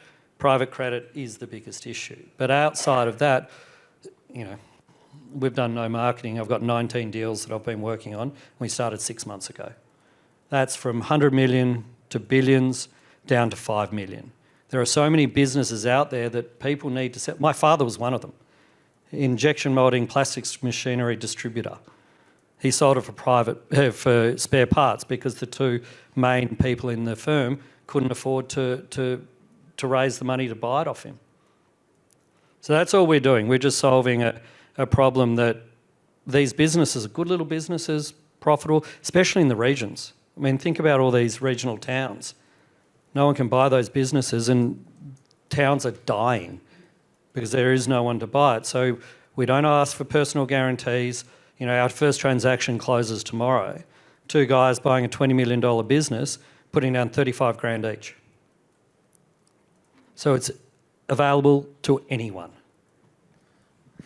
So what's interesting is you mentioned about that. My brother had his wife there. He worked for a family-owned business, and instead of selling it on, they just end up shutting it down. And I remember I was on a panel session in the UK, and one of the private equity guys, when they did their own research on it, they actually mentioned it was a structural tax risk of these businesses actually just shutting down, because the tax that is generated from them, along with the obviously incomes to the employees, actually becomes a risk. And can I just put to that, you've got the private equity, you've got your ETA, you've got everyone. There are so many businesses out there that we need to fill, and we are just one solution. Our solution means that you don't have to make a whole lot of money. And that's the only difference. We're 100% volume. So given you just brought up about the capital gains tax, I'm going to head over to you, Chris. We're just having this nice, gentle conversation outside. What's your if it stays exactly as is right now, what's your expectations of what's likely to happen in the lead up to July 1st, 2027? I think there's going to be a lot of opportunities in the marketplace. So, everybody should act to minimise their tax, not avoid it, but act to minimise it. So therefore, they'll look to take advantage of the remaining discount. So there's going to be lots more of these businesses, SMEs going that will trade. There'll be lots of property, every asset class, shares, funds. I think there will be a lot of business for M&A advisors. There'll be a lot of assets that transfer just to position for the new tax situation and to benchmark, because we then have indexation coming in, so to benchmark where the value of a business or the value of an asset is going forward when CPI becomes the only increment before you pay capital gains tax. So the reason why, in terms of trends in private equity, we're talking about the small businesses is because there is 600,000 small businesses in Australia. There's this thing that, like me, the silver tsunami that they talk about of all of the baby boomer business owners who have gone through the process and get to a certain stage, and their kids are now investment bankers or fund managers or lawyers, accountants, and they're not interested in taking on the family business. And so what they then look to do is sort of how, what are the exit mechanisms? And I do think that it's a $3.5 trillion market size, pretty unaddressed, I think. And so it's a very interesting structural problem that the economy needs to deal with. And your thoughts, Giles? 100%. I mean, but this is Australia, this is everywhere. We have a huge structural problem, which there will be hundreds of thousands of businesses that just have to shut up shop. Unfortunately, property prices in this country are just too high, and banks are, with zero competition, their lending criteria are just totally out of whack with what the government needs. And I don't know how the government deals with it. They can say, well, and there's no research. What is interesting, there's no research on how many companies are under that $5 million threshold, CGT excluded. So it'll be interesting there, but there are just, I can't tell you the inundation of people who need to get out of these businesses. And we're not talking small businesses. There's $100 million businesses where these guys are just going, how do I get out? And how do people get in? I was lucky enough that I was financing my first business by two wealthy gentlemen, and that meant that I was able to build a business. Without that, unfortunately, I'd probably still work at a bank, and God help me. To all those that work for banks, we welcome you today. I didn't fit the mould very well, let's just put it that way. No, but there is a huge structural problem in this country and many others. You think about Australia having 25 million, the US, UK, Europe, it's the same problem everywhere. I hate to think what China and Japan are like. I mean, their population's even further ageing. I don't know numbers, but yeah, it's a huge structural problem that we need to address. Now, there needs a lot more than what we offer. So Dean, I'm going to get on to slightly change gears. You mentioned in your presentation earlier today that when you got into SpaceX, I think it was effectively about 1% of your portfolio, is that right? Or 0.9% or something? Yeah, about 1% around 2020, 2021. And now it's sitting at 14%, and that was at the last 800 bill val.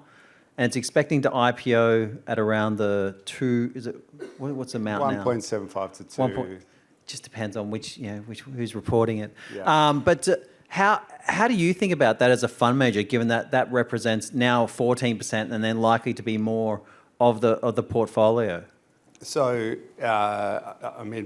very likely to be more of the portfolio. We haven't even spoken about when the passive ETF money starts to flow once it's listed.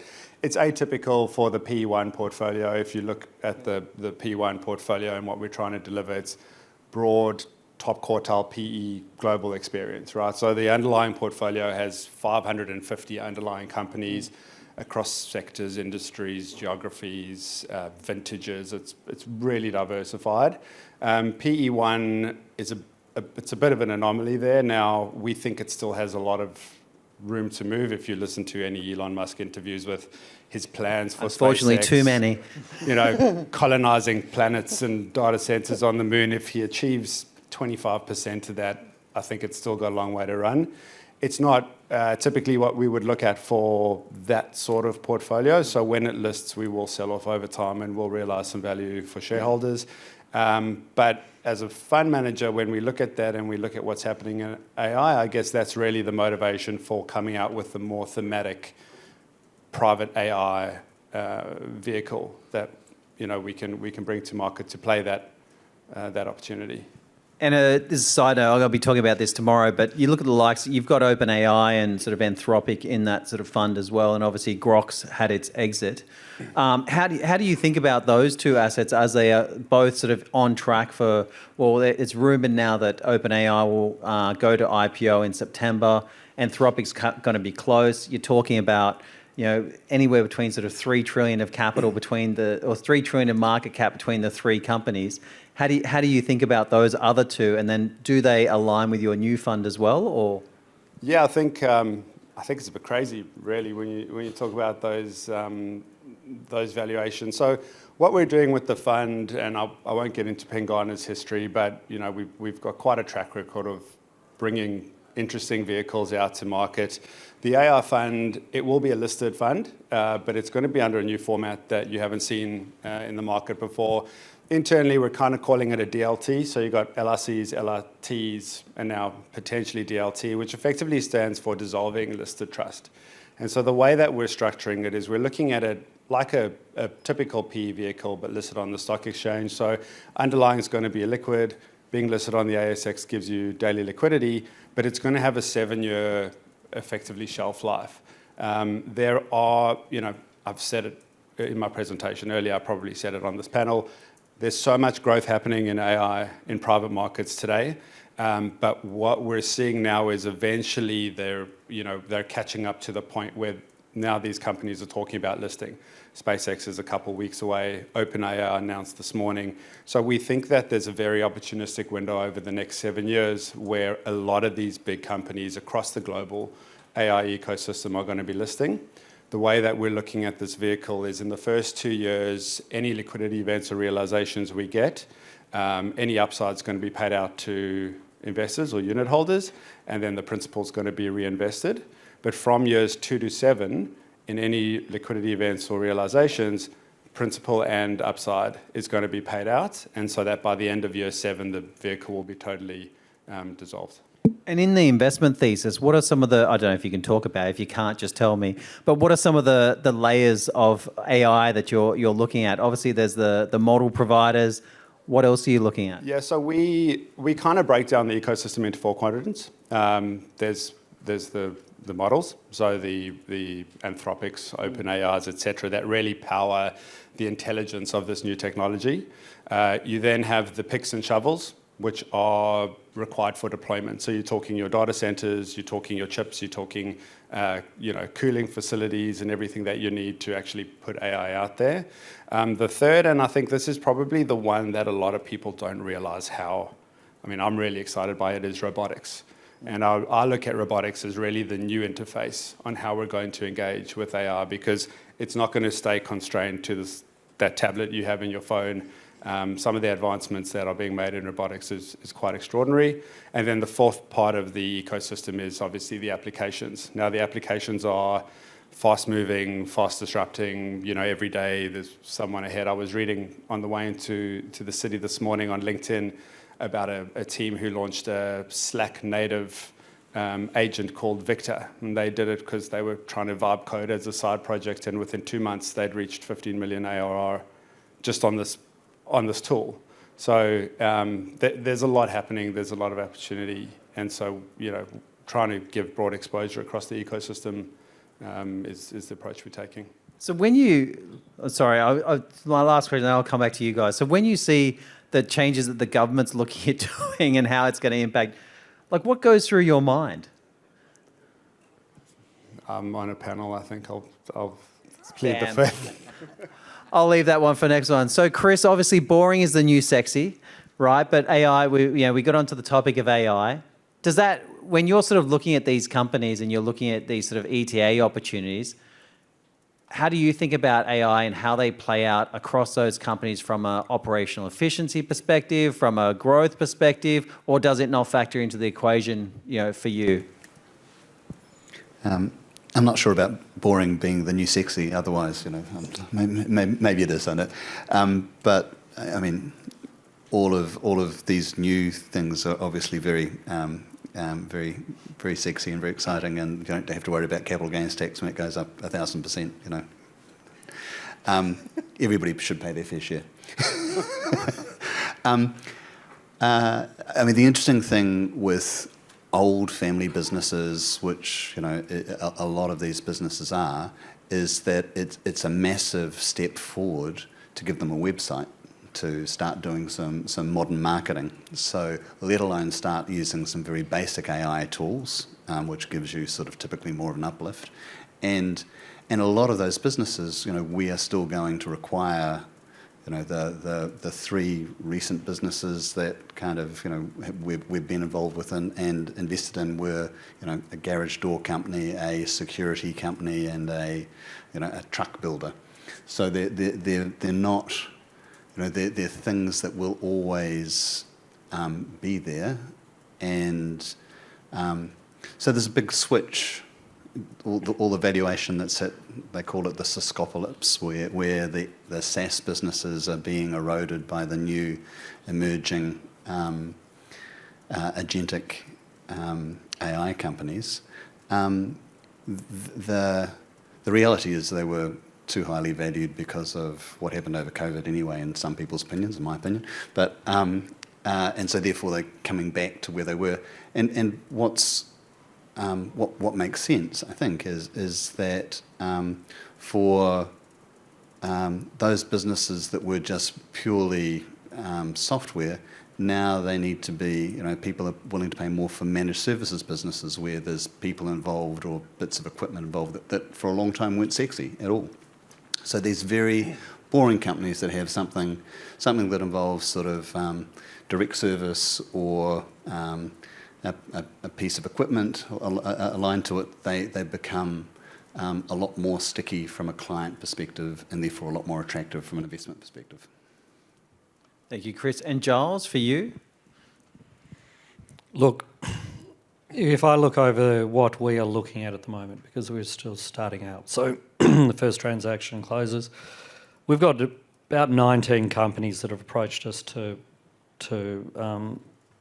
facilitate their transition.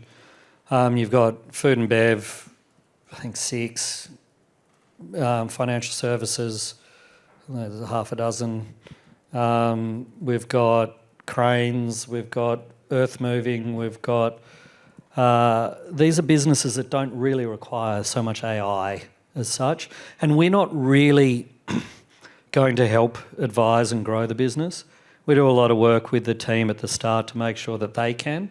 So part of our process is, and one of the key things that we do is, we take equity in all the companies for the risk that we take, but part of that equity is donated, gifted. I think I'm not allowed to use either of those words for compliance reasons, but there's a word that I'm meant to use.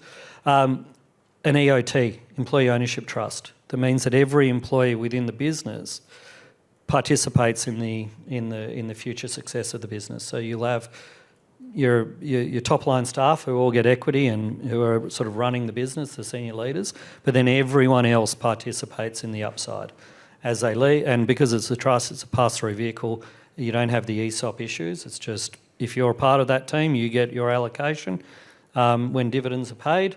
That's the sort of the mechanism that we use. So we're not looking for growth stories. Love them. Anyone has one, more than happy to do it. But we're just wanting businesses that are going to continue to service the clientele that they've got, that have pretty predictable earnings.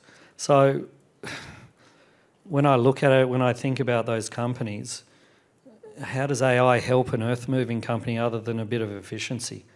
A crane business, not sure. If anyone can tell me, I'm sure I'll pass it on to the potential owners. Food and bev, these businesses aren't so AI going to be affected so much. Dean's sitting there thinking robotics could be helpful. Yeah. So AI doesn't. Steve, you know, you try to teach me about AI, and I keep on telling you to bugger off.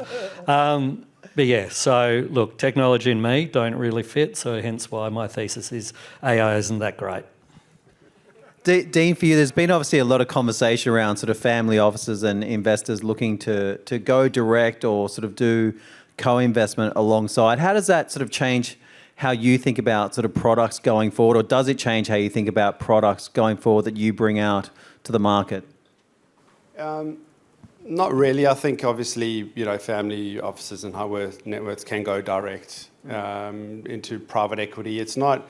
I think you can take a lot of lessons by institutional managers globally that have been doing this for a long time, where the way that they approach private equity is through a well-constructed private equity program that's highly diversified, and diversification being the only free lunch in finance. So you can go into individual deals.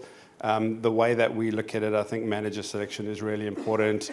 Having the right managers can get you access to opportunities. Certainly, if you look globally at top quartile funds, these guys will open up a fund, at 10 a.m., they'll close it at 12, and unless you know someone there and you have the access, you're just not participating. So having that platform makes a real difference. Yes, you can go invest in single companies, and there's some concentration risk, and it's a different sort of game. Chris, and what about for you? I imagine it's the same in the sort of search fund or ETA space. I think family offices, depending on where they come from, typically that money's come from a family business or something like that. So they may have a greater alignment if they made their money out of property. They may be more inclined to put money into a property private credit fund, but if they made it out of transport or storage like a Kennards, the family offices tend to be more aligned. They might be comfortable with retail, like Glow Partners, so thematically you can kind of pick your small PE partner or your family office partner. I think along the lines of either what they've historically made money from or where their current interests are. And Giles, for you, you're seeing deal flow that traditional PE really sort of doesn't touch or may not get to see. What patterns do you observe in these businesses where the sort of employee ownership model genuinely sort of outperforms with generally appeals more to the owners than private equity? Well, there's a lot of, if you, how much should I say here? I think I think there is as a business founder, I grew the business. I still love the staff that I employed. I'd love them to come over to the new business. Like, you have this loyalty, and I think this is a major factor. And then, you bring in families and, how that all works. One of the transactions we're looking at is a matriarch who wants to sell down 3 children. One wants to stay in. The fights that they're having. Well, we sort of solve that problem. They can all get paid out, and the one who wants to stay in can stay in. Like, it provides an opportunity for people to, get into a business, so, actually prosper rather than, it's been so difficult. And don't get me wrong, there are a lot of people in businesses who don't want to own the business. They don't want that stress. They just want to turn up. But there are some, and you talking about that comment before about AI, people, the younger people in the business hopefully bring some energy, some new energy, ideas that maybe the person who is selling didn't really like because they didn't understand it. I'll put my hand up. I get fear. I have fear of AI and what it can do. So I think there's this whole process of supporting and encouraging and giving that opportunity to the staff that you've employed, that you've had for 20 years, that you love. Well, now they have an opportunity to actually prosper from the business that you've created without taking away from the owner. The owner still gets their money, and they're guaranteed. All right. Now, let's do the quick 10 sec. Well, we're out of time, but hey, 1 minute will be all right. So one thing is, and I'll start with you, Dean, what's one opportunity you'd put in front of this room for 2026? I've put it in front. You know what it is, Steve. You can say it again. I think we'll put it in front of you as well. We're excited about AX. We're bringing it to market. We think it's opening up access to a sector that just hasn't been available to Australian investors. And I think we talked about it before, your timing's on point as well, just given the lack of sort of IPOs that are coming through and the demand for people to get into this as an area and how vague it is to try and get through it in the sort of secondary markets. It absolutely makes sense. Chris, yourself? If you want something sexy and exciting, go into the AI fund. But if you want something boring that's going to make you only 35% per annum, then look at some of these ETA syndications and other things that are going on around the place. I think it's the boring businesses, consistent, and hopefully will be I think the mainstay as you're looking for somewhere to invest in when you're getting out of your investment properties. And Giles? Can I quickly add, I said AIX. When we talk private equity, I think diversified private equity as the core allocation. So certainly I wouldn't look at something like AIX as that's my private equity allocation. It would be in addition to a diversified program. Go out and buy a business. Like seriously, the way you're not putting up your house and you're not raising any cash, go buy a business. There are a lot of them out there and a lot of them need homes. And if anyone wants to buy one, I've got a lot that people need buyers for. Ladies and gentlemen, that concludes our panel. Please give a round of applause for everyone. Thank you once again to our panelists for that insightful session. We are now on the final sprint of company presentations. Sumo Group is a cross-border investment powerhouse connecting growth stage ventures with the capital and distribution networks they need across the Middle East and Asia. To explain their approach to global scaling, please welcome their CEO, Suren Pather. Ladies and gentlemen, good afternoon. Thank you for staying back. Can I start by asking, is any financial planners in the room? Well, thankfully, I was going to start with an apology. In fact, my personal background as a lawyer and accountant that started at Pricewaterhouse, I was one of the first CFPs that qualified in Australia. And absolutely loved my job. In fact, created the first multidisciplinary practice in Australia of chartered accountants, financial planners, and lawyers all together, designing strategies for high income, high net worth clients. And sure, we had an intention to take care of the client as best we could, but one of the biggest limitations was this thing called an approved product list. As an advisor, at the end of the day, you were restrained by a thing called an approved product list. And over time, what happened was this product list became the actual burden itself, in a sense that you had to have a compliance officer, you had to have many levels of layers of management of risk, to a point where even the products themselves, after removing all the costs, if you looked at what you really ended up giving the client, became the problem. The very clients we wish to serve, who came to see us about managing their future, managing their risk, but giving them a return to live, especially in a growing cost environment, were the ones we were causing harm to. So, as much as we built a pretty large business, more than 400 people working for us, our own building in the city, I realized what the problem was. The very point of growing too big, which is what I'm going to touch on today in regards to the products you look at and the returns you get. So basically, I switched sides. When I say switch sides, we created a company called Emerging Funds Management, which was purely focused on creating financial product for third-party sponsors. And because of our long-term background for more than 35 years in property, we started by looking at how we can provide developer solutions, 100% developer solutions, with debt and equity. So first aim was to look at the best ideas out there, the best opportunities, the best projects, and how we could put this into a product to present it to our clients to give them the highest and best returns. So the first thing you needed was, instead of having a large amount of people, expensive buildings, was to get an elite team.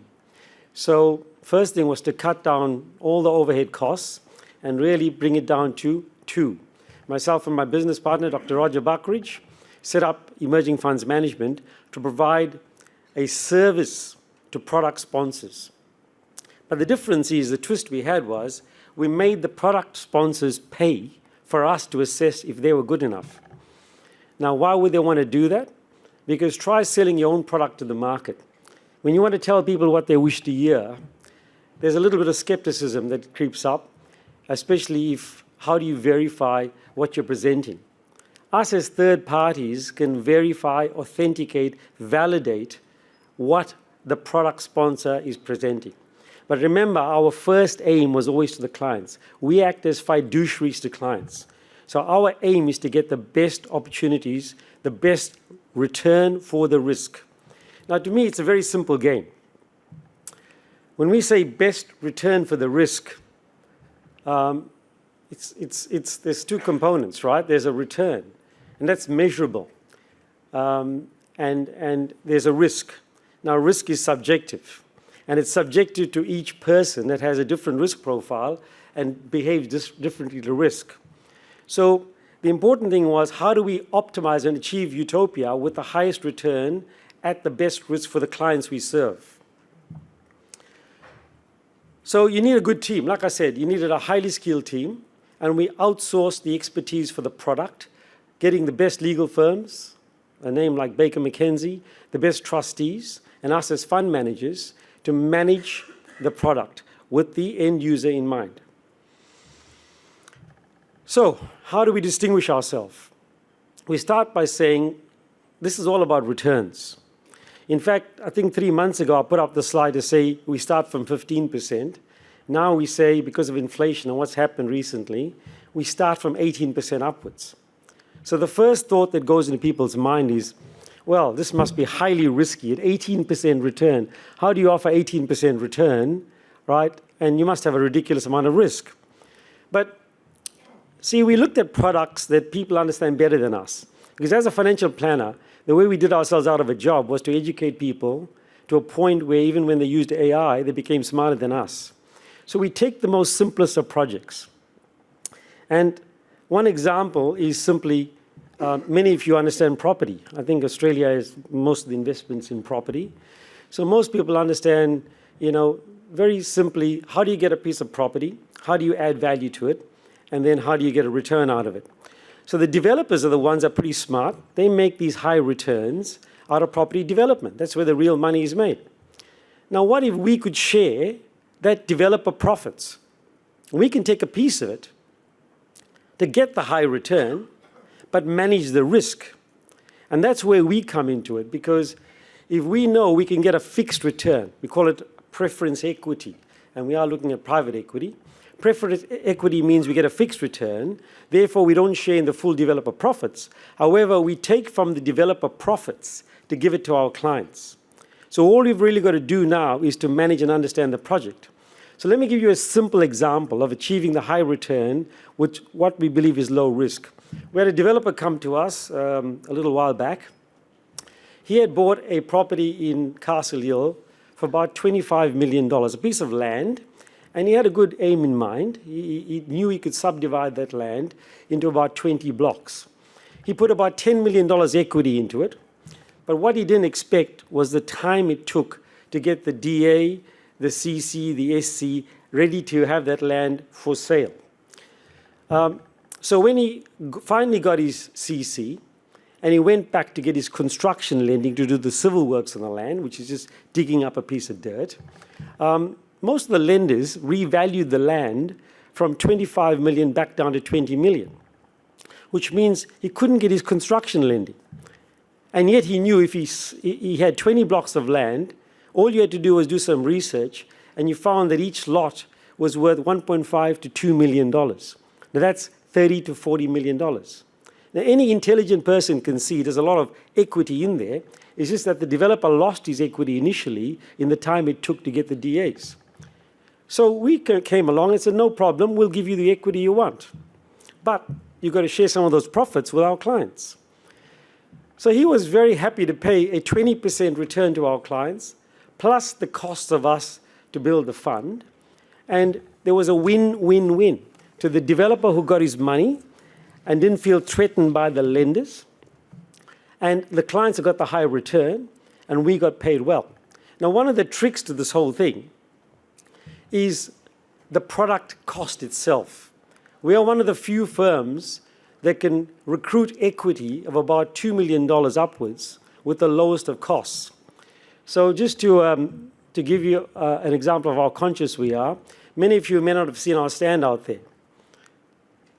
And there's a reason for it. We don't have the expensive banners. And the freebies you want, you can get it next door to us in both the stands. Plenty of them out there. But we keep the cost to a minimum. And we pass the benefits on to our clients who deserve the returns, because our clients come first.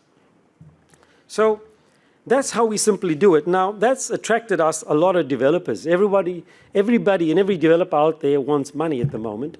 They're struggling to find it from banks and other lenders that are retracting it.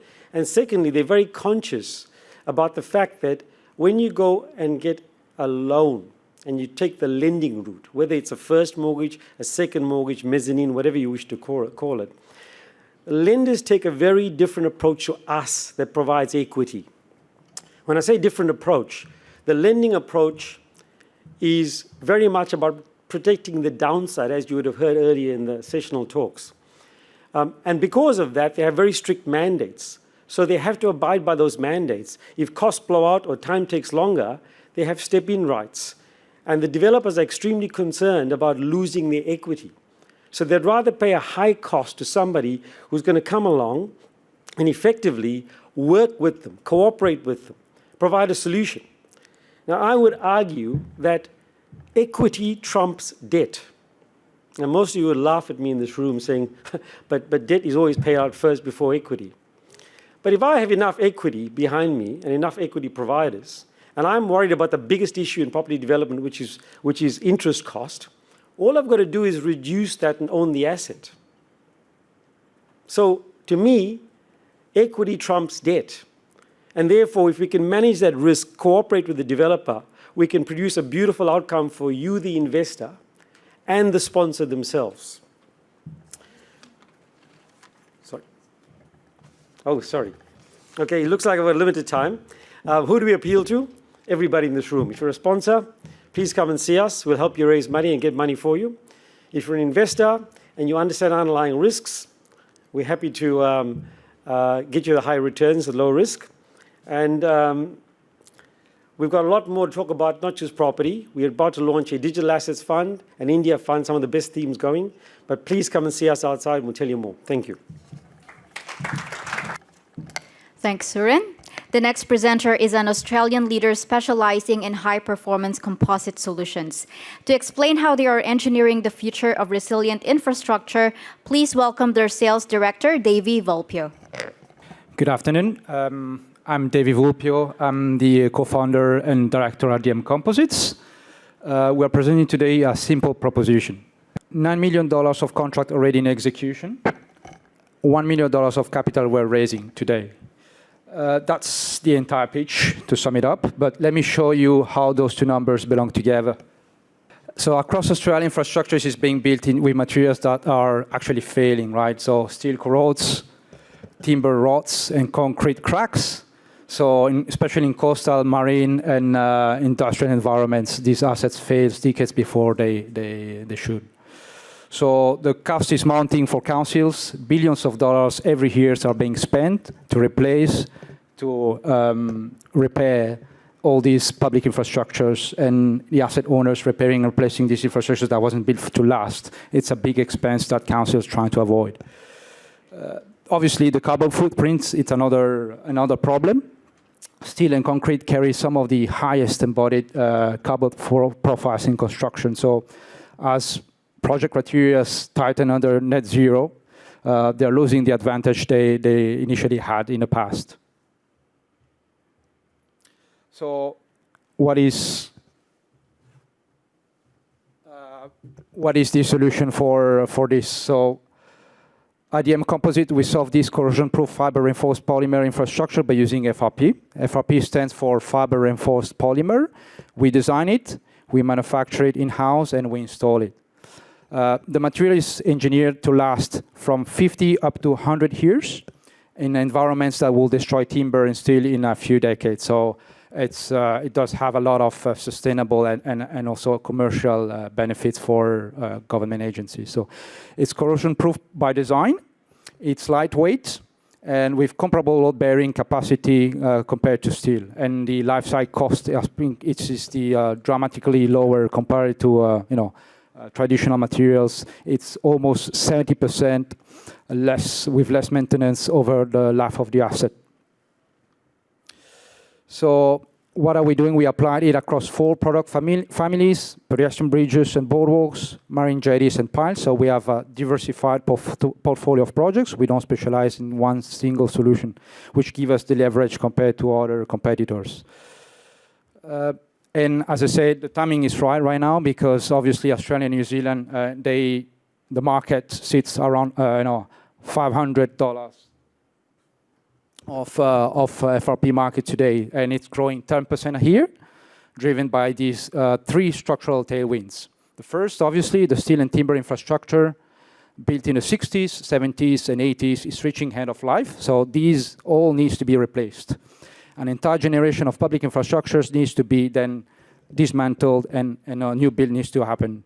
The second, obviously, net zero.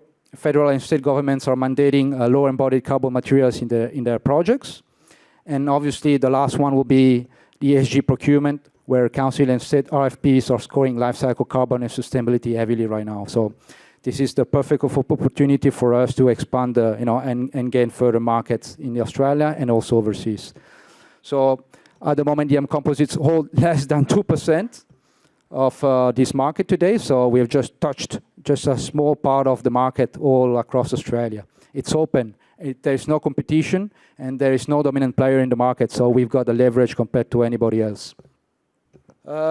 So when we first started the business 2 years ago, first financial year we did only 43Ks, but obviously we started from scratch. Mansoor and I, the 2 co-founders, we only invested $50 each. And in the first year, we managed to get $43,000. In the second year, $3.8 million of revenue with 27.2% of profit margin and a 15% edit BTA, so a lot of profit here.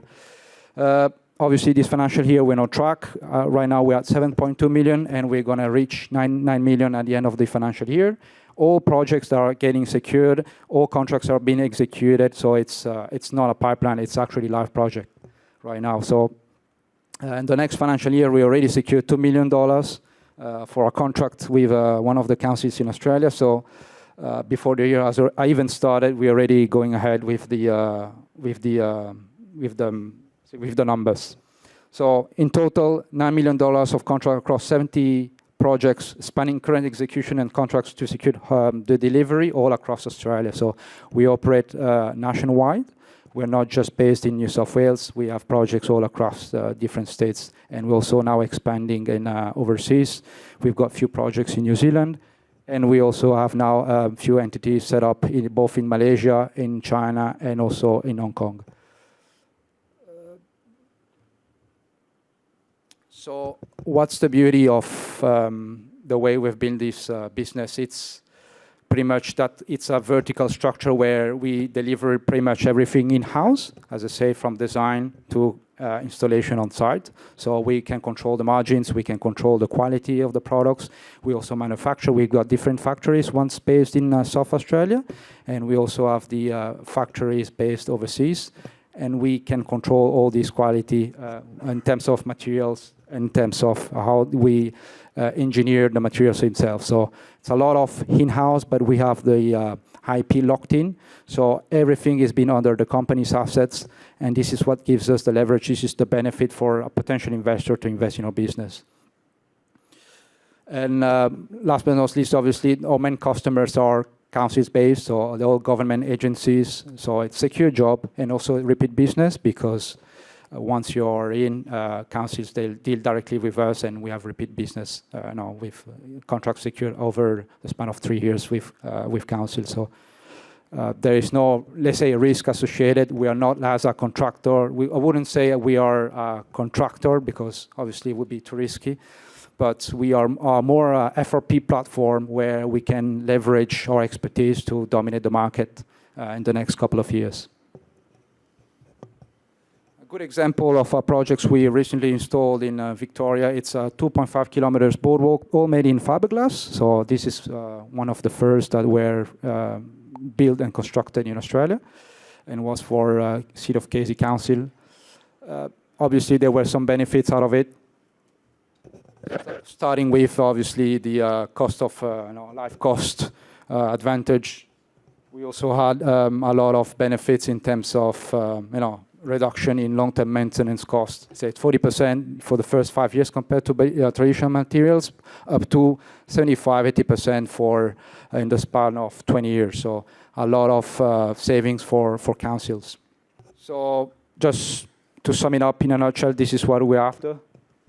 As I said, 1 million equity will give you 12% of 1 million of shares. 1 million of capital raise will give you around 12% of equity. This is what we're after. Obviously, we are willing to discuss different capital investment raise, but this is where we are. This is the minimum requirement, and this will give you benefit in the long run, obviously, because if you invest with us, you'll get the profit from the business itself, so you'll be part of the shareholders.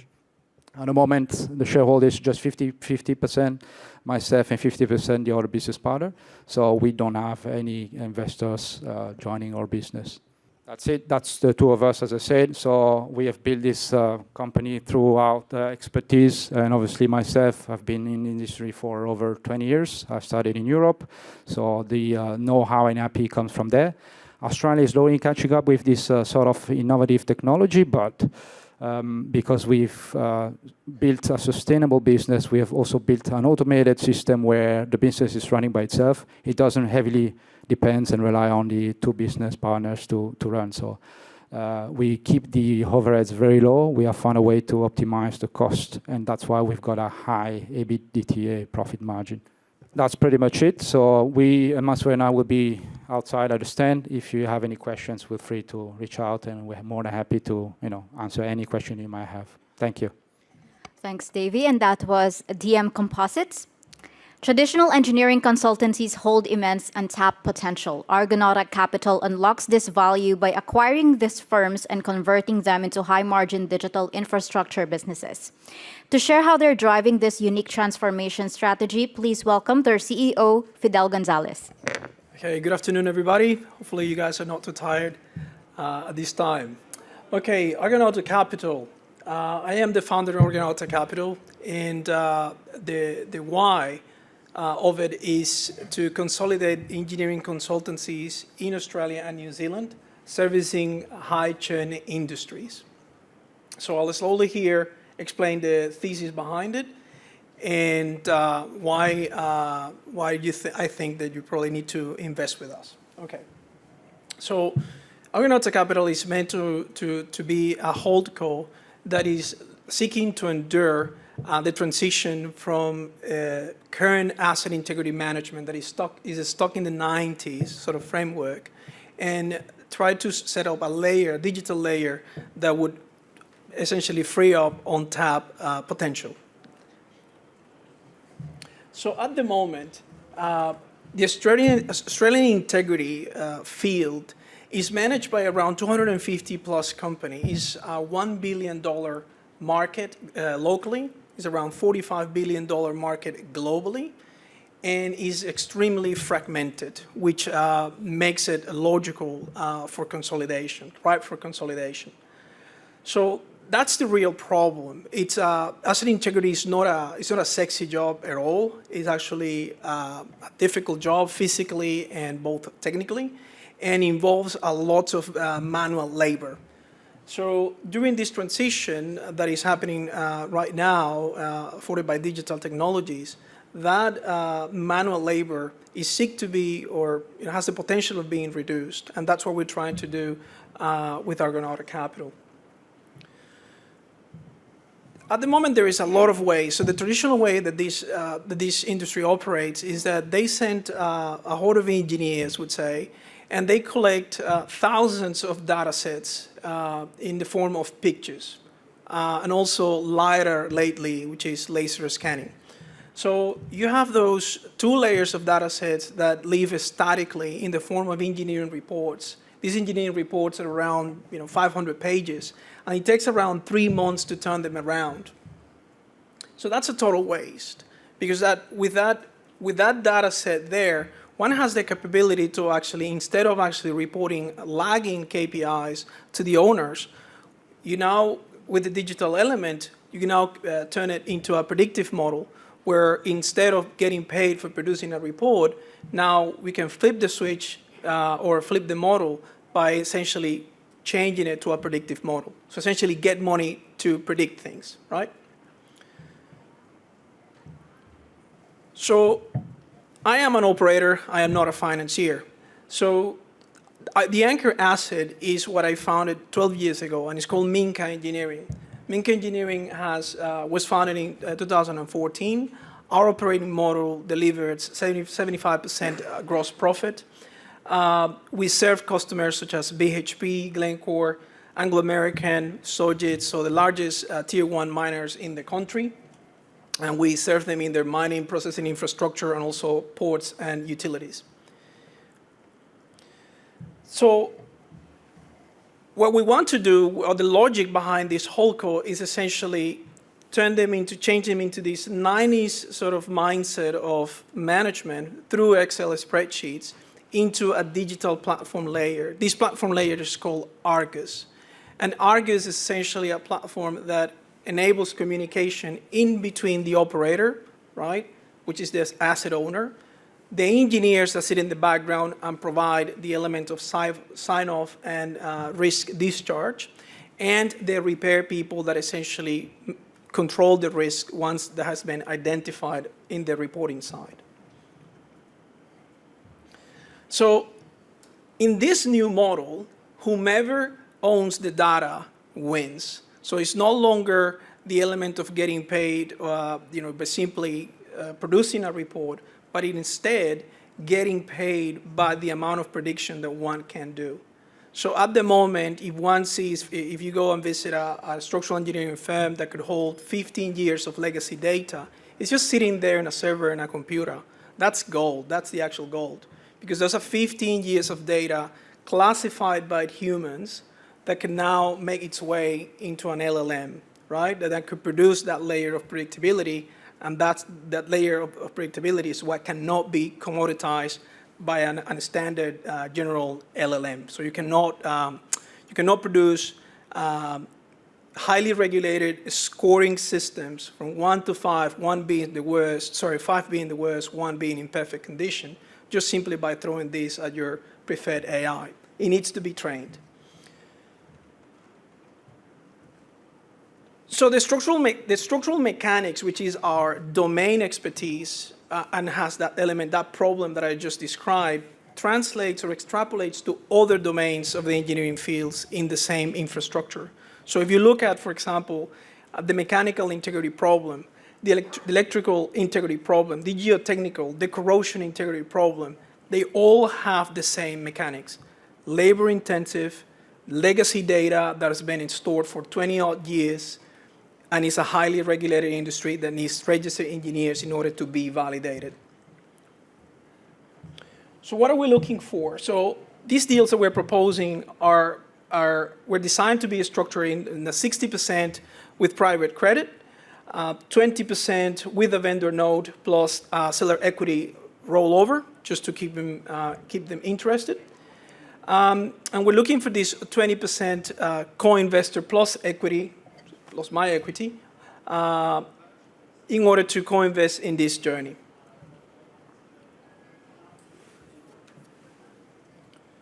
So we're looking for an anchor partner, right? So like as I said before here, I'm not here to raise capital today, but rather to start a conversation, to rather build a relationship that perhaps if some of this resonates with you, I reckon we should talk a little bit more.